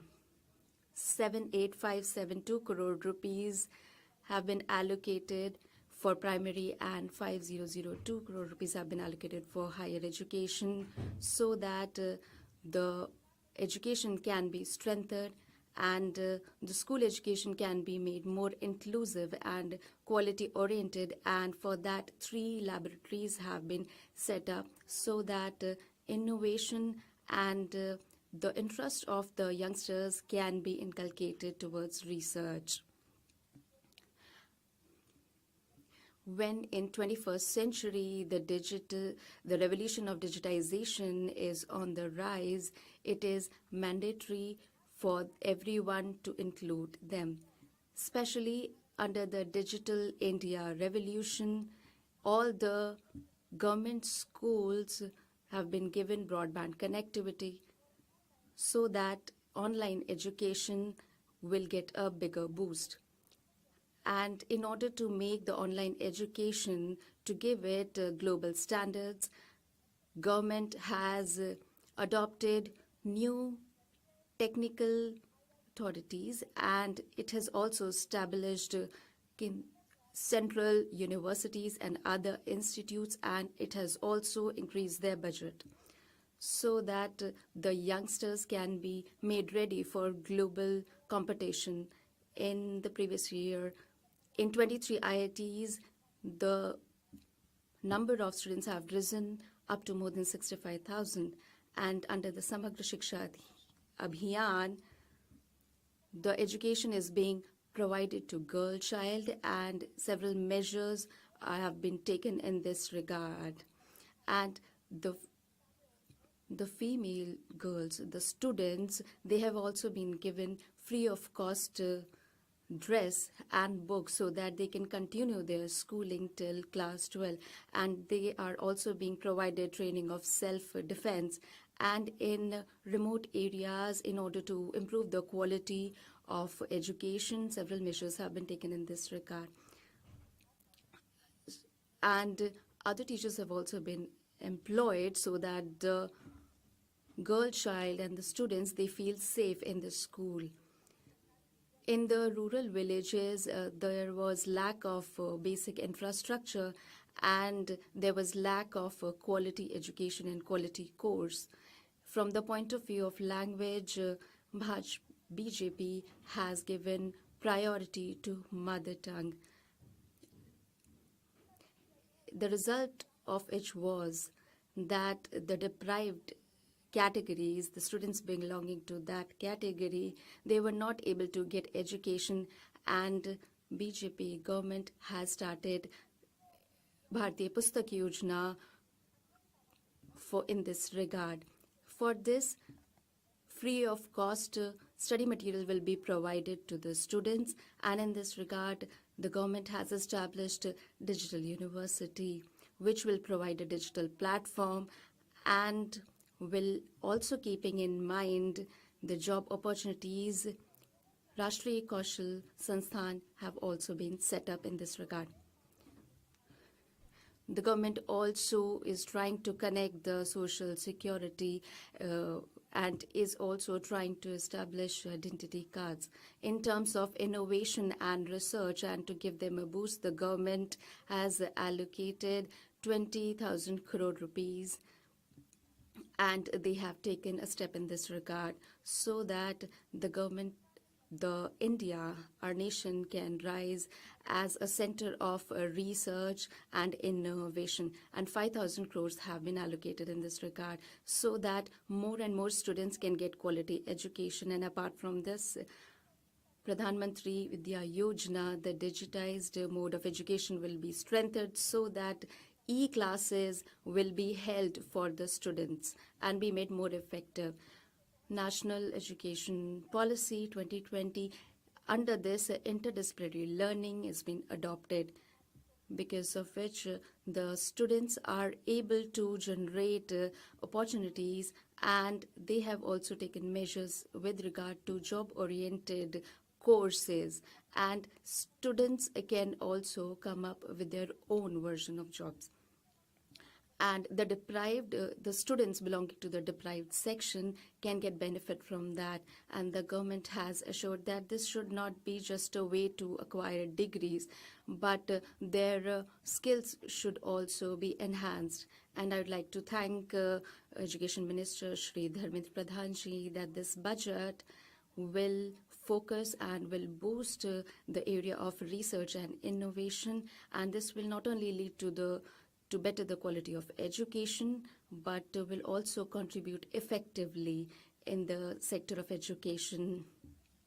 And as far as India will also move forward under the leadership of Honorable Prime Minister and will also take resolution to take everyone forward, Sabka Vishwas, Sabka.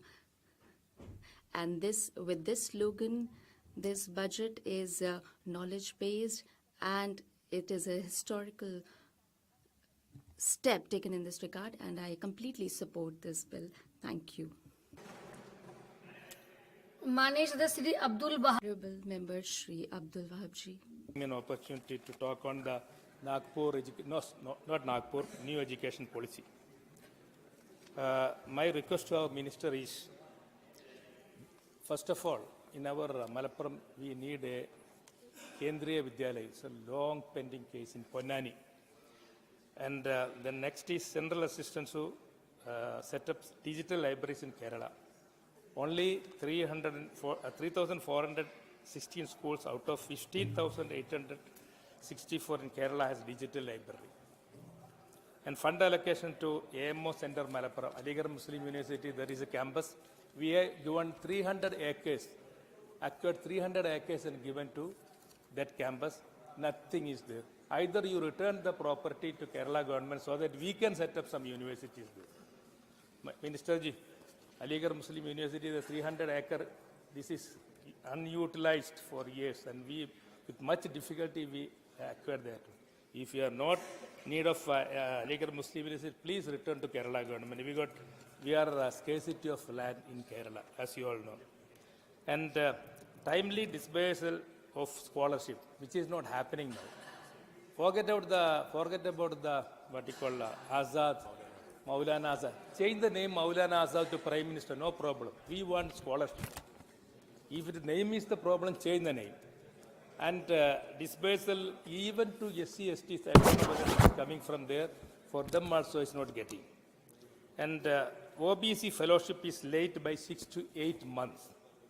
Increase non-net fellowship from 8,000 to minimum 20,000. 8,000 rupees, Manrega, they are not getting more than that. They cannot live with that 8,000 rupees. Reinstance of Maulana Azad National Fellowship. Dropout of suicide in NIT in Calicut. See, a lot of students are, suicide is happening there. For what reason? There should be a study on that. In NIT Calicut. Hello? NIT. हम लोग सुनने का वो सुनने का है वो दूसरा किसी ने Should listen to it because he disturbs everyone else. suicide होता है. And there is one more thing that already our other colleague mentioned about this one professor is telling something good about somebody who killed Mahatma Gandhi. I am not referring that one, but it is happening it is from NIT Kargil, so it is known. And so for that one, there is an inquiry committee has to set up for the for the suicide. 54 suicide happened there. For what reason? For why it is happening, we don't know. The reason UGC regulation 2025 takes down the autonomy of the university's minority status to appoint their own independent committee for selection and promotion of faculties.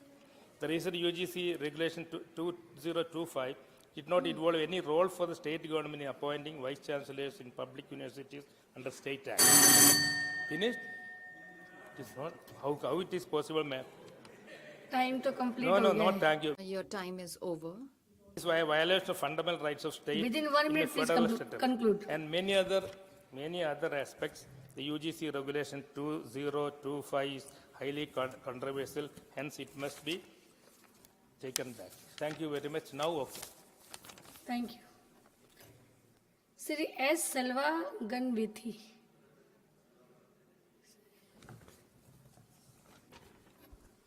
Thank you, Vice Chairman. Education is to promote the economic and the socio-cultural development of developing countries. Education plays an important role in human capacity building and accelerate economic growth through a society's knowledge, skills, and creative strength. Education's positive outcomes include poverty reduction, health status change, socio-economic policy development, and good governance. Keeping everything all this in mind, the budget is aiming to cater to the comprehensive requirements right from childhood to youth, who could be leading from the front in realizing the Viksit Bharat agenda in 2047 and beyond. The highlight of the historic budget 25-26 is total budget allocation for Ministry of Education has reached 1,28,650 crore, marking a 6.22% increase over 24-25. 50,000 adult tinkering labs in government schools is a landmark.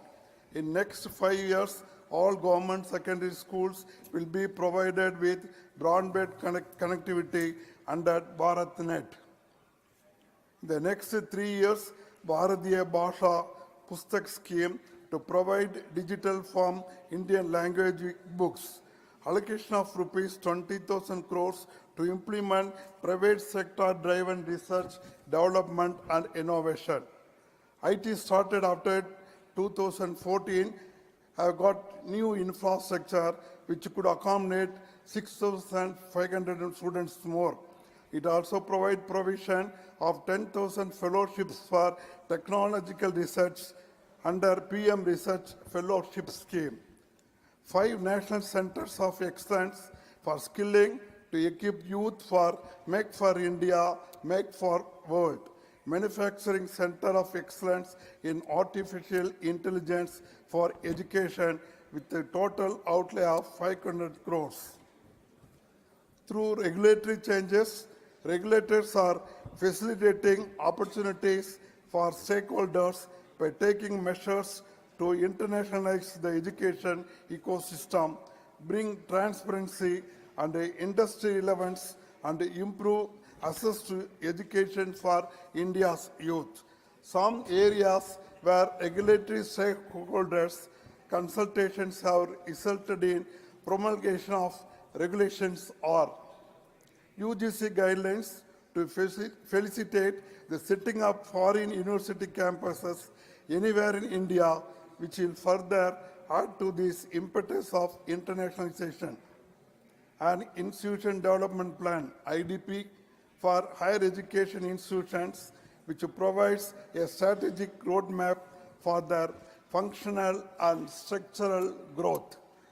Mandatory disclosures on institutions' websites provide much needed transparency and allow students and parents to make well-informed decisions about admissions and others. Introduction of PM Vidya Lakshmi scheme to provide financial support to meritorious students, thereby improving access to education and targeting to increase the gross enrollment ratio. Prime Minister Narendra Modi government approved a new central sector scheme, PM Vidya Lakshmi, on November 6, 2024. It seeks to provide financial support to meritorious students in their pursuit of higher education. PM Vidya Lakshmi portal provides single window for students to access information and make application for educational loans provided by banks and government scholarship. It has the following features: information about educational loan schemes of banks, common educational loan application form for students, apply to multiple banks for education loans, facility for banks to download students' loan applications, facility for banks to upload loan processing status, facility for students to email grievances, queries relating to educational loans to banks, linkage to National Scholarship Portal for information and application for government scholarships. Our Honorable Prime Minister made provision for setting up another 85 new KV schools. As on date, there are 1,256 Kendra Vidyalaya, out of which 3 are outside of our country. It is in Moscow, Kathmandu, and Tehran. A total 13 lakhs and 56 students are studying in KVs. With the 85 new KV schools, an additional of 82,560 students can accommodated in coming years, and it will create 5,388 direct permanent employment opportunities by way of appointing, teaching, and non-teaching position in the country. A nation can flourish only language. About 3 language system, I'll come to you after some time. Sir, our Prime Minister taking initiative to cut burden on students during exam time. Prime Minister conducts Pariksha Pe Charcha program every year. Many number of students participate all over India and get benefited. Counseling section, stress management, and psychology treatment to students being organized during exam period. It really helps to drop exam-related students' suicide and failures also. One of the best vision of our Prime Minister's scheme is Beti Bachao and Beti Padhao, which is scaling a new heights. The daughters are God's precious gift, but earlier their importance was undermined. The Prime Minister Narendra Modi ji on January 22 of 2015 launched the scheme Beti Bachao and Beti Padhao. The scheme is completing a decade now. It also ensures proper arrangements and participation in education and employment for girl children. The door for admission of girls in Sainik School and National Defence Academy has been opened. Our Modi's government initiatives have contributed to notable increase in women's participation in STEM. The enrollment figure being around 40% as of 21-22. Over the past decade, female enrollment in higher education has risen from 1.57 crore to 2.7 crore, and the number of women securing PhDs has increased by 107%. Regarding the national education policy, it is aims to make high quality education. accessible to all children in India. The policy also aims to reduce the gap between academic and vocational streams and to integrate technology into the education system. Like the previous new education system in 1968, 1986, and 1992 education policies, now our new education policy 2020 also received criticism from certain quarters. Are they valid and reasonable? This is my question. Since 1965, the anti-Hindi sentiment has come to prevail in Tamil Nadu and Puducherry. In fact, the opposition to the three-language formula stemmed from this sentiment. The sentiment has been established so strongly that the three-language formula of new education policy 2020 without compulsory Hindi is also opposed. Now we are not giving compulsory education for Hindi, but it is also being opposed. I would like to remind the House, three-language formula was put forth first in 1968 and it is followed in 1986 and 1992. Then three-language formula had a compulsory component in the Hindi at the time. Whose government did this? Only our Congress government did this. But in 2020, Hindi is not being made compulsory. I would like to remind you that all other southern states followed the formula and learned Hindi, except in Tamil Nadu and Puducherry. Puducherry also, now the CBSE curriculum is being introduced on government schools, and three-language formula is followed in Maghe and Yanam region. I have a question to my friends of the opposition benches. Do they share the same view on three-language formula? Even yesterday, one of the Congress colleagues has vouched for the two-language policy in Tamil Nadu. That is fine. Will the Congress say openly the nation needs only two-language formula? Will the leader Sri Rahul Gandhi will agree to that? Because it is Congress government which formulated the three-language system. Even now, they implement three-language formula in Karnataka and Kerala in the south, but in Tamil Nadu, they are supporting for two-language system. They forget that they are pan-India parties and pretend to support the two-language formula in Tamil Nadu. Wherever possible, the medium of instruction until at least grade 5, but preferably till grade 8, 5 and beyond will be the mother tongue or local language or regional language. It does not neglect English medium. It is simplified that thereafter the medium will be English.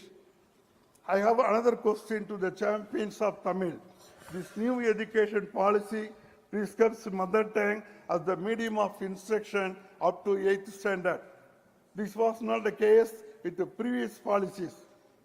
Only the BJP government thought of giving primacy to the mother tongue. It proposes even technical and medical education in the regional languages. Is it not a welcome development? Do you want to oppose this also? There are some self-appointed champions in Tamil language, its heritage and culture. They claim that they are the saviors of Tamil. Before 1967, most of the schools in Tamil Nadu offering Tamil only as the medium of instruction. Only after the dawn of DMK rule, the matriculation schools and CBSE schools have mushroomed, where Tamil is not a compulsory subject at all. They are responsible for more than 30 lakh students completing the school education without learning the alphabet in letter in Tamil. This is very pathetic. They must repent that they have paved way for total neglect of Tamil, even for Tamil natives. Universalization of literacy and numeracy is a much needed one. As a part of it, a Right to Education Act will be extended to cover secondary level. This aims to make education accessible to all children from 3 to 18 years, regardless of their socio-economic background. It is a step towards ensuring social justice by roping in children from underprivileged sections. All the same time, the stress on quality cannot be compromised. Assuming that by grade 3 means end of grade 3, functional literacy, including reading and writing, and numeracy, including doing basic operations on paper, are to be attained by the children when they complete the grade. What is its varsity can be proved only by a competent screening system. This is where the question of assessment becomes.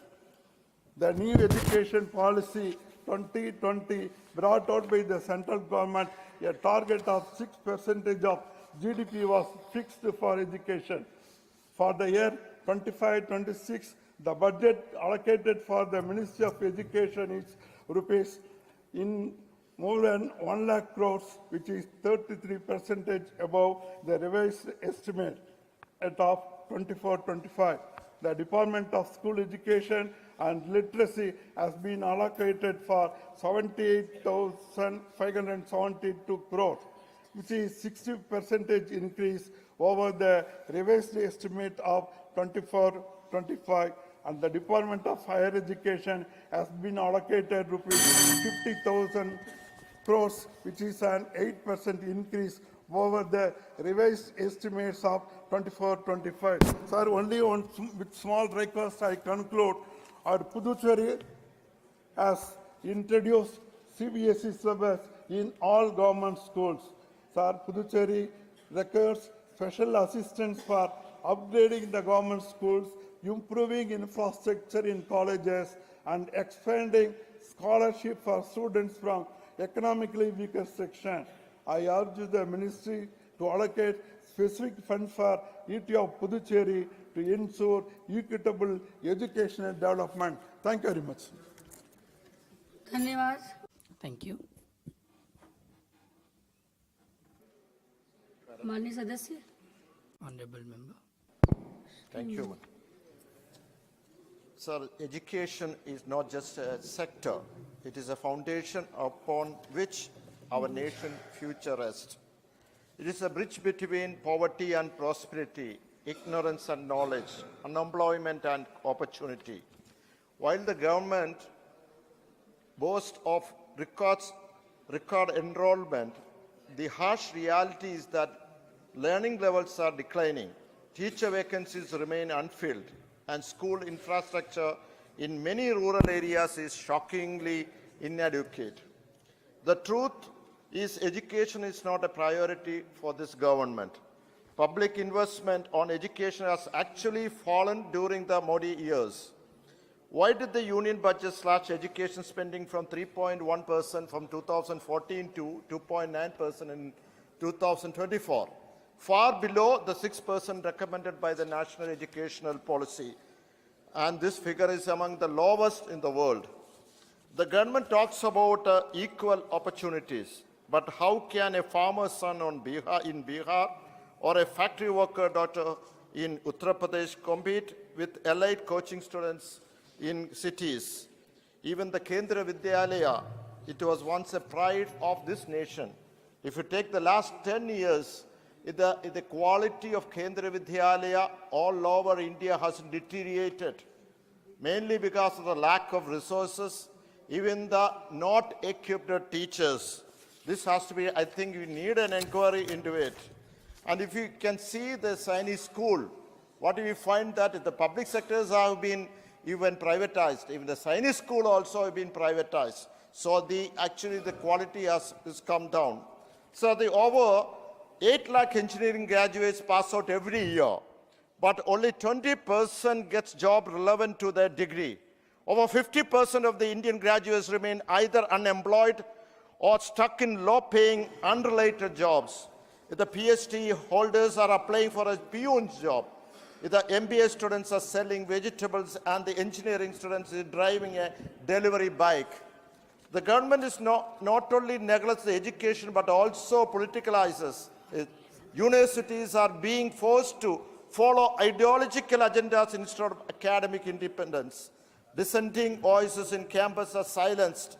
Students are being labeled anti-national for questioning policies. The autonomy of the institutions like JNU, DU, IIMS, Indian Institute of Mass Management is being compromised through politically motivated appointments.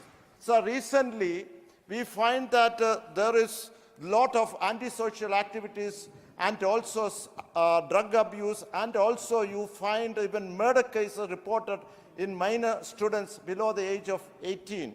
So globally, when you see the study, we find that a child is the formation of the the overall development is between the age of 3 to 7.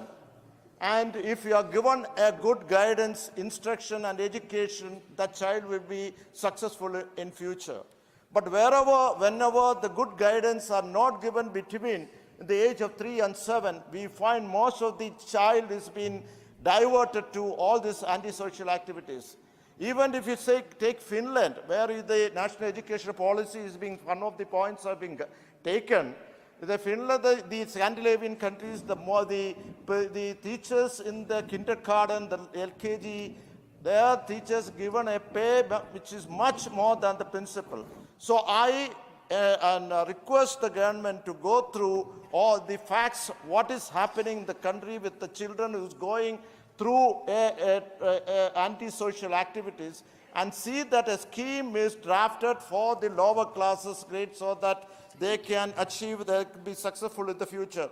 I conclude, I ask the government to increase the education spending to 6% of GDP as recommended by the experts, to regulate private school fees to ensure education remains affordable for all. One more point, to stop comment. Please conclude. Education instead of strengthening public institutions. A nation that fails to its students fails itself. A government that ignores education is writing a death sentence for its own future. Thank you. धन्यवाद. Thank you. Shri Ramchandra माननीय सदस्य श्री रामचंद्र जांगड़ा जी.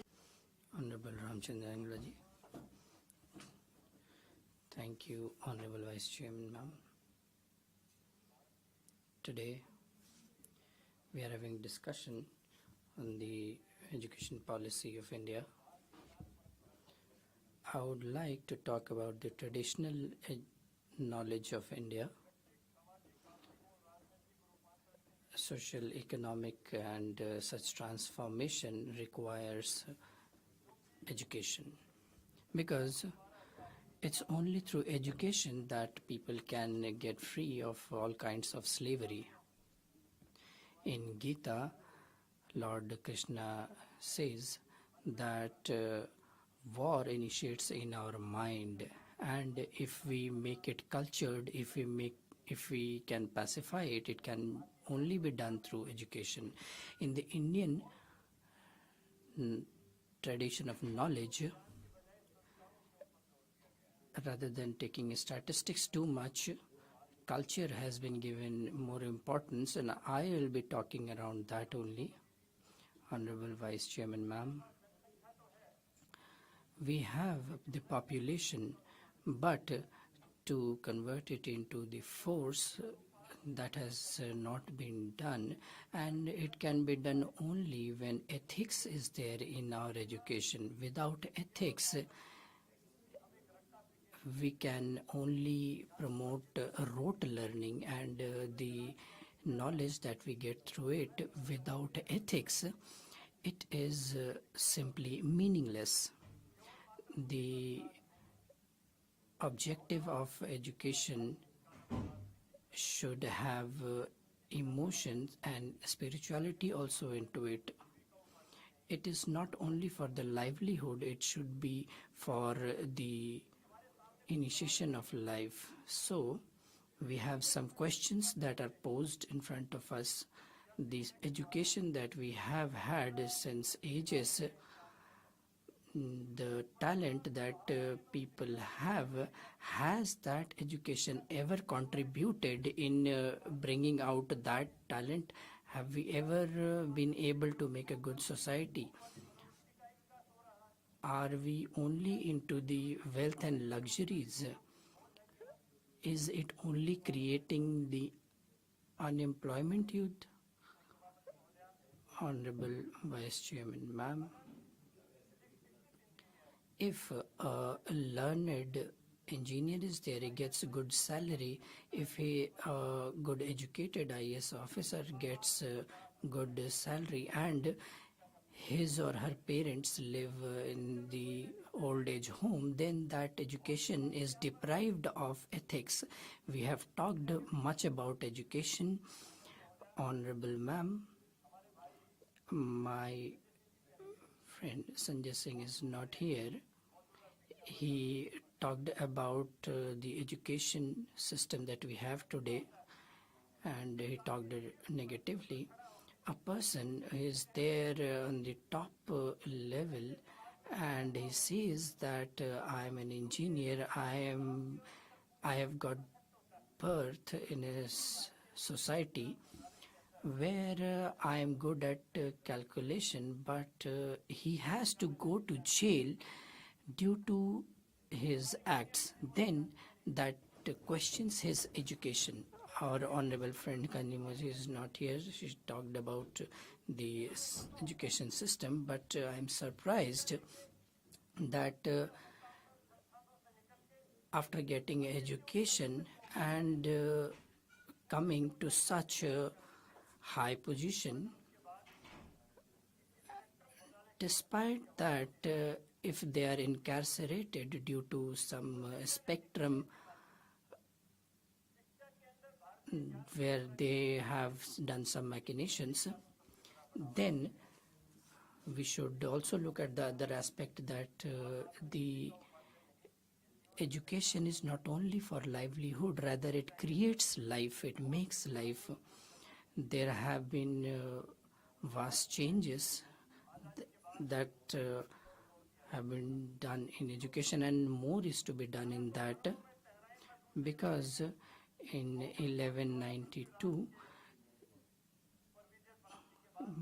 Muhammad Ghori defeated Prithvi Raj, and from that time till 1947, 755 years, this country was enslaved, and our education system was afflicted the most. India is a country wherein in 700 BC, Takshila University was set up. In 400 BC, Nalanda University was established. Students from all over the world came here to get education, but unfortunately, Pratyar Khilji destroyed the Indian education system. He did all the efforts to destroy the Indian education system. In the universities of India, the history has witnessed that the Nalanda library was burnt, and the flames came up for 6 months. How can people forget that Nalanda University has been revamped by our Honorable Prime Minister's Narendra Modi ji's government. It is not only for livelihood, and if we do not have ethics in our education, then that education system is simply meaningless. Honorable Vice Chairman, ma'am, I would like to mention a few things in this. That in the world, what percentage of GDPs do the countries spend on their education?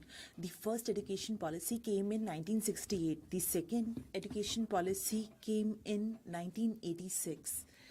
The third education policy repeated the earlier policy of 86. There was no major changes, but in 92, the policy that came, a resolution was taken that 6% of the GDP will be spent on education and development. But I would like to present some data here. The expenditure on education in our country in 91, 92, only 0.64% was spent on education in that year. In 91, 92, it was 0.34%, and this did not cross 0.43%. And in 2020, after 34 years, the new education policy that came, it was vowed that at least 6% will be spent on education. And the objectives of education were also changed. As I said, it is not only the earning of livelihoods, it is a big challenge in front of us. In 2014, there was a survey carried out in government schools. 75% students of class 3 and 50% students of class 5 and 25% students of class 8 could not answer a question which pertained to class 2. And it is very unfortunate to say that 40% of the students were such who could not identify the numbers. This is the result and outcome of English system of education. Bipul Chandra Ghosh became the West Bengal Chief Minister, and he asked the factories that were under the autonomy of Britishers, are they still running since the Britishers have left? When he inquired, he got to know all the factories were still functioning. So who are the people who are running those factories? He was told that Marwari Banyas of those region have bought those factories and running them. And nobody was even middle classes passed among those. And they are running that there because they had attained the mathematical education till class 4. When we also crossed class 4, we learnt all the tables. Any student can get this training and can approach any institution or any office for that matter and can carry out this accountancy work. If a student is there and if you ask him what is 19 2s are or 16 9s are, they will not be able to tell you. They will pick up the calculator and calculate it and then tell you. And if the calculator does not work, he would not be able to tell you because his mind does not work. This was the method of our old education system. And it was attacked a lot. For a long time, we had Mughal dynasty reigning over us, and Gurukul education went to madrasas. And after we got freed in 1947, this was also turned into a missionary kind of education, and Britishers had an impact on it. Macaulay had said, if you want to make the country a slave, you will have to keep them under this impression of English education and put them under the impression if someone knows English, he is a big personality. So people started following that and started admitted their children into English medium schools. If you ask those students the tables, who's a mommy, who's a bua, they don't know. All of them are uncles and aunties for them. This is the impact of Englishness on them. That is why the new education policy that has been brought, its aim is not to earn livelihood only. The objective of new education policy is to improve the ability to read and write, improve basic concepts, and this is an essential national mission. And till class 3, all the students will be able to achieve that. This is our target. As we are saying, sir, that the objective of education is not only to attain this level of competence. If someone becomes an engineer, and if his eyes are always set upon doing something corrupt, and if someone becomes an advocate, and if he's not concerned about getting justice done, and if someone becomes a doctor, and if he's not centric on getting the right treatment done for his patient, then there is no use of such education. That is why our Modi ji set this target of employment generation and not earning livelihoods. And that is why a lot of work has been done on this. Sir, I would like to tell you about a survey that in 2018 and 17 a survey was conducted. Sanjay ji was asking a question just now. I'll reply to that question. The children of 6 to 17 years of age who are out of school, their number is 3.22 crores. The target is that till 2030, 100% of the children will be in schools, and their level of and quality of education will be improved, and there will be an attempt, then there will be no dropouts. This is the target set under the new education policy. The thing I was talking about just now, that today's education of rote learning, under that I would like to make some mention. A few days ago, there was a news from Kota that so many students committed suicide. On this subject, I would like to talk about the lacunas that were there in education system. On 10th April 2019, Telangana board declares its intermediate result.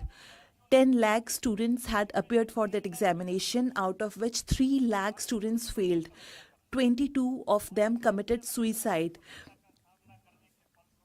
As a result of facing the result, the number of suicides have increased so much, and the government of India had replied in parliament that as a result of becoming successful in various examinations and becoming unsuccessful from 16 to 20, hundreds and thousands of students committed suicide. Just because you secure a little less marks in examinations, you commit suicide. So what is the level of their education? What is the level of their mindset? Agniveer scheme was launched in the country. Assets of crores and lakhs was set on fire. What was their education? Had nation and nationality been there, inherent in their education, they would not have done this. Children can be misled and provoked. But why did they get provoked? Because there was a lack of nationality in them, and that is why they put those assets on fire. Education should have nationality, patriotism, and no parent should live in an old age home. If we cross a street and if we see someone injured there, and if we do not get him admitted to hospital, fearing that we will be caught in a loop of police and doctors, this should not be there. The education is there to invoke the feelings of spirituality into a person. Sir, I would like some more time. I have not yet finished. Sir, please give me some more time. Honorable member, please conclude in 1 minute.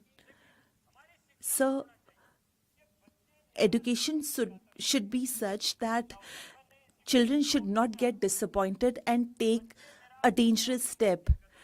They should not self-immolate themselves or harm themselves. They will get various opportunities to prove themselves.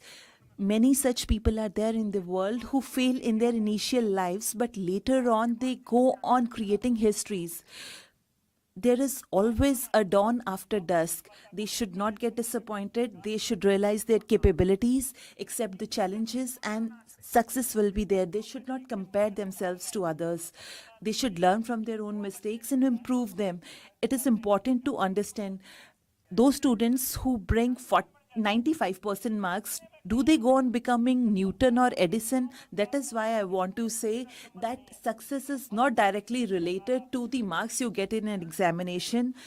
Positive thinking, strong will, and a vision should be there for education. This is the target and objective of education.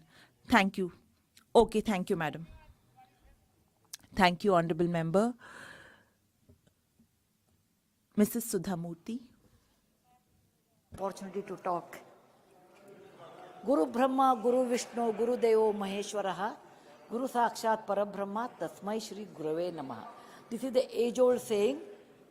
In education system, an excellent education policy, excellent school premises, all those things you can do. But if you don't have a good teacher, it is of no use.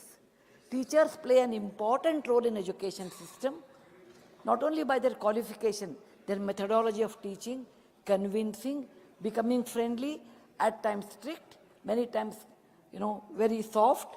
It's an art. Teaching is not by degree, it's an art. And we have forgotten that if you don't have good teachers, with all these policies, it's of no use, the system will not improve. So, I want to request our education department people, our minister, that we should care for teachers' training. There are many training sessions are there. Teachers, once they pass the exam, BA, BEd, or MA, MEd, or even PhD in a college level, they enter into the system, and afterwards there are no exams until they retire. This should not happen. Every 3 years, they should have a new technique or new knowledge examination should be there. Otherwise, they will not improve. It is not like one time you pass and you retire with that knowledge, it is of no use. So I request that there may be many teaching programs are there. People do go there. They get a certificate, but there are no examination for them. I checked and tried and saw many such schools abroad and other places. Also, every 3 years, a teacher has to appear for an examination with the different learning technology, because technology changes. Nothing is free in life except mother's love. Everything has a price. So if you want to be a good teacher, there is a price for that. The price is not money, a good training and an examination for the teachers. And this should be, this method should be more in the primary section, because between 3 to 7, 3 to 9, one of our esteemed colleagues said, these are the formative years. In formative years, you should have an excellent teachers training program, and teachers should appear and pass. And they can make or mar the children, and particularly beat the education system in a good direction. That's the reason our ancestors always felt a good teacher is the backbone of the education. And a student who loves education is Vidyarthi, who considers Vidya as his money or her money, one who is keen to learn, and there's a teacher who is keen to teach. That combination only can be successful. If you have students who are not keen to learn, whatever may be the teacher's effort, the result will be nil and void. If you have a great teacher, if you have a great student and you don't have a good teacher, the child will learn he would have or she would have if you don't have great teachers. As I come from a teacher's family, and I myself am a teacher, I am aware of the role of a teacher in education system. A bad teacher can spoil entire batch. A doctor makes a mistake, a patient goes 3 feet below the earth or 6 feet below the earth. If a magistrate makes an error, a person will hang 6 feet above the ground, above the ground. Whereas if a teacher makes a mistake, the entire batch is spoiled. Teacher is the most responsible person in the education system. We should see that the teacher will prosper, not only with the money, because today I have seen in primary school section, you get good salary, 60 to 70,000. Thank you, sir. Thank you, our government, which has given excellent service, excellent money facilities to teachers. But I request you to have their training every 3 years and examination to them. That's the reason our ancestors have told. In the hierarchy in our society, Matru Devo Bhava, mother is the supreme, Pitru Devo Bhava, then we say Acharya Devo Bhava, teacher, I salute thee. Thank you very much, ma'am, giving me this opportunity to express my concern about teachers and their benefits and their contribution to the society. We should not forget it. I am the product of what my teachers have taught. I remember them. Gurubhyo Namaha. Thank you, madam. Monday Sir Dr. Mood. Honorable Member Dr. Thambi Durai.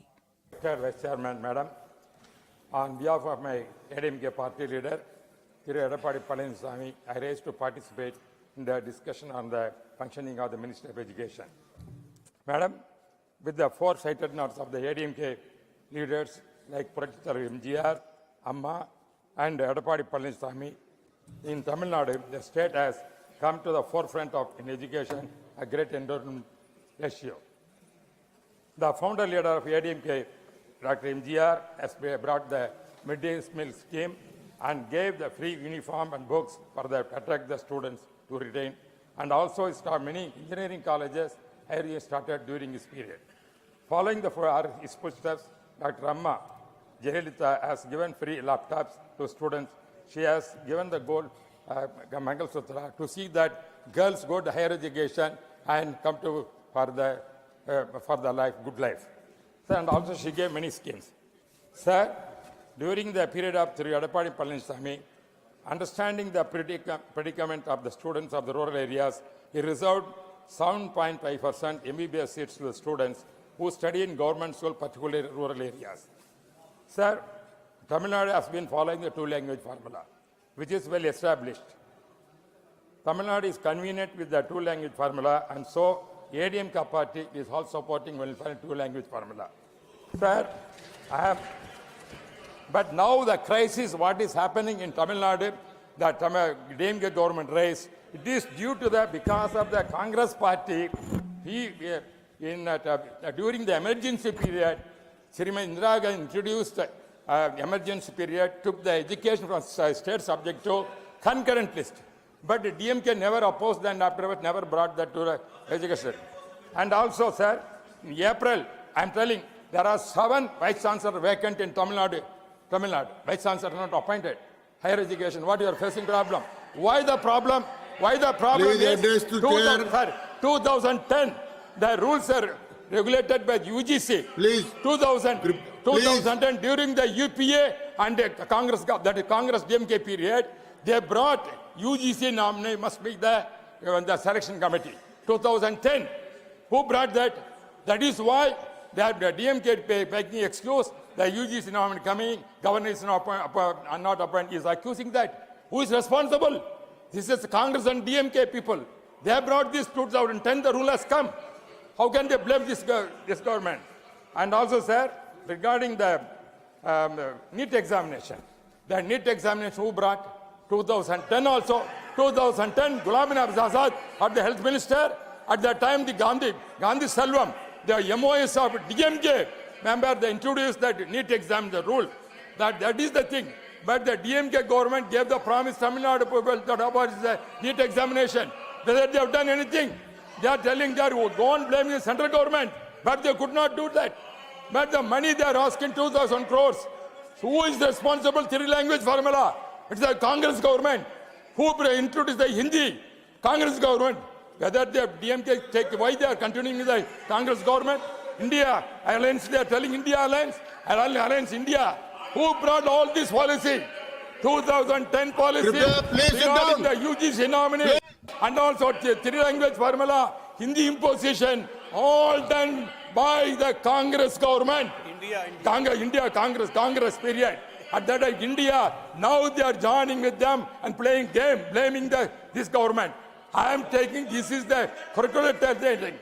Sir, I am telling, there are so many CBSE schools has come.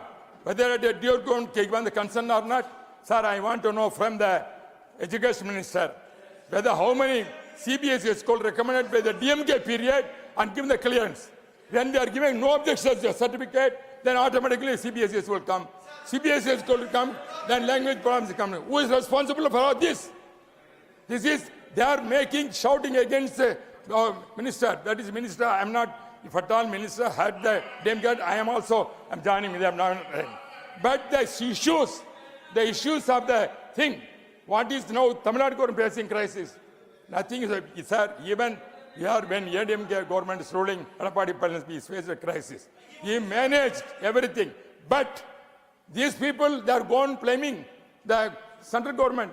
They are making the free liquor, everything liquor is going. And also tax there increased. People are suffering.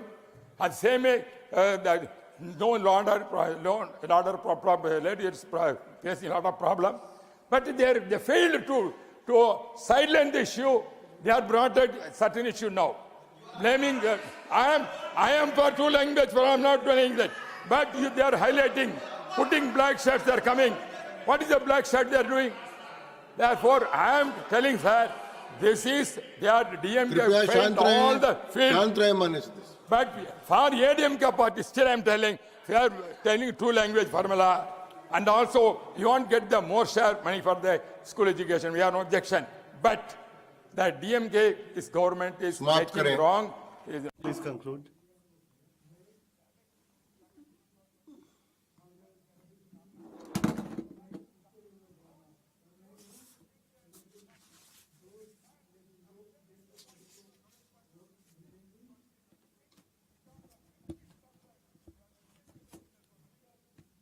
Not sideline the issues and bring some other issue to get the vote bank. I am telling, sir, I'm still once again I'm telling, who is responsible for Hindi imposition? Who is in charge for three language formula? Who is for NEET examination? Who is for the 2000 Vice Chancellor appointment, UGC nominee put? All done by the Congress and the UPA. They are the partners. Why they are blaming this government? Why can't be 18 years they were with the party? 18 years in the central government, DMK was a part of the government. Why they failed to rectify all these things? 2010, whatever happened, they have rectified. They have failed. But you are guys shouting here. Sir, I am telling, Tamil Nadu people are very clever. They know what is the DMK government. What is the thing we know? What is the DMK government? ADMK government, we have done a lot of program for the higher education. There is no problem. We are facing finance crisis, but they failed education field, and education also gone to the countries because of the DMK never made an attempt to bring education to a state subject. Therefore, now the crisis is coming. This is the basis, sir. I am telling, sir, this is we are for cooperative federalism. Dhanyavad. We are the government system, government rights. We want sufficient fund also. I am supporting that, but must not mislead the Tamil Nadu people for political reason to gain for 2026. People are never do. They will vote for ADMK party only, not DMK is going to defeat this. Thank you. Dr. Fozia Khan. Dr. Fozia Khan. Doesn't have individuality, 3 minutes. Ab माननीय सभी All honorable members are requested to take care of the time limit that we have. Sir, नास्ति विद्या नास्ति सत्य सम्मतपः विद्या के समान Education is the most important thing, and if the country has adopted this idea, then only India can be a developed country. The Honorable Finance Minister mentioned education 9 times, saying good quality school education is the second most important component of Vikasit Bharat. Here are 9 instances that depict the difference between the Kathani and the Karani of the government, vision and action. Sir, NEP ki Kathani kya hai? What is the idea behind NEP? 6% of expenditure, GDP expenditure on education, and what is the action? In budget provisions, there are continuous deductions and allocations have been curtailed. Industry has come down from about 3.8% to 2.5% this year. Dusra, sir. And the second thing is, what is the reality of NEP? Learning. Action kya hai? What is the action? For early childhood education. No standard curricula or teaching methodologies. 3 lakh schools are ungoverned nationwide. Most schools adopt formal techniques unsuitable for young children's cognitive and social development. This is the age where 80% intellectual development takes place. Is just a short-term training course for Anganwadi Sevikas enough? Where is a dedicated board for pre-primary education, where curricula are framed, methodologies are defined? Nothing. Number 3, sir, Kathni, world-class institutions, Karani, budget reduced by 73%. Number 4, Kathni, improved teacher quality. Many teacher training institutions fail to meet even minimum infrastructure requirements, sir. Proxy teachers, government-appointed educators who illegally delegate their responsibility to others. I agree with Dr. Sudha Murthy that teachers should have an examination every 3 years. Panchwa, sir, Kathni kya hai? Balanced people to teacher ratio. Absolutely not. High student-teacher ratio in the nation in all government schools. Kathni, employability.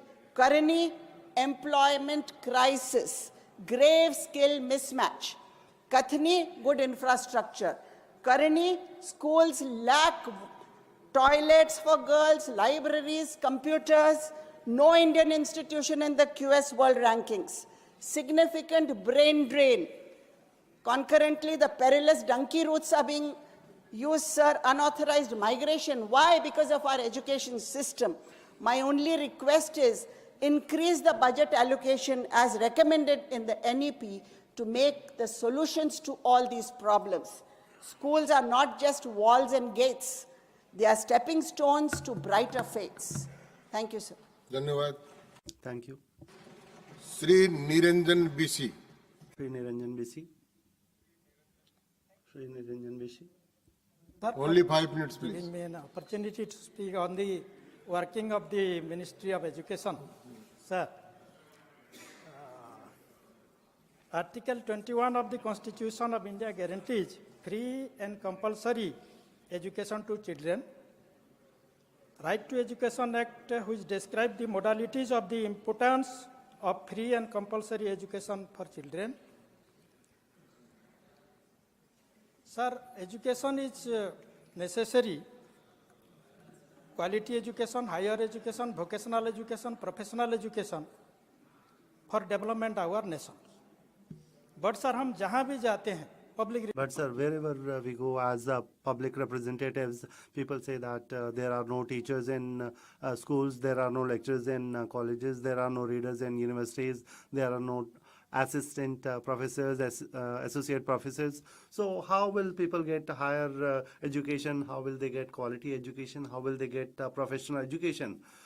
In our state, Odisha, there is a Central University of Odisha at Koraput. It is a tribal area, and 137 posts of lecturers, readers, professors, associate professors are vacant. 89% of posts of teaching staff are vacant, and 89% of non-teaching staff are vacant. So if you look at it, you will see that teaching should be given in mother tongue. To tribal student. So government should, Ministry of Education should appoint teachers belong to scheduled teachers for the scheduled tribe student, Mundari language, Bhumi's language, Kui language, Saura language, Kosli language, Ho language, so that the tribal students can read and write and come into the mainstream of the nations. And sir, government should establish more Eklavya model residential school, more PM3 school, more JNV school, Jawahar Navodaya Vidyalaya school, more central school, like Hamara Chief Minister. Our Chief Minister, our ex-Chief Minister, Shri Naveen Patnaik ji had opened schools in every block. OAB in 314 blocks. So Government of India, Ministry of Education should also establish a GNB, Eklavya Model Residential School, and PM3 school in each and every block, because this population of the students are increasing day by day. And sir, more than 7 lakh posts of lecturer, reader, professor, assistant professor are laying vacant. If it will be recruited and if the post fill up, then 1,57,500 SC/ST candidate will be engaged. And in our state of Odisha, sir, 9,000 posts of lecturer, reader, associate professor, assistant professor, and professor posts are lying vacant. If these posts are recruited, then 3,487 candidates belong to ST/SC will get job benefit of lecturers in the school, colleges and universities, sir. Lack of adequate funding for Odisha, sir. And also, sir, dropout. Odisha mein dropout ज़्यादा हो. There is a high rate of dropouts in Odisha. This Right to Education Act from till 14 years of age, how many classes they take, and after that the students drop out because they are not able to get education in other schools, and the rate of dropout increases, and then they become migrant laborers. And there is the phenomenon of child labor, and therefore SC/ST students and poor students should be given the benefit of Right to Education Act, and for that purpose this act needs to be amended, and free education and compulsory education should be given up to graduation, and professional education should also be given to poor students. So far as the problem of shortage of teachers is concerned, I have already stated about that. But in tribal areas, because of network connectivity, the problem of network connectivity, online education cannot be given because these students do not have devices, they do not have mobiles, they do not have e-readers. And this is one thing that Education Department has to see. Free mobiles and other devices should be given to students so that they can have online education. And the disbursement of scholarships to SC/ST and OBC students should be done properly. If scholarships are given on time, the SC/ST and OBC students will not drop out of the educational institutes. And after that, the issue of skill development comes. Education and skill development in Odisha have been insufficient. There is a lack of coordination between educational institutions and industries. तो उसको भी देखना है. That should also be seen. And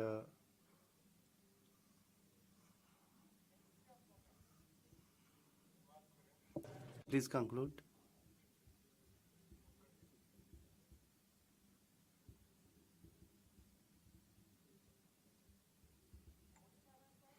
In Odisha, there are 35 universities. Honorable member should be present in the House when his turn is there. You were not there, and yet I have given you time to speak. Now, please conclude. Our Honorable Minister is sitting here, Honorable Dharmendra Pradhan ji. Because the government of Odisha has given various demands to ministry, so ministry has not taken concrete step to resolve the state's long-standing education issue. So I request the minister to resolve the all issue related to the state of Odisha. Thank you. धन्यवाद निरंजन जी. Thank you, Niranjan ji. Shri Maharajas. Shri Maharaja Sanja Oba Lesamba. Thank you, sir, for giving me this opportunity to participate in the discussion for the working of Ministry of Education.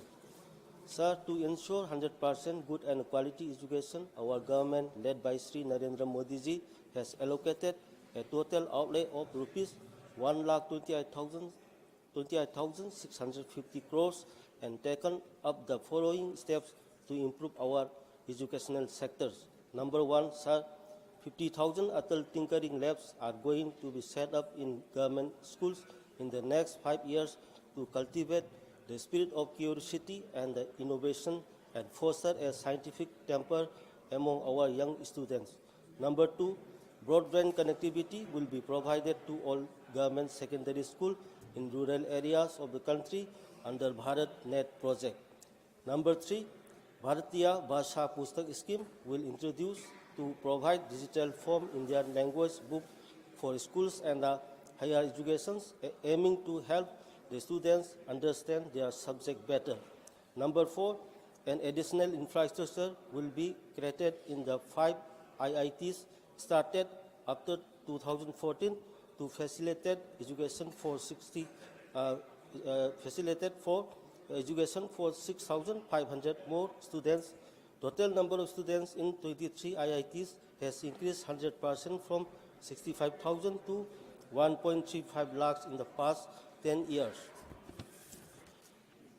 Number five, a Center of Excellence in Artificial Intelligence for Education will be set up with a total outlay of rupees 500 crore.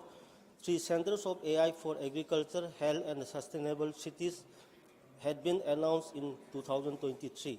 Number 6, rupees 20,000 crores has been allocated to implement private sector driven research, development and innovation initiative announced in July budget 2024.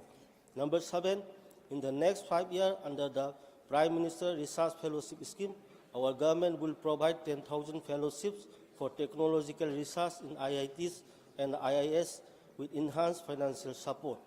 Number 8, a Gyan Bharatam mission for survey, documentation and conservation of our manuscript heritage with academic institutions, museums, libraries and private collectors will be undertaken to cover more than 1 crore manuscripts. Number 9, National Center for Excellence for Skilling.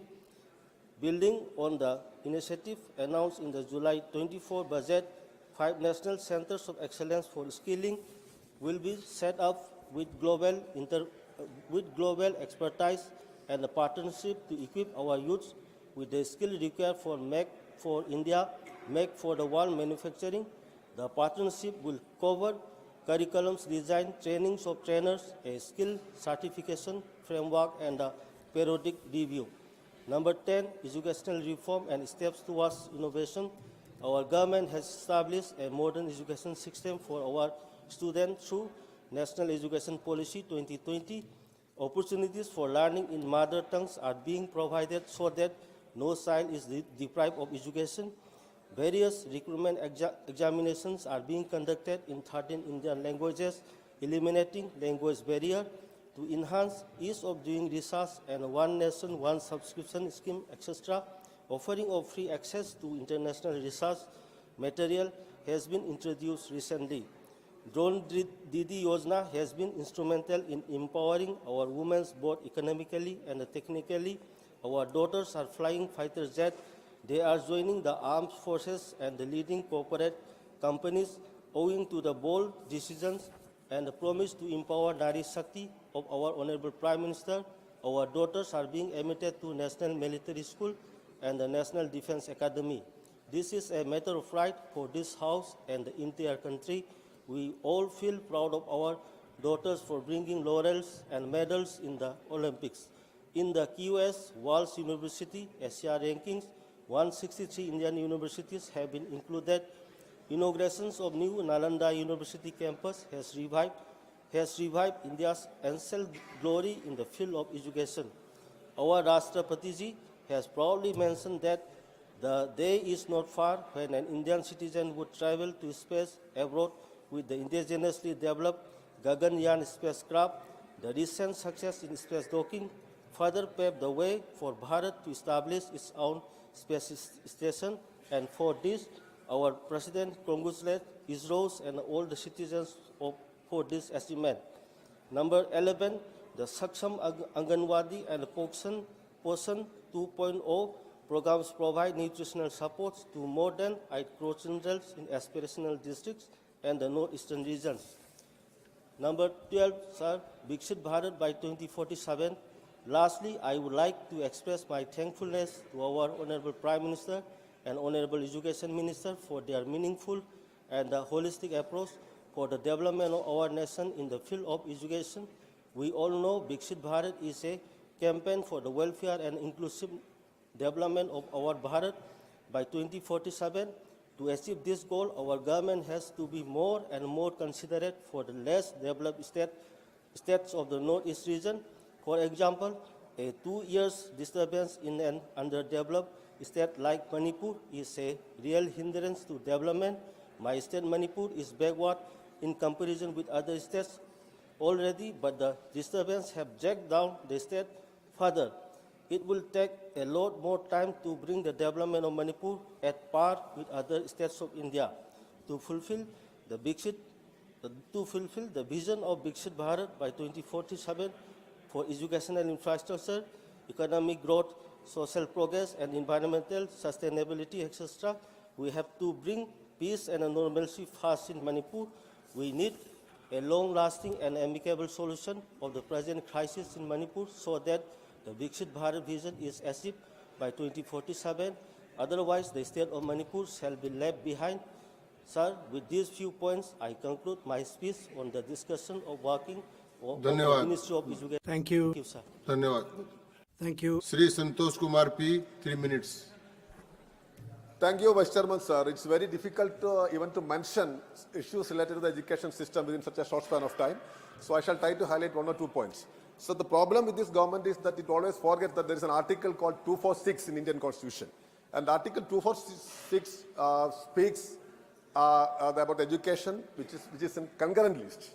And with the NEP, the government is trying to destabilize the federal structure through this education system. I can show you a number of examples, but due to positive side, I don't want to elaborate the point. Another issue, so I demand that this NEP should be rolled back. Secondly, sir, related to the imposition of Hindi. And Hindi is a very beautiful language and we all love it, no doubt at all. But the point is that we have many languages in our country and no language can be termed as a regional language. All languages are national language. You can't find out a term that regional language in the constitution. Malayalam is a national language, Telugu, Oriya, all languages are. Tamil also, for sure. All languages. I stand for all languages. So some languages are speaking, a large number of people are speaking Hindi, whereas Malayalam may not be that much number. But the point is that all these languages are equally important and it is should be the duty of the government to ensure and protect all languages. And we cannot accept any move to impose Hindi. So now, related to another question of this PM Sri. So there are a number of schemes in the name of Prime Minister, PM Sri, PM Boshan, PM Abhinan, except I think PM Srimati, everything is there in the name of PM. The point is that Kerala as a state is one of the worst sufferers. 513 crores of rupees are pending to the state of Kerala during this year. Why? Because we are not a signatory to the so-called MOU. MOU means what? MOU means you have to implement this new education policy. And we have a well-built education system in Kerala. We have very good infrastructure. We have spent crores of rupees on this. And now, central government will give us 60% of the same, and we have to spend 40%. And what do we have to do? We have to put a board of the photo of the Prime Minister, and board also this. So how can we suffer this insult? So our demand is that PM Sri and related projects should be, must not be a burden to the states, and we should get our due share. It's not a question of getting some financial assistance. It's a question of our prestige. And as a state, we deserve our due share. And I take this opportunity to demand the same. So, finally, I would like to take this opportunity to make 2 demands. One is that the Honorable Finance Minister announced 30 Skill India International Centers during her last speech. And I demand that such center should be started in Kerala. And another demand is related to the starting of a new Kendriya Vidyalaya in Mattanur, where we have a huge airport and infrastructure. And related to the quality of teachers in Kendriya Vidyalayas is horrible, sir. And South India has become a dumping center of these kinds of teachers. Even then, I demand the establishment of a Kendriya Vidyalaya in Matanu, and many more issues are there related to the draft UGC guidelines. And I was a student leader, was part of AISF, and our education minister was also our student leader. And I think we have to protect the interest of the students and upcoming generation, and your politics and ideology should not be a burden for the upcoming generation. धन्यवाद. Thank you, Santosh ji. Ram ji, 3 minutes. धन्यवाद मान्यवर कि आपने मुझे Thank you very much, sir, for giving me the opportunity to speak on the functioning of the Education Minister. I thank the leader of my party also, and I would bow down to the memory of Mahatma Jyotiba Phule and Baba Saheb Ambedkar ji. Education paves the way for building character and building the nation. Mahatma Phule contributed a lot for education system. 1848, 1852, he opened schools for girls, and 1852 Hunter Commission he went to, and then Baba Saheb Ambedkar also. Please, honorable members, no crosstalks. Let's hear the speech. Siddharth College, Art, Commerce, Science, he opened, and educate yourself, he said in the statement. Baba Saheb and Mahatma Phule opened schools, Dr. Shankutla, Kanshiramji, and others, totaling 5,000 degree college, ITI college, engineering, medical colleges, institutions were opened in the name of the greats. And free education was also made possible. Uttar Pradesh became a first state where zero fees and admission was given to poor students. Scholarship, fellowships, it's not available under new education policy, but timely disbursal was done at that time. And Mata Savitri Bai Phule scheme was implemented, and lakhs of students were given cycles, bicycles, and also scholarships to complete education. Today, the poor children are suffering under the new policy. Sir, the quality of education is deteriorated a lot. The teachers are going only to take salary and not going to schools. In Madhya Pradesh, the teacher was living abroad, but she was taking government department salary. So this is happening. I want to say through you to the government that the promotion should be based on promotion level performance in the schools. You must have seen that private schools are there functioning, and fees is so high that middle class family cannot afford the fees of the private schools, and if they do, the courses are then another kind of burden they shy away from. So sir, you know, across the country we are talking of one nation, one election, one nation, one tax. We are also talking about one nation, one education system also we should talk about. The rich people are going to higher educational institutions of quality and excellence, and also eminence, and others in the middle classes and lower classes are going to schools where these things are missing. The downtrodden tribal people and others, weaker sections of society and members thereof are suffering. Their children are suffering. Their children should have free but quality education. SC, ST, OBC children are deprived of good quality education. Please conclude, honorable member. Honorable Sir, 3 most points, 30 seconds.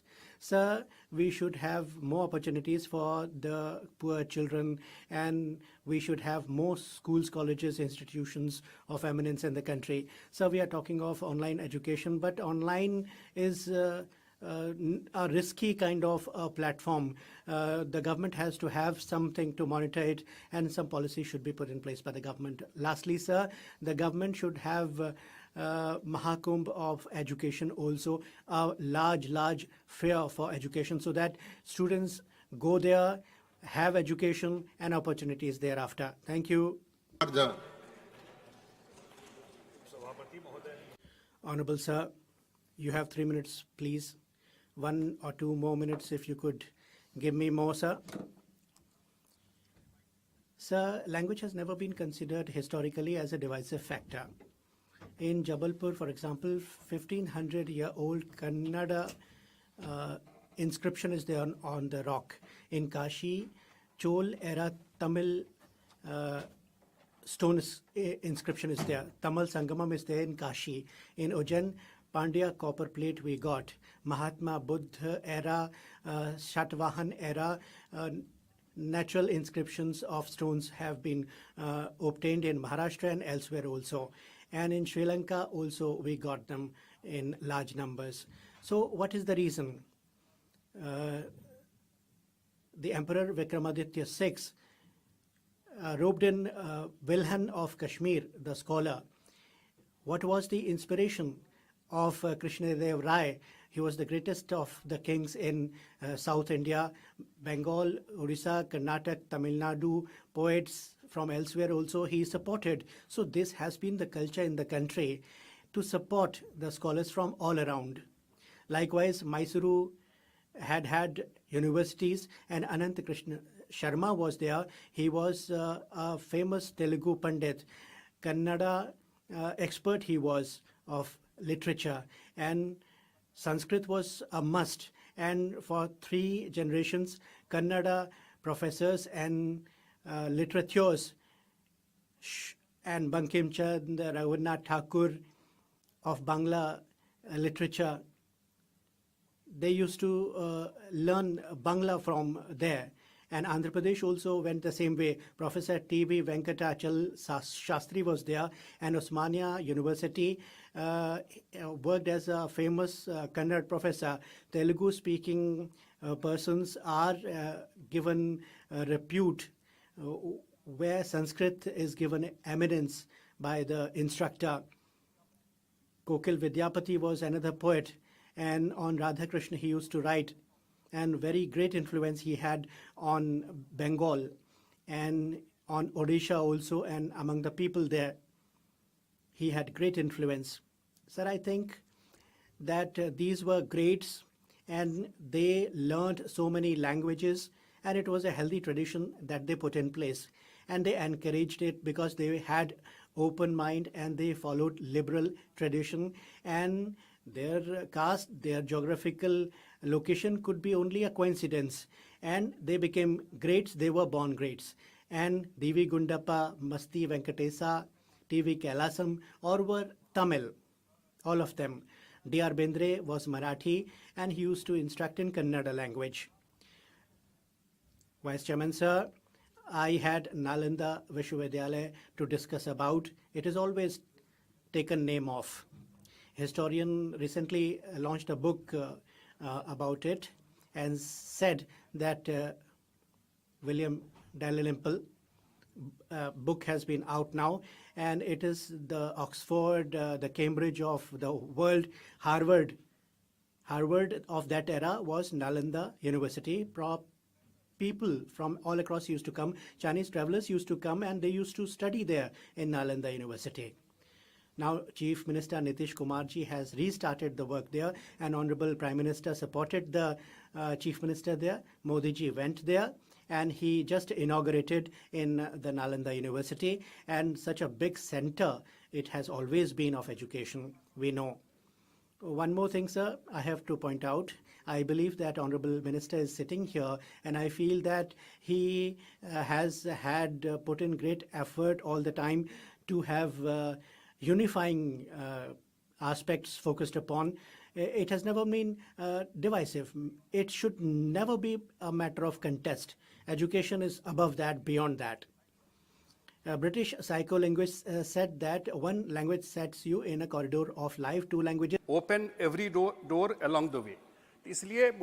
That is why I feel that, and 3 languages, what is the problem? You can have 3 languages, more languages. It should not be a matter of contest. Honorable Minister has brought in these great things. These are all progressive. We support. Thank you so much. Thank you, Sanjay ji. Dr. John Bittas. Thank you very much, sir. आप हमेशा इतने late You come so late and then you want more time. I am from Kerala, and Kerala has shown the way to this country. How we have to conduct ourselves in the field of हम तो education. Kerala के शंकराचार्य जी की We are treading the path chalked out by Shankaracharya from Kerala. I seek your indulgence, sir. Yes, sir. 3-4 more minutes, sir. Sir, I fully appreciate my dear friend Sanjay Jaj, because he talked about the diversity of this country. Actually, he was trying to convey a message to BJP. I'm sure about it. And he also said that they shouldn't be fussy about the language. Yes, shouldn't be fussy about the language. You should be liberal. This country of rich diversity. The moment you dictate terms from Delhi to a state, there ends diversity. Sir, you know that. Anyone who speaks from the treasury benches harps on emergency. Sir, during the emergency, there was 42nd amendment through which education was taken out of the state list. If they are genuine, honest, I would request them, revert that. Give back education to states. If you are genuine. And sir, please appreciate the fact that the very party who ridicules Congress on emergency actually benefits out of the emergency now. They actually feast on emergency. Now, sir, my honorable friend and minister, I respect him. He's a thoroughly a gentleman, sir, but I don't support his policy. Sir, he is intending for a complete takeover of the higher education. So the UGC guidelines came, sir. He knows what are the implications of it. So there are 1,074 universities in this country. Hardly 54 are central universities. There are few private universities. You know what he wants to do? He wants to take over all the universities built by the sweat and blood of the states. This is what he has done. And if he speaks about federalism, he should immediately withdraw the guidelines which UGC has issued. Sir, now Hindi is I appreciate that every language is our language. Hindi is our language. But the moment you start a pattern of uniformity, one leader, one political party, one religion, one language, there ends this country, sir. There ends this country. This country belongs to all, sir. Honorable Minister was kind enough. He withdrew a reference which was made in Lok Sabha. But even then, I would urge upon him, please don't make Kerala to learn from another state. We have gone ahead, sir. Sir, the scheme of this government is very interesting. They charter centrally sponsored projects, and they will contribute some amount. They want the states also to contribute. And you know what they do? They want to brand the entire scheme. They contribute something for the housing scheme. 3/4 would be spent by the states, but they want to brand it as their scheme. Now, sir, just look at this. Samagra Shiksha Abhiyan Fund. You know, 849 crores have been withheld, which is due for Kerala. You know why? We are not implementing PMC. PMC was never part of Samagra Shiksha Abhiyan. And even for PMC, state has to fund 40%. Sir, you are such a seasoned politician. You understand the implications. So Kerala has crossed the threshold. Some bureaucrats here prepare a scheme. They want the states to follow. We have already crossed that stage. We have gone ahead. So what is suitable to Bihar or Orissa may not be suitable to Kerala. Am I correct, Thambi Dureji? Am I correct? Yes. So, because of that, sir, please, I am from Kerala, I told you, we are showing light for this country in the field of education. Give me 3 more minutes. Sir, sir, my point is very simple.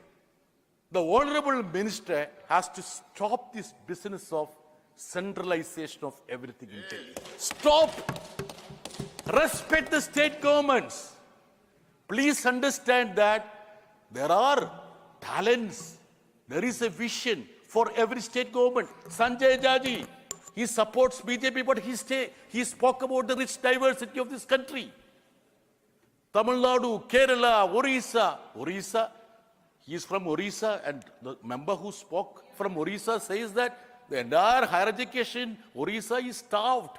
Nothing, no staff, nothing. Sir, my only submission to the Honorable Minister is that please uphold the spirit of the Indian Constitution. And, sir, Please conclude now. Are honest, sincere, with regard to their stand on emergency, please make sure education is given back to the states. Thank you, sir. Thank you very much. Thank you. We have to sit till 7 o'clock. In Business Advisory Committee, we had decided that 6 hours would be given to discussion on all the departments. So we would sit till 7 o'clock. Honorable Srimati Priyanka Chaturvedi, you have got 3 minutes. Sir, when we were young, we would recall one song of Mohammad Rafi ji, "A little child, what is there in your hands?" And the song said that it is the fate that is there in the hands. And it is education which takes us to our fate. So it is our duty to ensure that the future of all the students is bright, and this is what we are discussing today. When we talk of education and of one's destiny, there was recently an Acer report, and in that report, 6.5 lakh students were tested on their basic arithmetic skills and their communication skills. It is very unfortunate that students of class 3 to 5, they were not able to read class 2 level textbooks in their local languages. And similarly, the maths test, in that test, it was found that students of class 5 and class 8 could not do basic mathematics. It is a matter of great concern for us. We are talking of education, but we don't know whether students are able to understand the subjects or not. Jayant ji, please correct me if I'm wrong. The third thing I would like to say about is that even if the students, they go towards higher education, what we find is that in the past 10 years, around 89 separate cases have been there where question papers have been leaked, and because of that, 6.5 crore students have been affected. Recently, there were elections in Maharashtra, and there was a double engine government, and the state board question papers of 10th and 12th were leaked. It is a matter of great shame, and we must discuss this issue. And there was an RBI report which says that there are 25 lakh students who go for higher education and they need student loans, and 70% of them they want to go abroad to get a higher education. Or it is also a matter of debate as to why they want to go abroad for education. There are 25 lakh young students who apply for student loans, but only a few of them get student loans, and they have to pay very high interest on that. And I believe that Ministry of Education must pay attention on this issue as to how more and more students can be given loans for getting higher education, particularly women students, female students who want to get higher education. We talked of IITs, and Nirmala ji in her budget speech said that IIT seats are going to be increased. But the most important issue related with IIT is, I would take 1 more minute. the IIT students, they go to these institutes with the hope that they would get a very good placement, whether it is IIT Mumbai or other IITs. The rate of placement is very low. And this is the final thing I would like to say. I'm a woman member. The ASA report says about access to smartphones. As we are moving towards new technology, these smart phones are very necessary for the students. But there is a gender divide in that only 60% of women have access to smartphones. So we have to pay attention to this issue as well. With these words, I would conclude. Thank you very much. Shri Upendra Kushwaha ji. Sir,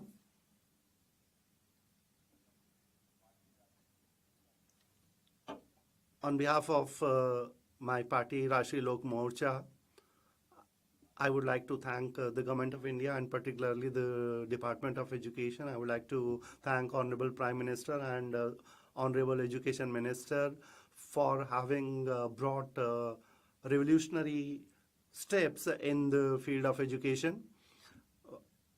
I know we are short of time, but I would like to begin my speech with some poetry. If we don't have education, that impediments or mental growth, and if there is no mental growth, we cannot make any progress in our life. This is what is said in these lines of poetry, and this is not anything new. This was said years back by Mahatma Jyotirao Phule.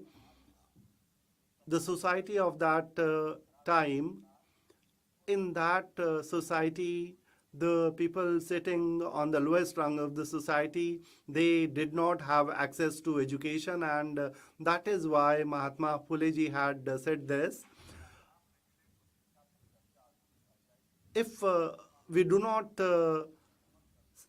recall what Mahatma Phule ji said while having a discussion on the issue of education, that discussion would not be complete. This government has talked very strongly about women empowerment, and in the direction of women empowerment, the importance of education cannot be ignored. We know that the number of women was very low in educational institutions, but because of the initiatives of government, the number of women in school education and higher education is going on, which is a very good thing. But years back, at that time, women, irrespective of their caste, they were not able to go to schools. They did not have the permission to get education. At that time, Mahatma Phule ji paid special attention to education of women, and he educated his wife.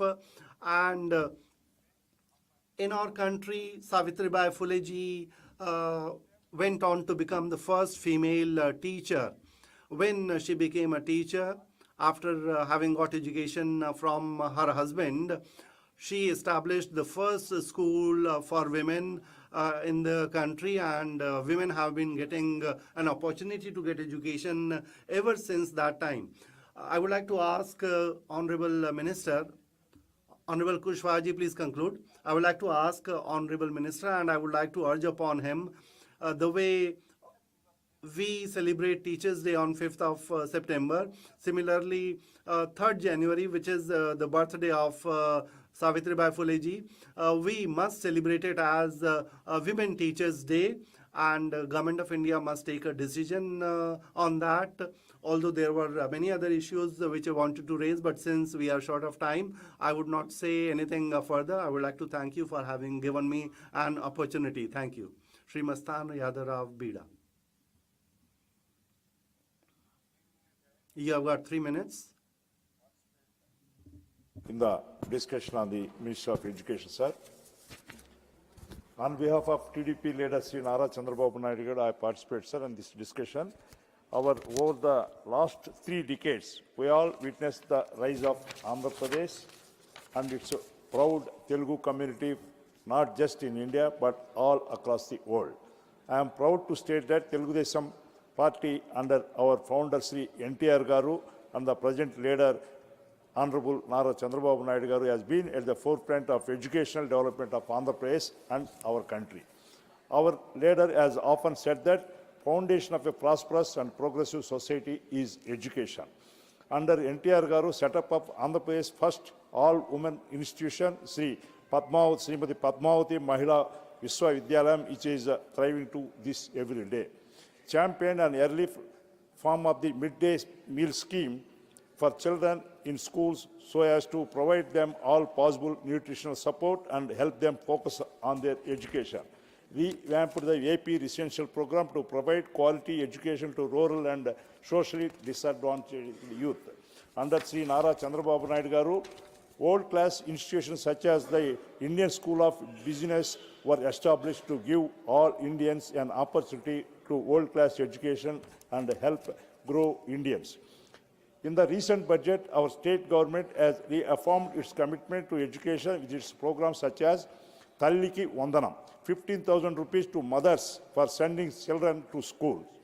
Sarvepalli Radhakrishna Vidya Mitra, free books, uniforms and supplies for 35.69 students. Free electricity for all government schools. This underscores the importance of education for our government and its commitment to the development of education in AP. Respected Chairman, sir, our party leader Sri Nara Chandrababu Naidu Garu has often said that we must not restrict our thoughts to Indian languages and international languages. Why stop at 3 when we can offer 10? This will not only open opportunities for students to travel the world, it would also help the Indian community integrate into other countries seamlessly, becoming leaders of the next generation. As I conclude, I would like to end with a quote for all our students across India from our former president and visionary APG Abdul Kalam ji. When knowledge is lit, economy flourishes. Jai Bharat, Jai Andhra Pradesh. Dhanyavad. Thank you, sir. Thank you. Call upon the Honorable Minister of Education to reply the discussion.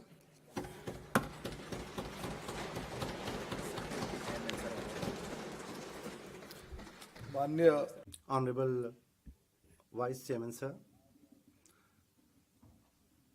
today you have allowed a discussion on the working of the Ministry of Education in this August House, and there has been a meaningful discussion in the House for the past 6 hours. Very honorable 29 members of the House have expressed their views and they have given their suggestions on the issues related with education. I would like to thank you and all honorable members for having participated in this discussion. They have enriched this discussion and they have enhanced the dignity of the House and the discussion with their views and suggestions. Honorable Vice Chairman, sir, all honorable members gave their views and their suggestions. In a democracy, all parties are supposed to give their views, and it is not expected that they will have the same view. And if the humans had the same view on all issues, the history would have been different. But we know that if there is at the basis of the future of a country, it is the education that is provided in the society. It is the education which builds future. I would like to express my gratitude to Honorable Prime Minister. Ever since Honorable Prime Minister has started serving the country, ever since he has increased financial allocations for the management of education, and this year 1,28,550 crores of rupees have been allocated. Around 6.5% increase is there in budget allocation for education in 2013-14. The 52,710 crores of rupees were allocated for school education, and this has been increased in this year's budget. And this proves as to what is the commitment of the government for education. And if we calculate this as per age groups, some population of some states have stabilized, and the population in some states is increasing. In today's education system, if we look at the age group of 3, which is the preschool education in our country, there is Anganwadi system, and we have started Balvatika with a new course curriculum, and these two systems are working parallelly, and the Department of Education is working with the perfect coordination, and we know that all the experts in the world believe that in formative years of boy and girl, there is most of the mental growth, and therefore Government of India has made a policy decision, and Health Department is also there with us on this. So far as Health Department is concerned, Education Department is concerned, both of them are working together. How can children go to Anganwadis and play schools in a seamless manner, and in rural areas, in poor colonies? Some parents send their children to private schools. So how to have a common minimum framework of curriculum from age 3 to 18, that means up to class 12, around in 15 years, 30 crores of children are getting education to take care of them. There are two kinds in which they can be taken care of. One is nutrition, and the second is education. So on both these counts, I would like to say that the Department of Education and the Department of Health,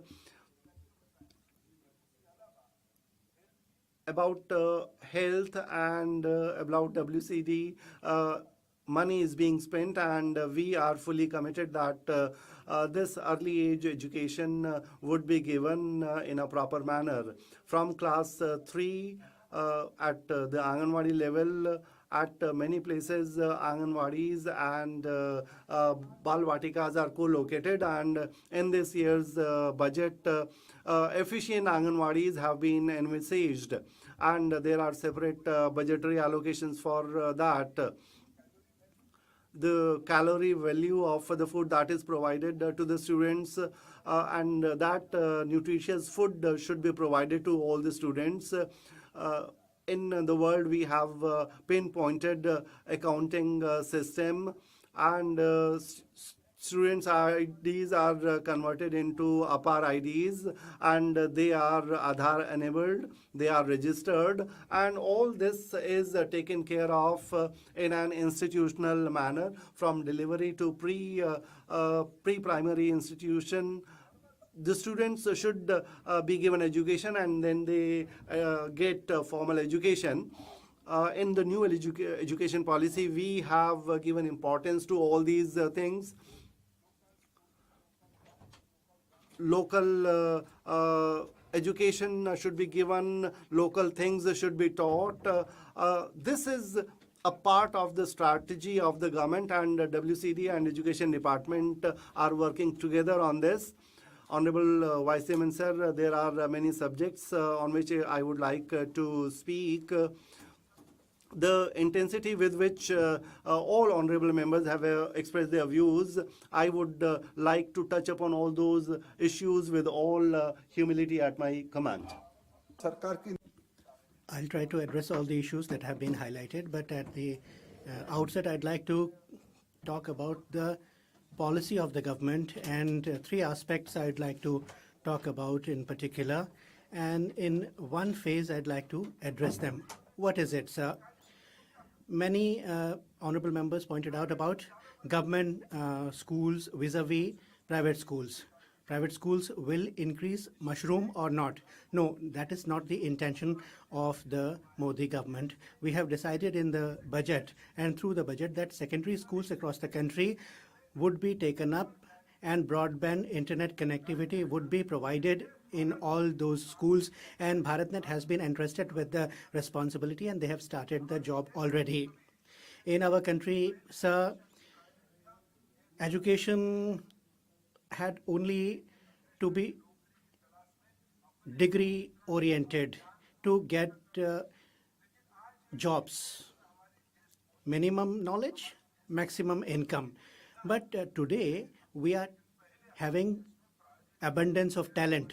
Earlier also it was there, but minimum amenities we were making do with. But now aspiration has gone sky high and everybody should become ambitious, and in deep and nooks and corners and villages also, far-flung areas also, India is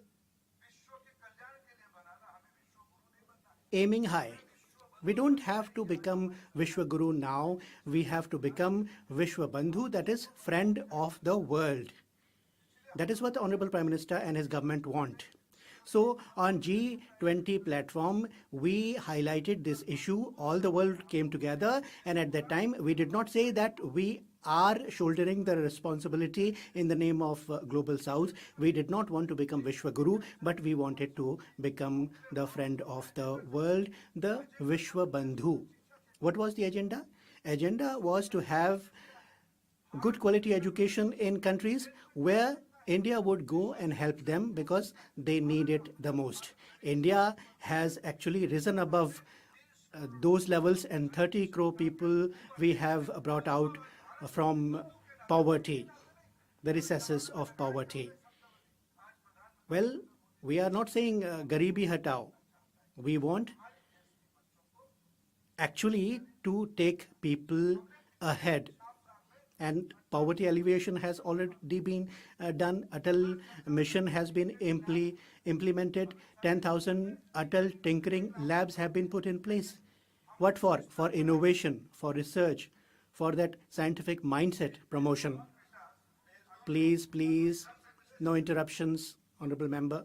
Please, please. I need your protection. He's a good friend of mine. I listen to you very attentively. Please, please, for democracy's sake, you are a knowledgeable person. Please, please, from Shankaracharya's place you are, please bear with me. Today, 50,000 Atal tinkering labs have been decided upon. In 5 years to come, we are going to set them up, and it could be more in times to come. In times to come, we will have more and more, and 20 lakh rupee would be spent on each one of them. 50,000 we have, and 50,000 more we will have based on and proportionate to population of the areas. And we would try that at prominent places there should be hub and spoke model, innovation center, science lab, startup eco system and culture. Therefore, we would like to do all this, and this has been the main aspect that the budget provisions are covering in education sector. See, NVP has given recommendations. Honorable Digvijay Singh highlighted a few things. Absolutely correct. There is ideological aspect attached to it. I don't hide that. How to see the Indian civilization? We have been having the approval of the public of the country. We have gone to the public thrice, and they have blessed us.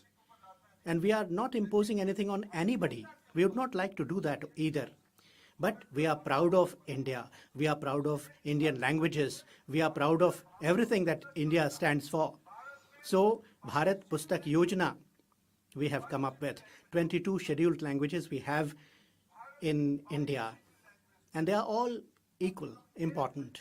1,000 textbooks in 22 Indian languages. That's what we are trying to do.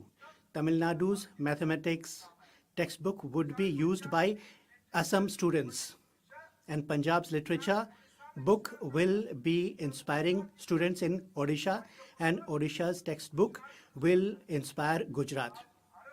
Likewise, we'll go on. So we have words of wisdom everywhere in India, and we have to highlight, bring to light. This is the priority of the government that we are focusing upon, Bharat Pustak Yojana. Therefore, we have implemented, we have shouldered the responsibility, and the budget is focusing and mentioning that. Sir, in 13-14, what was higher education expenditure? 26,750 crore rupee was the expenditure. This time around, we have made provision for 50,077.9 crores. Very humbly, I am submitting, sir. Today, where are we? We are globalizing. Globalization is a must. Yes, Honorable Prime Minister believes that certificates, degrees are important, but competency is the most important thing. Skill is the most important thing, because they in themselves are very important. In our country today, if we look at the existing workforce today, we need global standards, and to bring them up to that level, we will have to invest further. We will have to accord priority to emerging technologies. The landscape is emerging. For job creation, we have to focus. So, last time, Honorable Prime Minister had given the responsibility to us in the last budget exercise. And if I remember correctly, AI in healthcare, AI in agriculture, AI in sustainable city, 1,000 crore rupees were expended after the last budget, and 3 centers of excellence had to be created. That was the responsibility given. This time, AI for education, 500 crore rupee grant has been given by the government as a responsibility. IIT's seats have been increased. Prime Minister's Research Fellow, in 5 years, 10,000 students will have higher education facility available to them. NET, GRF, and beyond that, for science students, 10,000 new scholarship schemes have been carved out. And because of all these measures, the data that we see, dropout rate is coming down drastically. At primary level, it is coming down. At secondary level, also the same thing. And women's education, women's participation increasing. In primary, in secondary, it is increasing. SC, ST, OBC also. Today, if you look at them at entry level, participation thereof is increasing.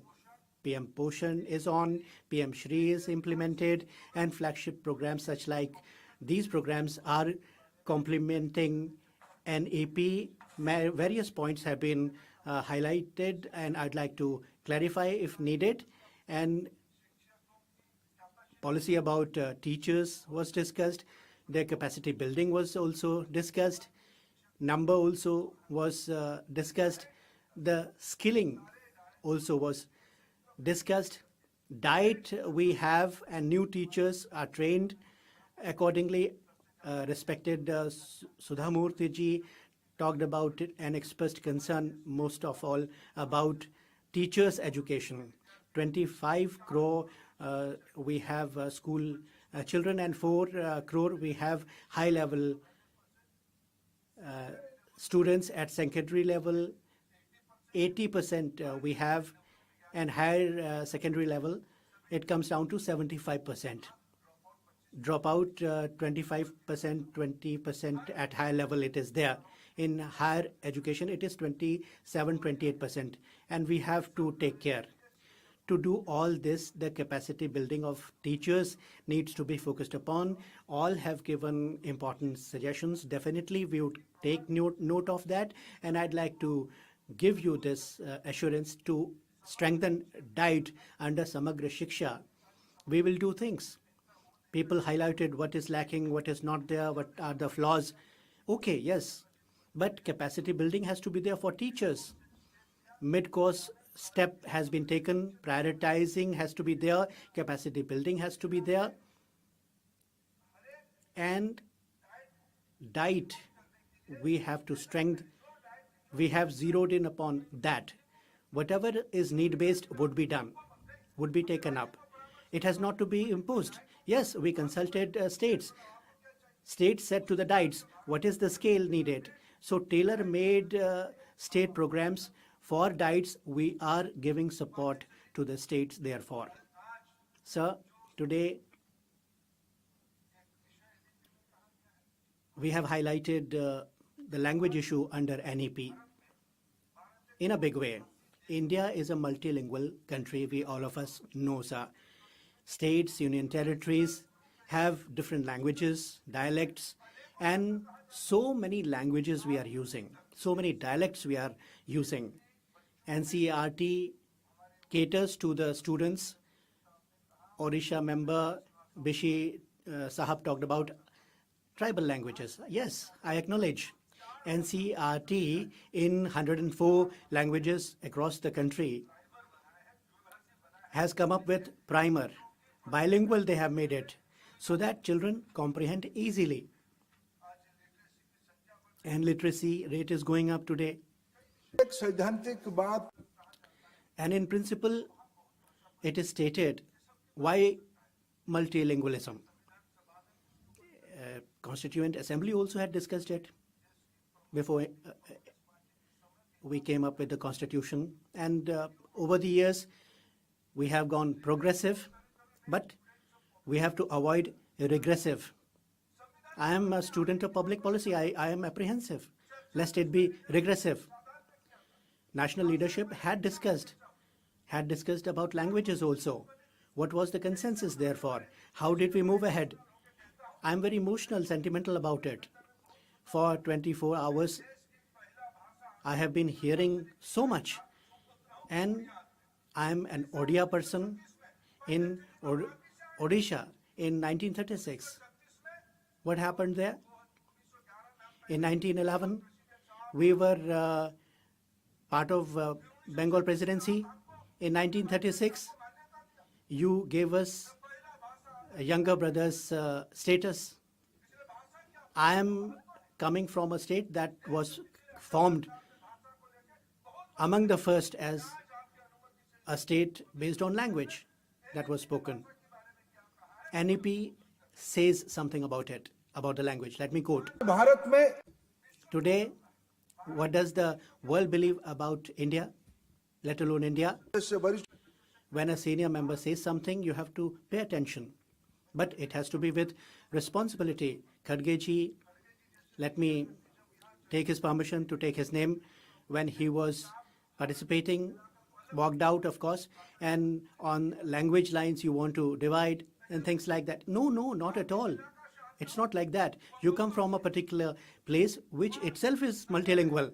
Kannada is spoken there. I know Gulbarga, Hyderabad, Karnataka. They happen to be not very far apart. Hindi also is spoken there. I have been there. English is of course there. And local languages, more than a couple are also there. Telugu is also a prominent language. So do we not accept this diversity? Reject it?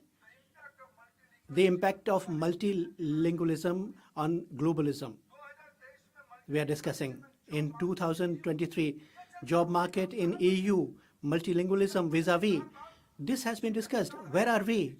We are not taking away anybody's rights, not to hurt anyone, not to impose any language. At least Narendra Modi's government will not commit such a sin. It has not done, will never do it.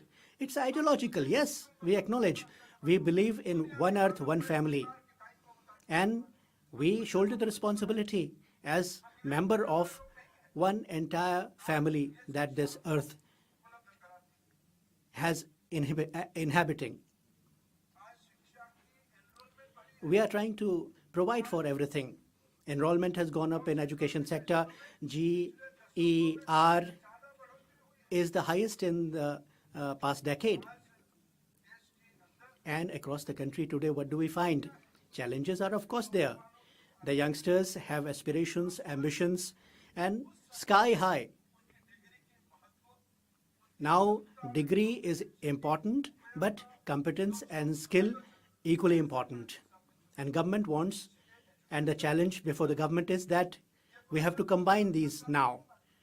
Earlier governments did not focus upon that. Now, we have to put in place a roadmap, and we have to keep the youngsters in focus at the center of the policy. And research was discussed a lot. Research funding has been depleted, deducted, cut has been imposed, and all that. All that was highlighted. Sir, if I go on, I'll enumerate 2-3 things. 2015, 2022. In 2015, let me tell you, research publication were 1,45,000 they were numbering. In 2022, 2,73,000 is the number. This is our achievement. Engineering specific research, 165% increase therein has been registered. So we are having more patents and startup ecosystem we have, and we are the third in the world. It's not for nothing. There has been some policy implemented, and this is the result. Patent filing, 93% growth therein. In 2014, 42,763 patents were there. In 2023, 82,881 patents have been filed. Global Innovation Index ranking. In 2014, we were 76th. And today, we have the rank of 39th position there in that index that we are holding.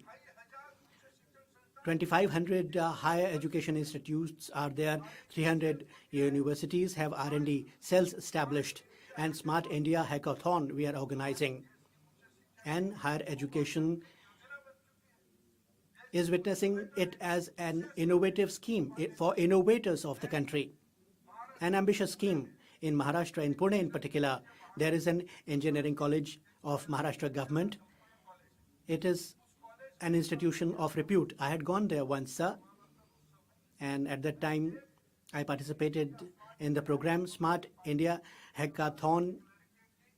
Participant I saw, an innovation I saw of that boy. He did not speak English, and Hindi also was a problem for him. He was speaking only Marathi. And what did he invent? Innovation was about human body laser holding. How laser will do things to human body. Technology he innovated, and health department has recognized it. And boy was asked about his income, 1.5 crore business 1.5 years ago, and today it might have gone sky high. It is not happening because of language related issues or monopoly of languages. Innovation happens only when the mother tongue is used for medium of instruction, and also some other languages also are possible as optional courses. Then this is happening. NEP had important recommendations. Committees have been formed, 50,000 crore rupee long-term program funded with this money, one land, one subscription. We are talking about one library, one subscription used to be there. Government of India used to spend. Now we are trying to collaborate among libraries, and one subscription we are going in for. There was a joke being cracked, and it was being mocked at.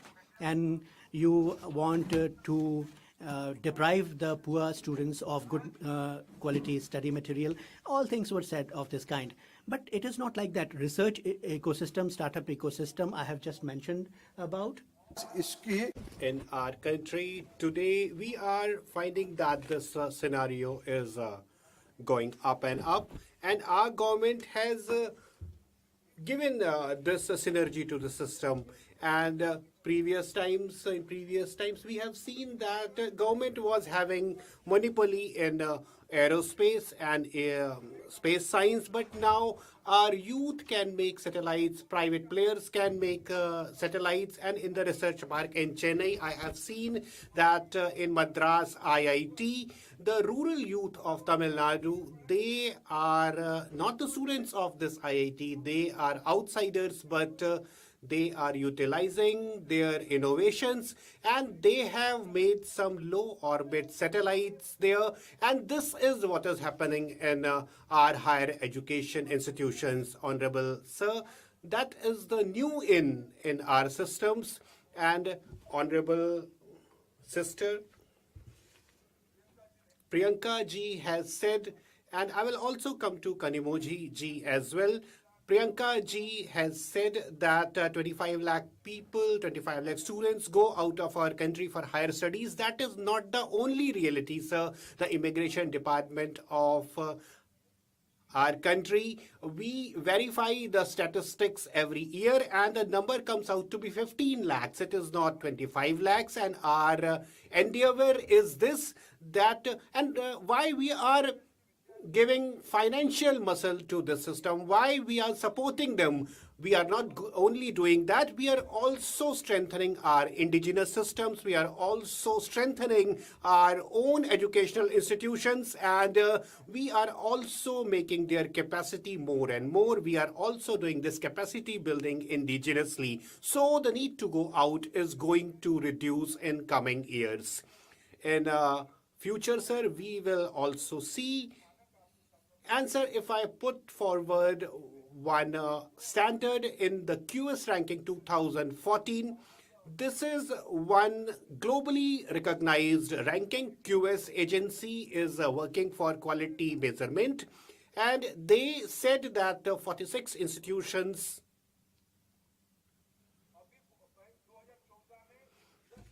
Sir, the number was 10 in 2014. The number was 10 in 2014, and the number has gone up to 46 as of now. The PhD enrollment in our country in 14-15, the enrollment was 1,70,000. I repeat, 1,70,000. It has reached to 2,33,000 as of now. I have also touched upon subject of patents.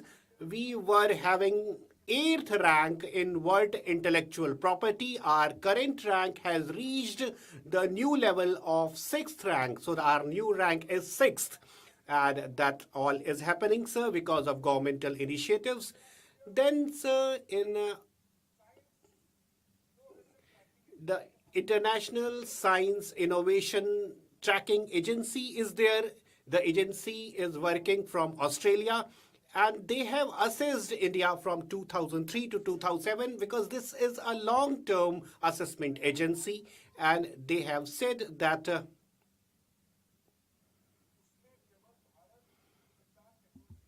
previously India was working in 4 technologies. Now there are 64 critical areas, 64 technologies are there where technological initiatives are being made, and India is on very high rank. India is among the top 5 countries out of those total 46 countries, and we are working in all technologies: advanced manufacturing technologies, biotechnology, gene technology, vaccine technology, energy and environment. We are working in all scientific zones, sir. So, sir, I am trying to describe here that our country is going tremendously in all the areas of education and human resource development. And sir, I will also like to touch upon some other topics which honorable members have referred here. Honorable Digvijay Singh ji said, and he said that He asked about the accessibility of various institutions. He asked about the reach the government is making, and I have also touched upon that issue. Honorable Priyanka ji also made a question on that regard. And sir, our performance this year, we go for a survey every 2 years. This is one neutral body, sir, and we are also seen, the government is seen in a non-partisan way by these assessment agencies. Then, sir, reading power and arithmetical ability of class 2 students and of the students thereafter and of the higher classes, the situation was precarious in previous years, and the situation was not good in previous times. And now, sir, 20.9% was the achievement level in previous times. In 2022 times, in that time frame, sir, the achievement level dropped because of pandemic effect. Now, sir, it has reached to new height. It is now 23.4. It has increased. So instead of decreasing, it has increased. And for class 5th, it was 44% in 2018. It became 38.5 in Corona times. Now, sir, it has again increased and it has reached to the level of 44 to 45%, sir. In the same vein, sir, the performance in arithmetics and mathematics has gone up. Instead of previous 26%, it has reached to the new level of 34%. In class 2nd and class 3rd, sir, previously it was 25.6 and now it has reached to the level of 35%. So, sir, levels are increasing. Then, sir, the government schooling system and the private schooling system are parallelly working in our country. And in NEP, people many a times ask that what is the meaning of NEP? Then, sir, the very purpose, the very meaning of NEP is that the students of our country should have a gradual increase in their language proficiency, in their arithmetical proficiency. And so we are implementing all these demands, all these expectations on the ground. So, sir, we have to deliver collectively and we are doing that, sir. Then, sir, one subject was touched that the communalism smacks everywhere in curricula, in other things. It was accused by some of the opposition members, and one example was also cited that some of the incidents of Mahatma Gandhi's assassinations have been eradicated, have been removed from school curricula.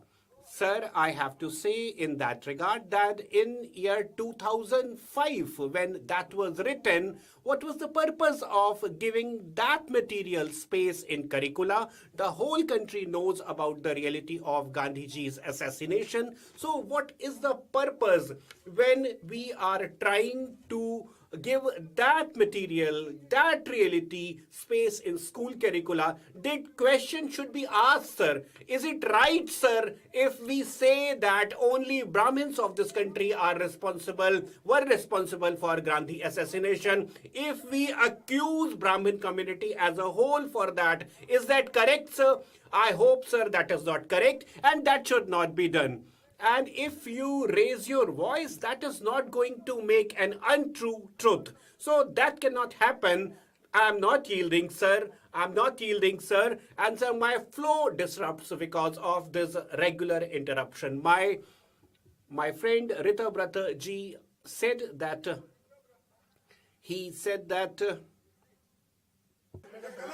Rita Brata ji is my friend, and he said, sir, that I'm saying we will look into it. We will examine that. We will look into that. You said that. Yeah, exactly you. It was you who said that.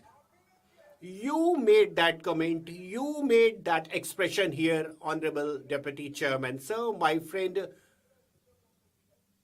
Rita Brata ji, and I can understand his dilemma. I can understand his mental disposition. And because, sir, he has reached to right-wing politics from left-wing politics. And, sir, this sort of transformation has happened in his politics. So he said that sometimes he remains, Ritabrataji said that he remains in some sort of hallucination. Okay, and I can understand that, sir. Then, sir, it was also accused by him that some of the mass movements which were waged in this country, those incidents, those movements have not been given a place in school curricula. Sir, the very movements who are challenging the might of the government, the movements who are challenging the very sovereignty of the nation, how can we recognize them, sir? We need not to recognize them. We need not to give them space. We need not to give them any importance in school curricula. And sir, we have done exactly that. So, sir, I will answer every question which has been raised here. Sir, Deputy Chairman, sir, nothing has been deleted from anything.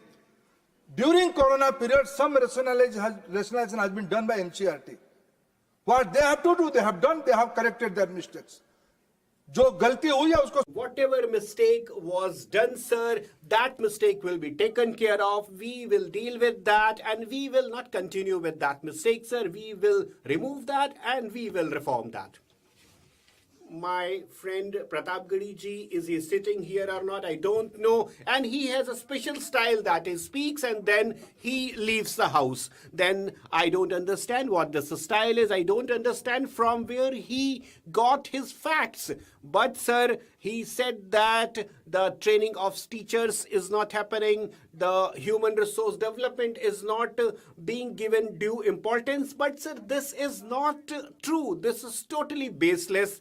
And all the platforms of the state governments are having these facts available over there. And this can anytime be checked. So, sir, 88.2% is the capacity and the upper primary is 89%, 90.7% in thereafter. So, sir, everywhere the trained teachers are available in the system. And, sir, I endorse what Sudha Murthy ji has said. And, sir, in last 3 years, continuous training of 3 years, as she has suggested, those type of training systems should prevail in the country. Diet system should be further emboldened. And this training apparatus for the teacher training should be given more strength. More muscle should be given to it, sir. Then, sir, Honorable Digvijay Singh ji said that in our country, sir, education is in concurrent list and the teacher's training is a subject which he touched upon. Then, sir, Kendriya Vidyalaya system and the other school system from 4 years to 14 years of the age, 19,000,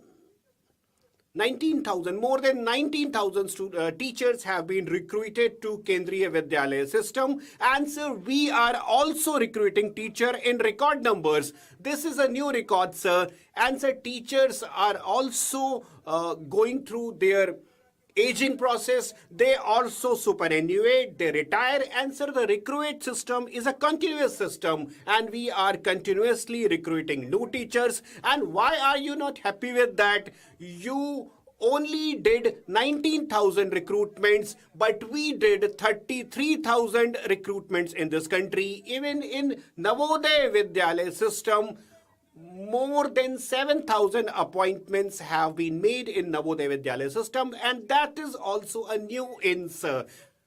Then, sir, the teacher appointment in higher education system, various remarks have been made here, various things have been said here, sir. I will only like to say that in higher education system in 2014, 37% the sanctioned posts were there, and the sanctioned posts were there, but the 57% SC, 63% ST, and 63% OBC posts were vacant in 2014. This was their performance in 2014, sir. Manoj Jha ji has left the house. He has left the house after seeking permission. So please bear that in mind. Sir, Manoj Jha ji said that this remark is being given in all recruitment drives, that none is found suitable when the recruitment is for reserve post. So, sir, many a times previously for higher education institutions, we are having a constitution as a guiding principle of the nations. Interviews were happening, recruitment drives were happening, and many a times none found suitable was the standard remark which was given when the recruitment drive was going on for reserved posts. So, sir, we have discontinued that practice, but that practice was prevailing just after independence up to 2014, and even after Mandal Commission, when OBCs were given reservation, none found suitable was a very common remark which was always given whenever recruitment drive was there for reserved category. But sir, we have discontinued that tradition, and in 2019, sir,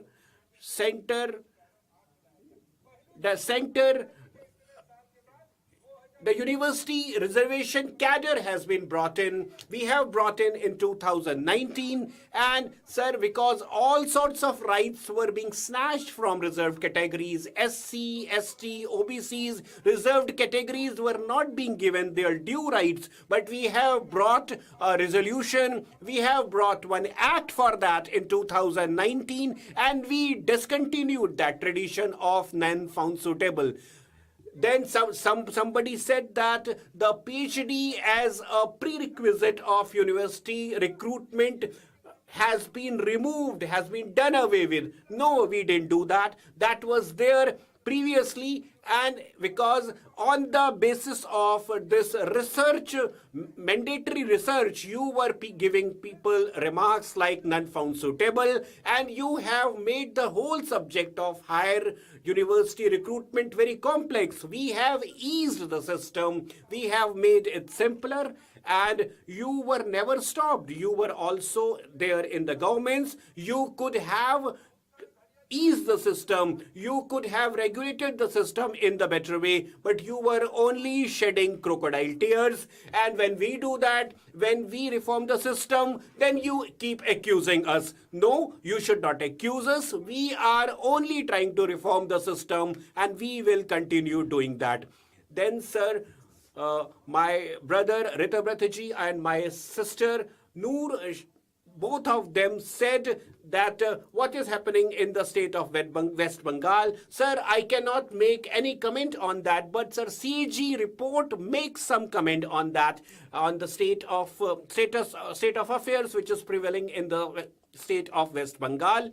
And sir, the PM portion money which is lying there in West Bengal, because that money is sent from the central government, and that money in West Bengal, the party which is in power in West Bengal, that money is being utilized for compensation of some inter-party politics, and they are giving compensation to their own party functionaries from that PM Poshan Nidhi. And we, sir, we were not ready to even agree to the CAG report, and we got a special audit done in that regard. And then, sir, we are also going for a CBI inquiry into that matter. And if the poor people's money is spent on intra-party politics, on some minor political objectives, if that money is spent, then, sir, we will have to look into the matter. And, sir, we will go for a full investigation of all that scenario which is prevailing in state of West Bengal. So whatever you have said, that is not true. Where is your education minister? Who is the education minister there in West Bengal? And sir, what is happening in West Bengal, sir? And sir, I also belong to old Bengal presidency. And sir, Bengal was the land of Devi Saraswati, deity Saraswati. Bengal was the land of wisdom. Bengal was the land of knowledge, sir. But sir, what is happening in West Bengal is totally contrast to that. And sir, the situation which is prevailing in West Bengal is thoroughly shameful. ये विषय में sir, ये विषय कुछ सच भी ना Sir, some truths are really bitter. We'll have to face the truth. In the democracy, if you say something, you will have to listen as well. You will have to have the courage to listen. This is the situation prevailing in Bengal. Just now, my friend John Britas, he is a very good friend of mine, and he is a very honorable member of the house, and he always advocates about Kerala. I would also like to advocate about Kerala. We do not have any discrimination with that, and he knows about me, I know about him, and whether the honorable member Thambi Duraiji was saying that the dispute regarding the university vice chancellor and the teaching standard that has cropped up, whether it happened recently, the draft of the reforms that has been put in the public domain by the UGC, whether it came just now, it was there before the independence, after the independence, and in 2010 also, during your regime also it happened. Thambi Duraiji rightly reminded whose government was there, and back then who created a preface to it, and if you give the suggestions, maybe we can go ahead with that. We can all sit together and do something about it. John Britas ji, if should we appoint the political people in the universities, those who are influenced by the politics? You are a very learned member, and in Odia there is one saying. In Odia, it is said that we cannot give any answers to elderly people, to knowledgeable people, and he is a very tall leader in the country. What should I say? I sought the permission from John Britas earlier only. I'm not saying that. I am respecting him, and What is the commitment of this government on Kerala? Sir, Abhi, sir, there is a National Book Trust, is a very prestigious publication house of Government of India's Education Ministry. Recently, NBT has printed a book, published a book, written by Captain Liti Chako. She's a professor from St. Joseph College, Iringala, Kanda. Right? My pronunciation is right? How I impress Deputy Chairman, sir? In one of the program, I made few sisters from a church. They came to see me. They say, sir, we have a center of ancient civilizational studies. We have some ancient documents. Can you help us to publish this as a book? Then I advise NBT, you see, can you do something? Can you help them? In February only, I got an opportunity to dedicate that book. That book is on whom? Published by a Christian organization of Kerala and written by Captain Liti Chako. Might be a Christian lady. I don't mind that also. What was the topic? Topic they have selected. I have not selected. I have not suggested. What is the topic? Life and contribution of Samagra Madhava. Who is Madhava? Madhava is a mathematician of 14th century of Kerala. The research work the Pandulipi has developed and scientifically preserved by a Christian body. This is my understanding of minority institution. This is not an issue of appeasement. This is of my understanding of Kerala. We never discriminate anybody. We are open to everybody.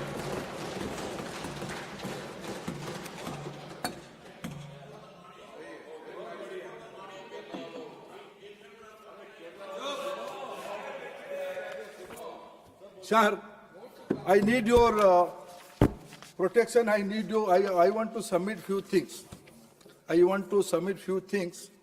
Since last 2 days in Lok Sabha and also today, here and in Tamil Nadu, certain things are going on.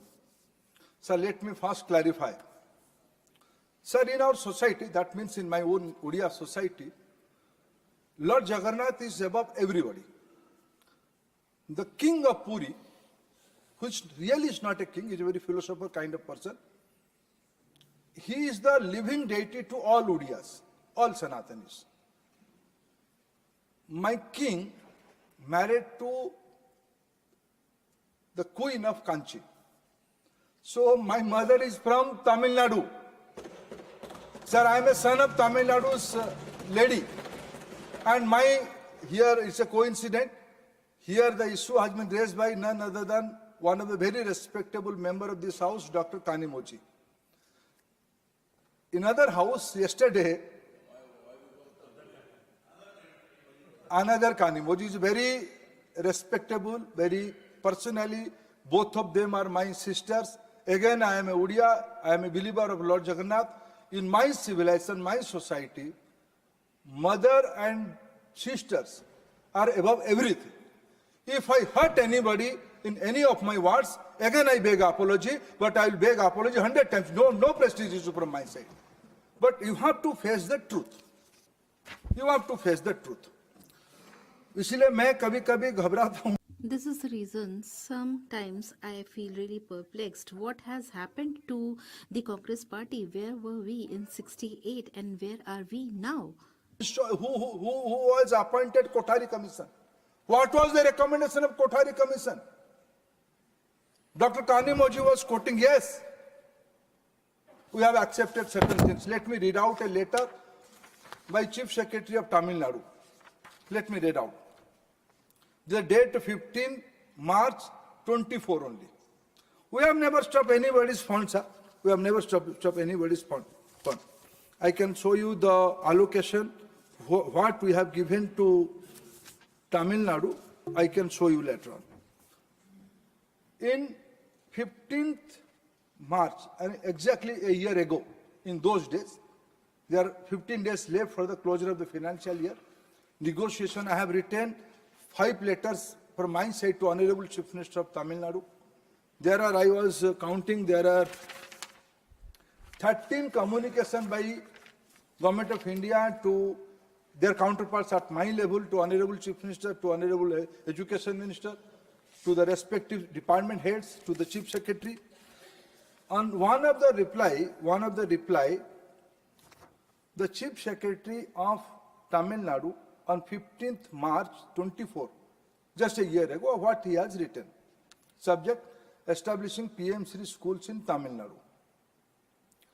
The state of Tamil Nadu has always been committed to provide enhanced quality education in its students by implementing many impactful initiatives in school education sector. I also appreciate. In one of my latest letters, how do I see Tamil Nadu? I agree. I agree with some of the argument put forth by Tamil Nadu. What is Tamil Nadu? I don't have any confusion. At least this government has never confusion to portray what is Tamil Nadu. Sir, yes, Sarkar. Sir, this government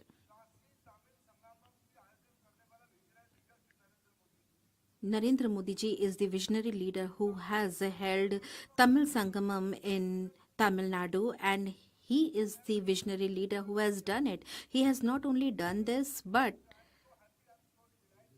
listen, Dr. Kanimoji, when she quoted Tirukkural on education, I am grateful to you, Dr. Kanimoji. You have rightly enlightened this house by mentioning Tirukkural. What is our commitment to Tirukkural? Prime Minister Modi has given instruction to all of us. Translate Tirukkural to different Indian language, different foreign language. Prime Minister Modi inside country and outside country. Many times he has mentioned Tamil language is the ancient language of human civilization. That we believe. I personally committed to my Prime Minister's vision. This is our commitment to Tamil language. Tamil language is nobody's monopoly. Nobody can teach us lesson how to behave with women. Those who have, what they have done to the great leader Jayalalitha in the floor of the House of Tamil Nadu, history has never forget that. They cannot teach us lesson. They cannot teach us lesson. Yes. They should have patience to listen that. What they have done to the great leader Jayalalitha in the floor of the House of Tamil Nadu.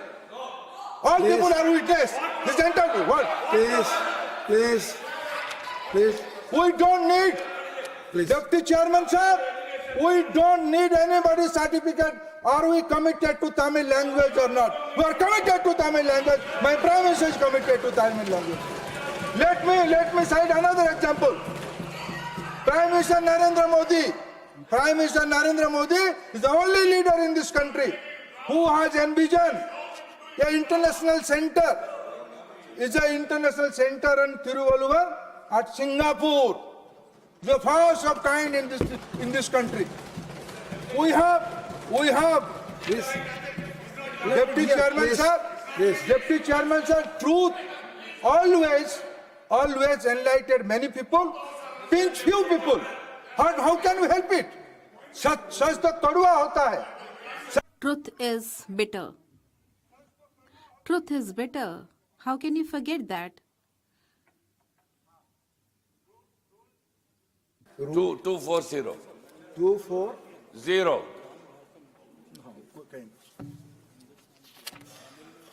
140. 240. 240. Yes. Chairman, after having called the Intercity. Yes, I got it.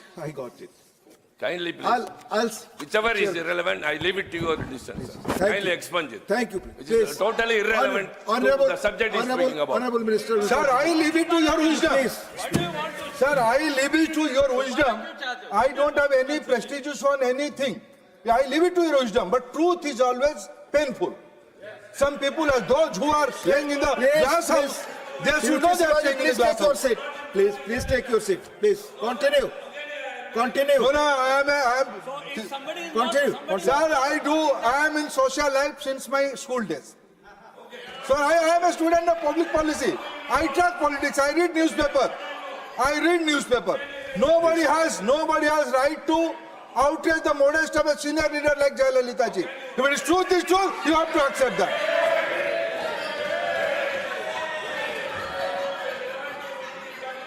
John Bitas, you are from Kerala, district. Please take your seat, John Bitas. Please take it.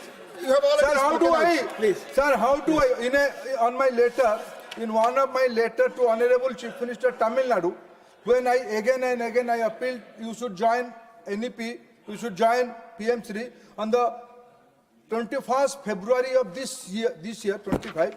How do I portray Tamil Nadu? What is my feeling? What is my understanding of Tamil Nadu? And the para 8 of my letter I have written, Tamil Nadu has always been torchbearer of social and educational progress, pioneering some of the most transformative reforms in India. That I believe, that my government believes. It has been at the forefront of movement that have shaped modern education, uplifted marginalized communities and fostered an inclusive learning environment. This is our understanding of Tamil Nadu. This is my commitment.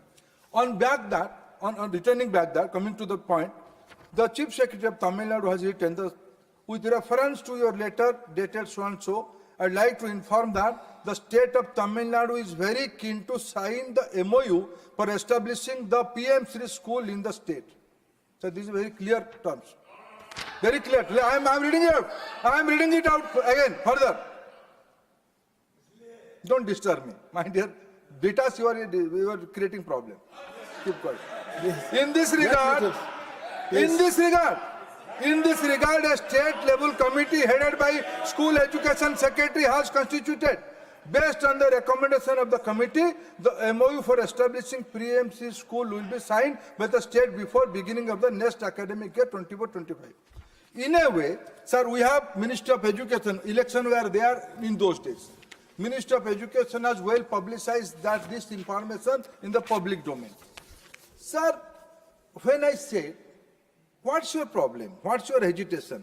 What's your 63 three-language formula is something different. If I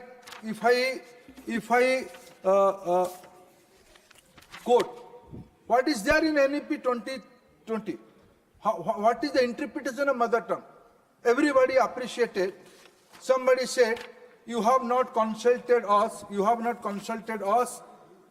during it was never discussed in the parliament.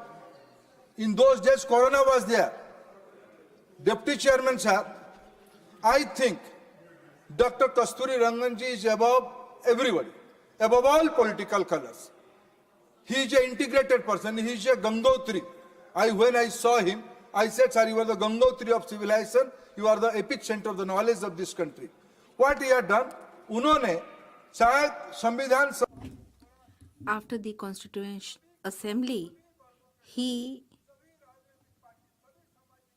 discussed this with all the sections, all the political parties, all the states, all the stakeholders, and on the basis of a comprehensive consultation, he formed the NEP, and 2020 was formed. It has been said that the language which a boy or a girl speaks or listens, if he reads and writes in the same language, it will enhance his or her critical thinking, his or her innovation capacity, his or her rootedness. And this is the reason it has been called the first language. And the second language has been defined as Literacy is first attained, preferably the familiar language of the students. It should be the language most familiar to the students, often mother tongue or home language. Yes, sir, R1, ये पहला language. This is the R1, first language. Language including English. Any other language including English. Any other third language, R3. Any other language that is not R1 or R2. Sir, nowhere it is Hindi or Sanskrit. With utmost responsibility in the floor of the House, I can inform this country, in NEP, none of the language has been imposed on anybody. This is an open thing. And those who are saying, I respect that sentiment. Personally, I respect the cultural sensitivity of every part of the country. It has to be respected. But things have to be changed. When we're talking about, just Sudha Murthy ji was speaking. After her speech, she came to bless me. I asked her, Amma, how many languages you know? She said, by birth she is a Kannada. By profession she learned English. By practice she learned Sanskrit, Hindi, also Odia, also Marathi, also Telugu. What is wrong in that? Who is imposing on Sudha Murthy ji, you must learn this language? Nobody is imposing anything on anyone. This is a democratic society. And order of the time is you have to be multilingualism. I want to... Please. Sir, let me. Please, let him speak. Please. Honorable Minister will speak. Please. Sir, let me, one of the leaders, senior leader of our country, the Chief Minister of Andhra Pradesh, Sri Chandrababu Naidu ji. What is his view on this language? Why restrict to just 3 languages? We are talking about 2 languages, 3 languages. He is saying, Mr. Babu is a very futuristic and progressive person. His statement, why restrict to just 3 languages? We will promote as many as languages as possible. In Andhra, we have a plan to promote over 10 languages, including global language as part of the academic programs. Sir, ये आने वाले दिनों में. Sir, in the days to come, Chandra Babu ji says that he will be teaching 5 foreign languages, and no state is stopped to do that. Today we are having the education on a global level, and a person who is conversant with technology, they do not know English. Japan knows it mandatorily, and Israel knows Hebrew. And if the youth of my country learn 5 global languages, I would not stop them. I should not have any objection to that. I always give preference to the cultural sensitivity of each and every state. I can understand the pain of the DMK members, and some people cheated them back in the days, and they are reminded of that even today. They are talking about the 3-language formula, and we have formed it keeping in view the need of the world. And in the times to come, this will be done, and nobody can impose anything on anybody. I would like to place certain facts before you, sir. Those who are putting this argument will have only 2 languages. I will give 3 examples. In Tamil Nadu, if you go by last 6 years statistics, let me put some few rare facts. In 1819, the total Tamil medium students in government school of Tamil Nadu, an aided school of Tamil Nadu, was 65.87 lakhs. And English medium students were 55.18 lakhs. That means 54% Tamil language, 45% English language. 2 languages, okay, accepted. In 23-24, what is the scenario? 46.82 lakhs Tamil language. From 65 to now it is 46. English language, nothing to say. In English language, it is 55 to 82. That means 63.4% English, 36.3% is Tamil. I am proud of Tamil language. Tamil language is ancient language of the civilization, the way as it's put forth by my Prime Minister. Agar Tamil bhasha mein, if Tamil, what is there in NEP? What is your understanding of NEP? What is your opposition to NEP? NEP is advocating up to class 5 in Tamil Nadu, the medium of instruction should be Tamil. This is in NEP. Therefore, in the 4th century, sir, I was the witness of the historic function when this new building was been found, the foundation stone was given of this building. You are there, part of that program. Prime Minister quoted, India is the mother of democracy. Bharat Prajatantra ki janani hai.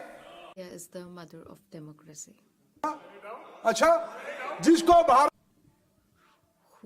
One who is not proud of the history of India, then what can be done?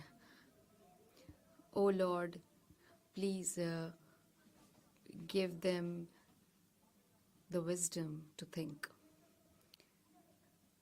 Buradeshwar is there because the fundamental understanding of Tamil language, because it's ancient language of the civilization.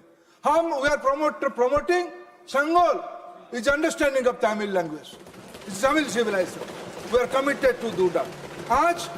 Today, what is the scenario? Gradually, the colonial, I am not against of English. Those students has to go to international market, they must learn and understand English. We have to compete globally. But for research, for critical understanding, mother tongue is the primary. That is the primary precondition of national education policy. Up to 5th, mother tongue oriented education is must. In Tamil Nadu it is Tamil, in Andhra it is Telugu, in Odisha it is Odia, in Madhya Pradesh it is Hindi. And up to 8, it is preferably. Then after 8, it is up to the choice of the student. Sir, there are how many, what is the original, I felt, simply sir, I failed to understand. I am not yet authenticated, I am not so sure about the fact, but it's a tentative right fact. In Tamil Nadu, those who are advocating only 2 language formula, in their own government school, the Tamil language is declining. The colonial language is increasing. This is an alarming thing. No more Buradeshwar. No more. Nobody is throwing upon you. Don't create fear psychosis. Don't be fear psychosis. Don't be fear. Don't create fear psychosis. Don't create fear psychosis. Sir, okay. Okay, sir. Please. They have. Please. They have, sir, they have their reservation, okay. But what is the fact? Sir, what is the fact? In Tamil Nadu, there are 1,500 minority schools run by government aided and private. In those 900 schools, around 1,500 schools, in 900 schools, Telugu is a language, 3 language formula. Urdu is in 350 schools, 3 language formula. And in rest schools, other Kannada, Malayalam, all languages are there. Please, let him. Don't know about Uttar Pradesh. It shall not go on record. Tamil Nadu, sir, in Tamil Nadu there is a much appreciation. Sir, I met a girl. Sir, I met a girl at Kharagpur Research Park. She's a young girl from Transport Nagar of Tamil Nadu, that lorry point, Namakkal. I met a young promising girl, young scientist from Namakkal. Is a daughter of a small shopkeeper. She is doing research in biotechnology department in Kharagpur IIT. What she is researching? She is researching about vegan meat. She wants to be an entrepreneur. She was good at Hindi. Out of my curiosity, I asked her, Beta, you are a girl. I asked her that you are a girl from Tamil Nadu. How come you are so good at Hindi? I designed by conscious approach, I took Hindi because I want to be an entrepreneur. I want to create a business model for pan-India level. This is the new Tamil Nadu. This is the aspiration. There are 100, if I cite, there are 1460 central CBSE affiliated schools in Tamil Nadu. 1460 CBSE affiliated schools. Out of that, Tamil is taught in 11 schools. English is taught in all 60 schools. Hindi is taught in 774 schools, given permission by Tamil Nadu government. This is the fact. This is the, you may be live in your own cell. You may be live your own cell, but this is the reality in Tamil Nadu today. This is the new aspiration. You can't stop any aspirational thing for the youngsters of the country. I don't have any intention to offend any individual. As I said, all the colleagues are my respected colleagues. But the fact, what does it mean by NEP? NEP is meant for mother tongue based education. Matrubhasha adharit shiksha, pahila. Mother tongue based education. They have discussed about the skill, and people have advised that in 9th, 10th, 11th, 12th, the skill-based education should be provided, and under the new textbooks of National Education Policy, right from class 6, skill-oriented syllabus has been included. Entrepreneurship, critical thinking, rootedness, these are the features of the new education policy. I appeal to my colleague from Tamil Nadu. Let they abuse me personally. वो मेरे को कितना भी गाली गुलाज. No matter how much they say bad words about me, and today, Deputy Chairman, sir,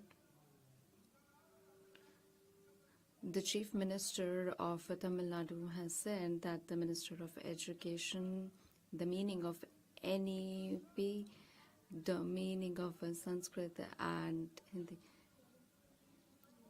Opportunity. Let him speak. Please.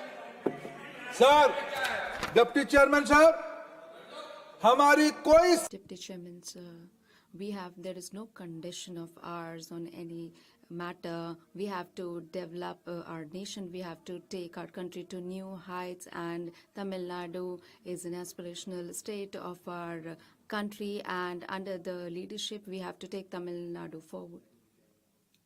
Personally, you cannot call me a fool. For all the time, be over there. You can abuse me. You can scold me. You can name me in any derogatory word. I'm ready to accept. But For heaven's sake, for God's sake, don't devour the opportunity for the youngsters of Tamil Nadu. Don't be so Semitic. Don't be so small. Please come out of the old ideas. Please come out of old ideas. We all have to come together and build a new country. Thank you, Chairman, sir. Thank you. Please quote me the rule. Rule again. Rule. One. It's already over. See, kindly. Please. 241. I said, sir. Rule, tell me rule. 241. 241, yes. I want to give a clarification. Personal explanation. 241. Sir, read this rule. Yes. Yes. Please. It's Please, there, please. but in Let me read out. Please, Let me read out. See, already the camera is only on you. Let me read out. Let me read out. Sir, a member or a minister may, with the permission of the chairman, make a personal explanation. Although there is no question before the council. I want to make a personal explanation. Sir, just read, please wait. But in this case, no debatable matter may be brought forward and no debate shall arise. It is not a debate. No. The House, you please read it complete. The House stands adjourned to meet at 11 a.m. on Wednesday, the 12th March 2025. Please.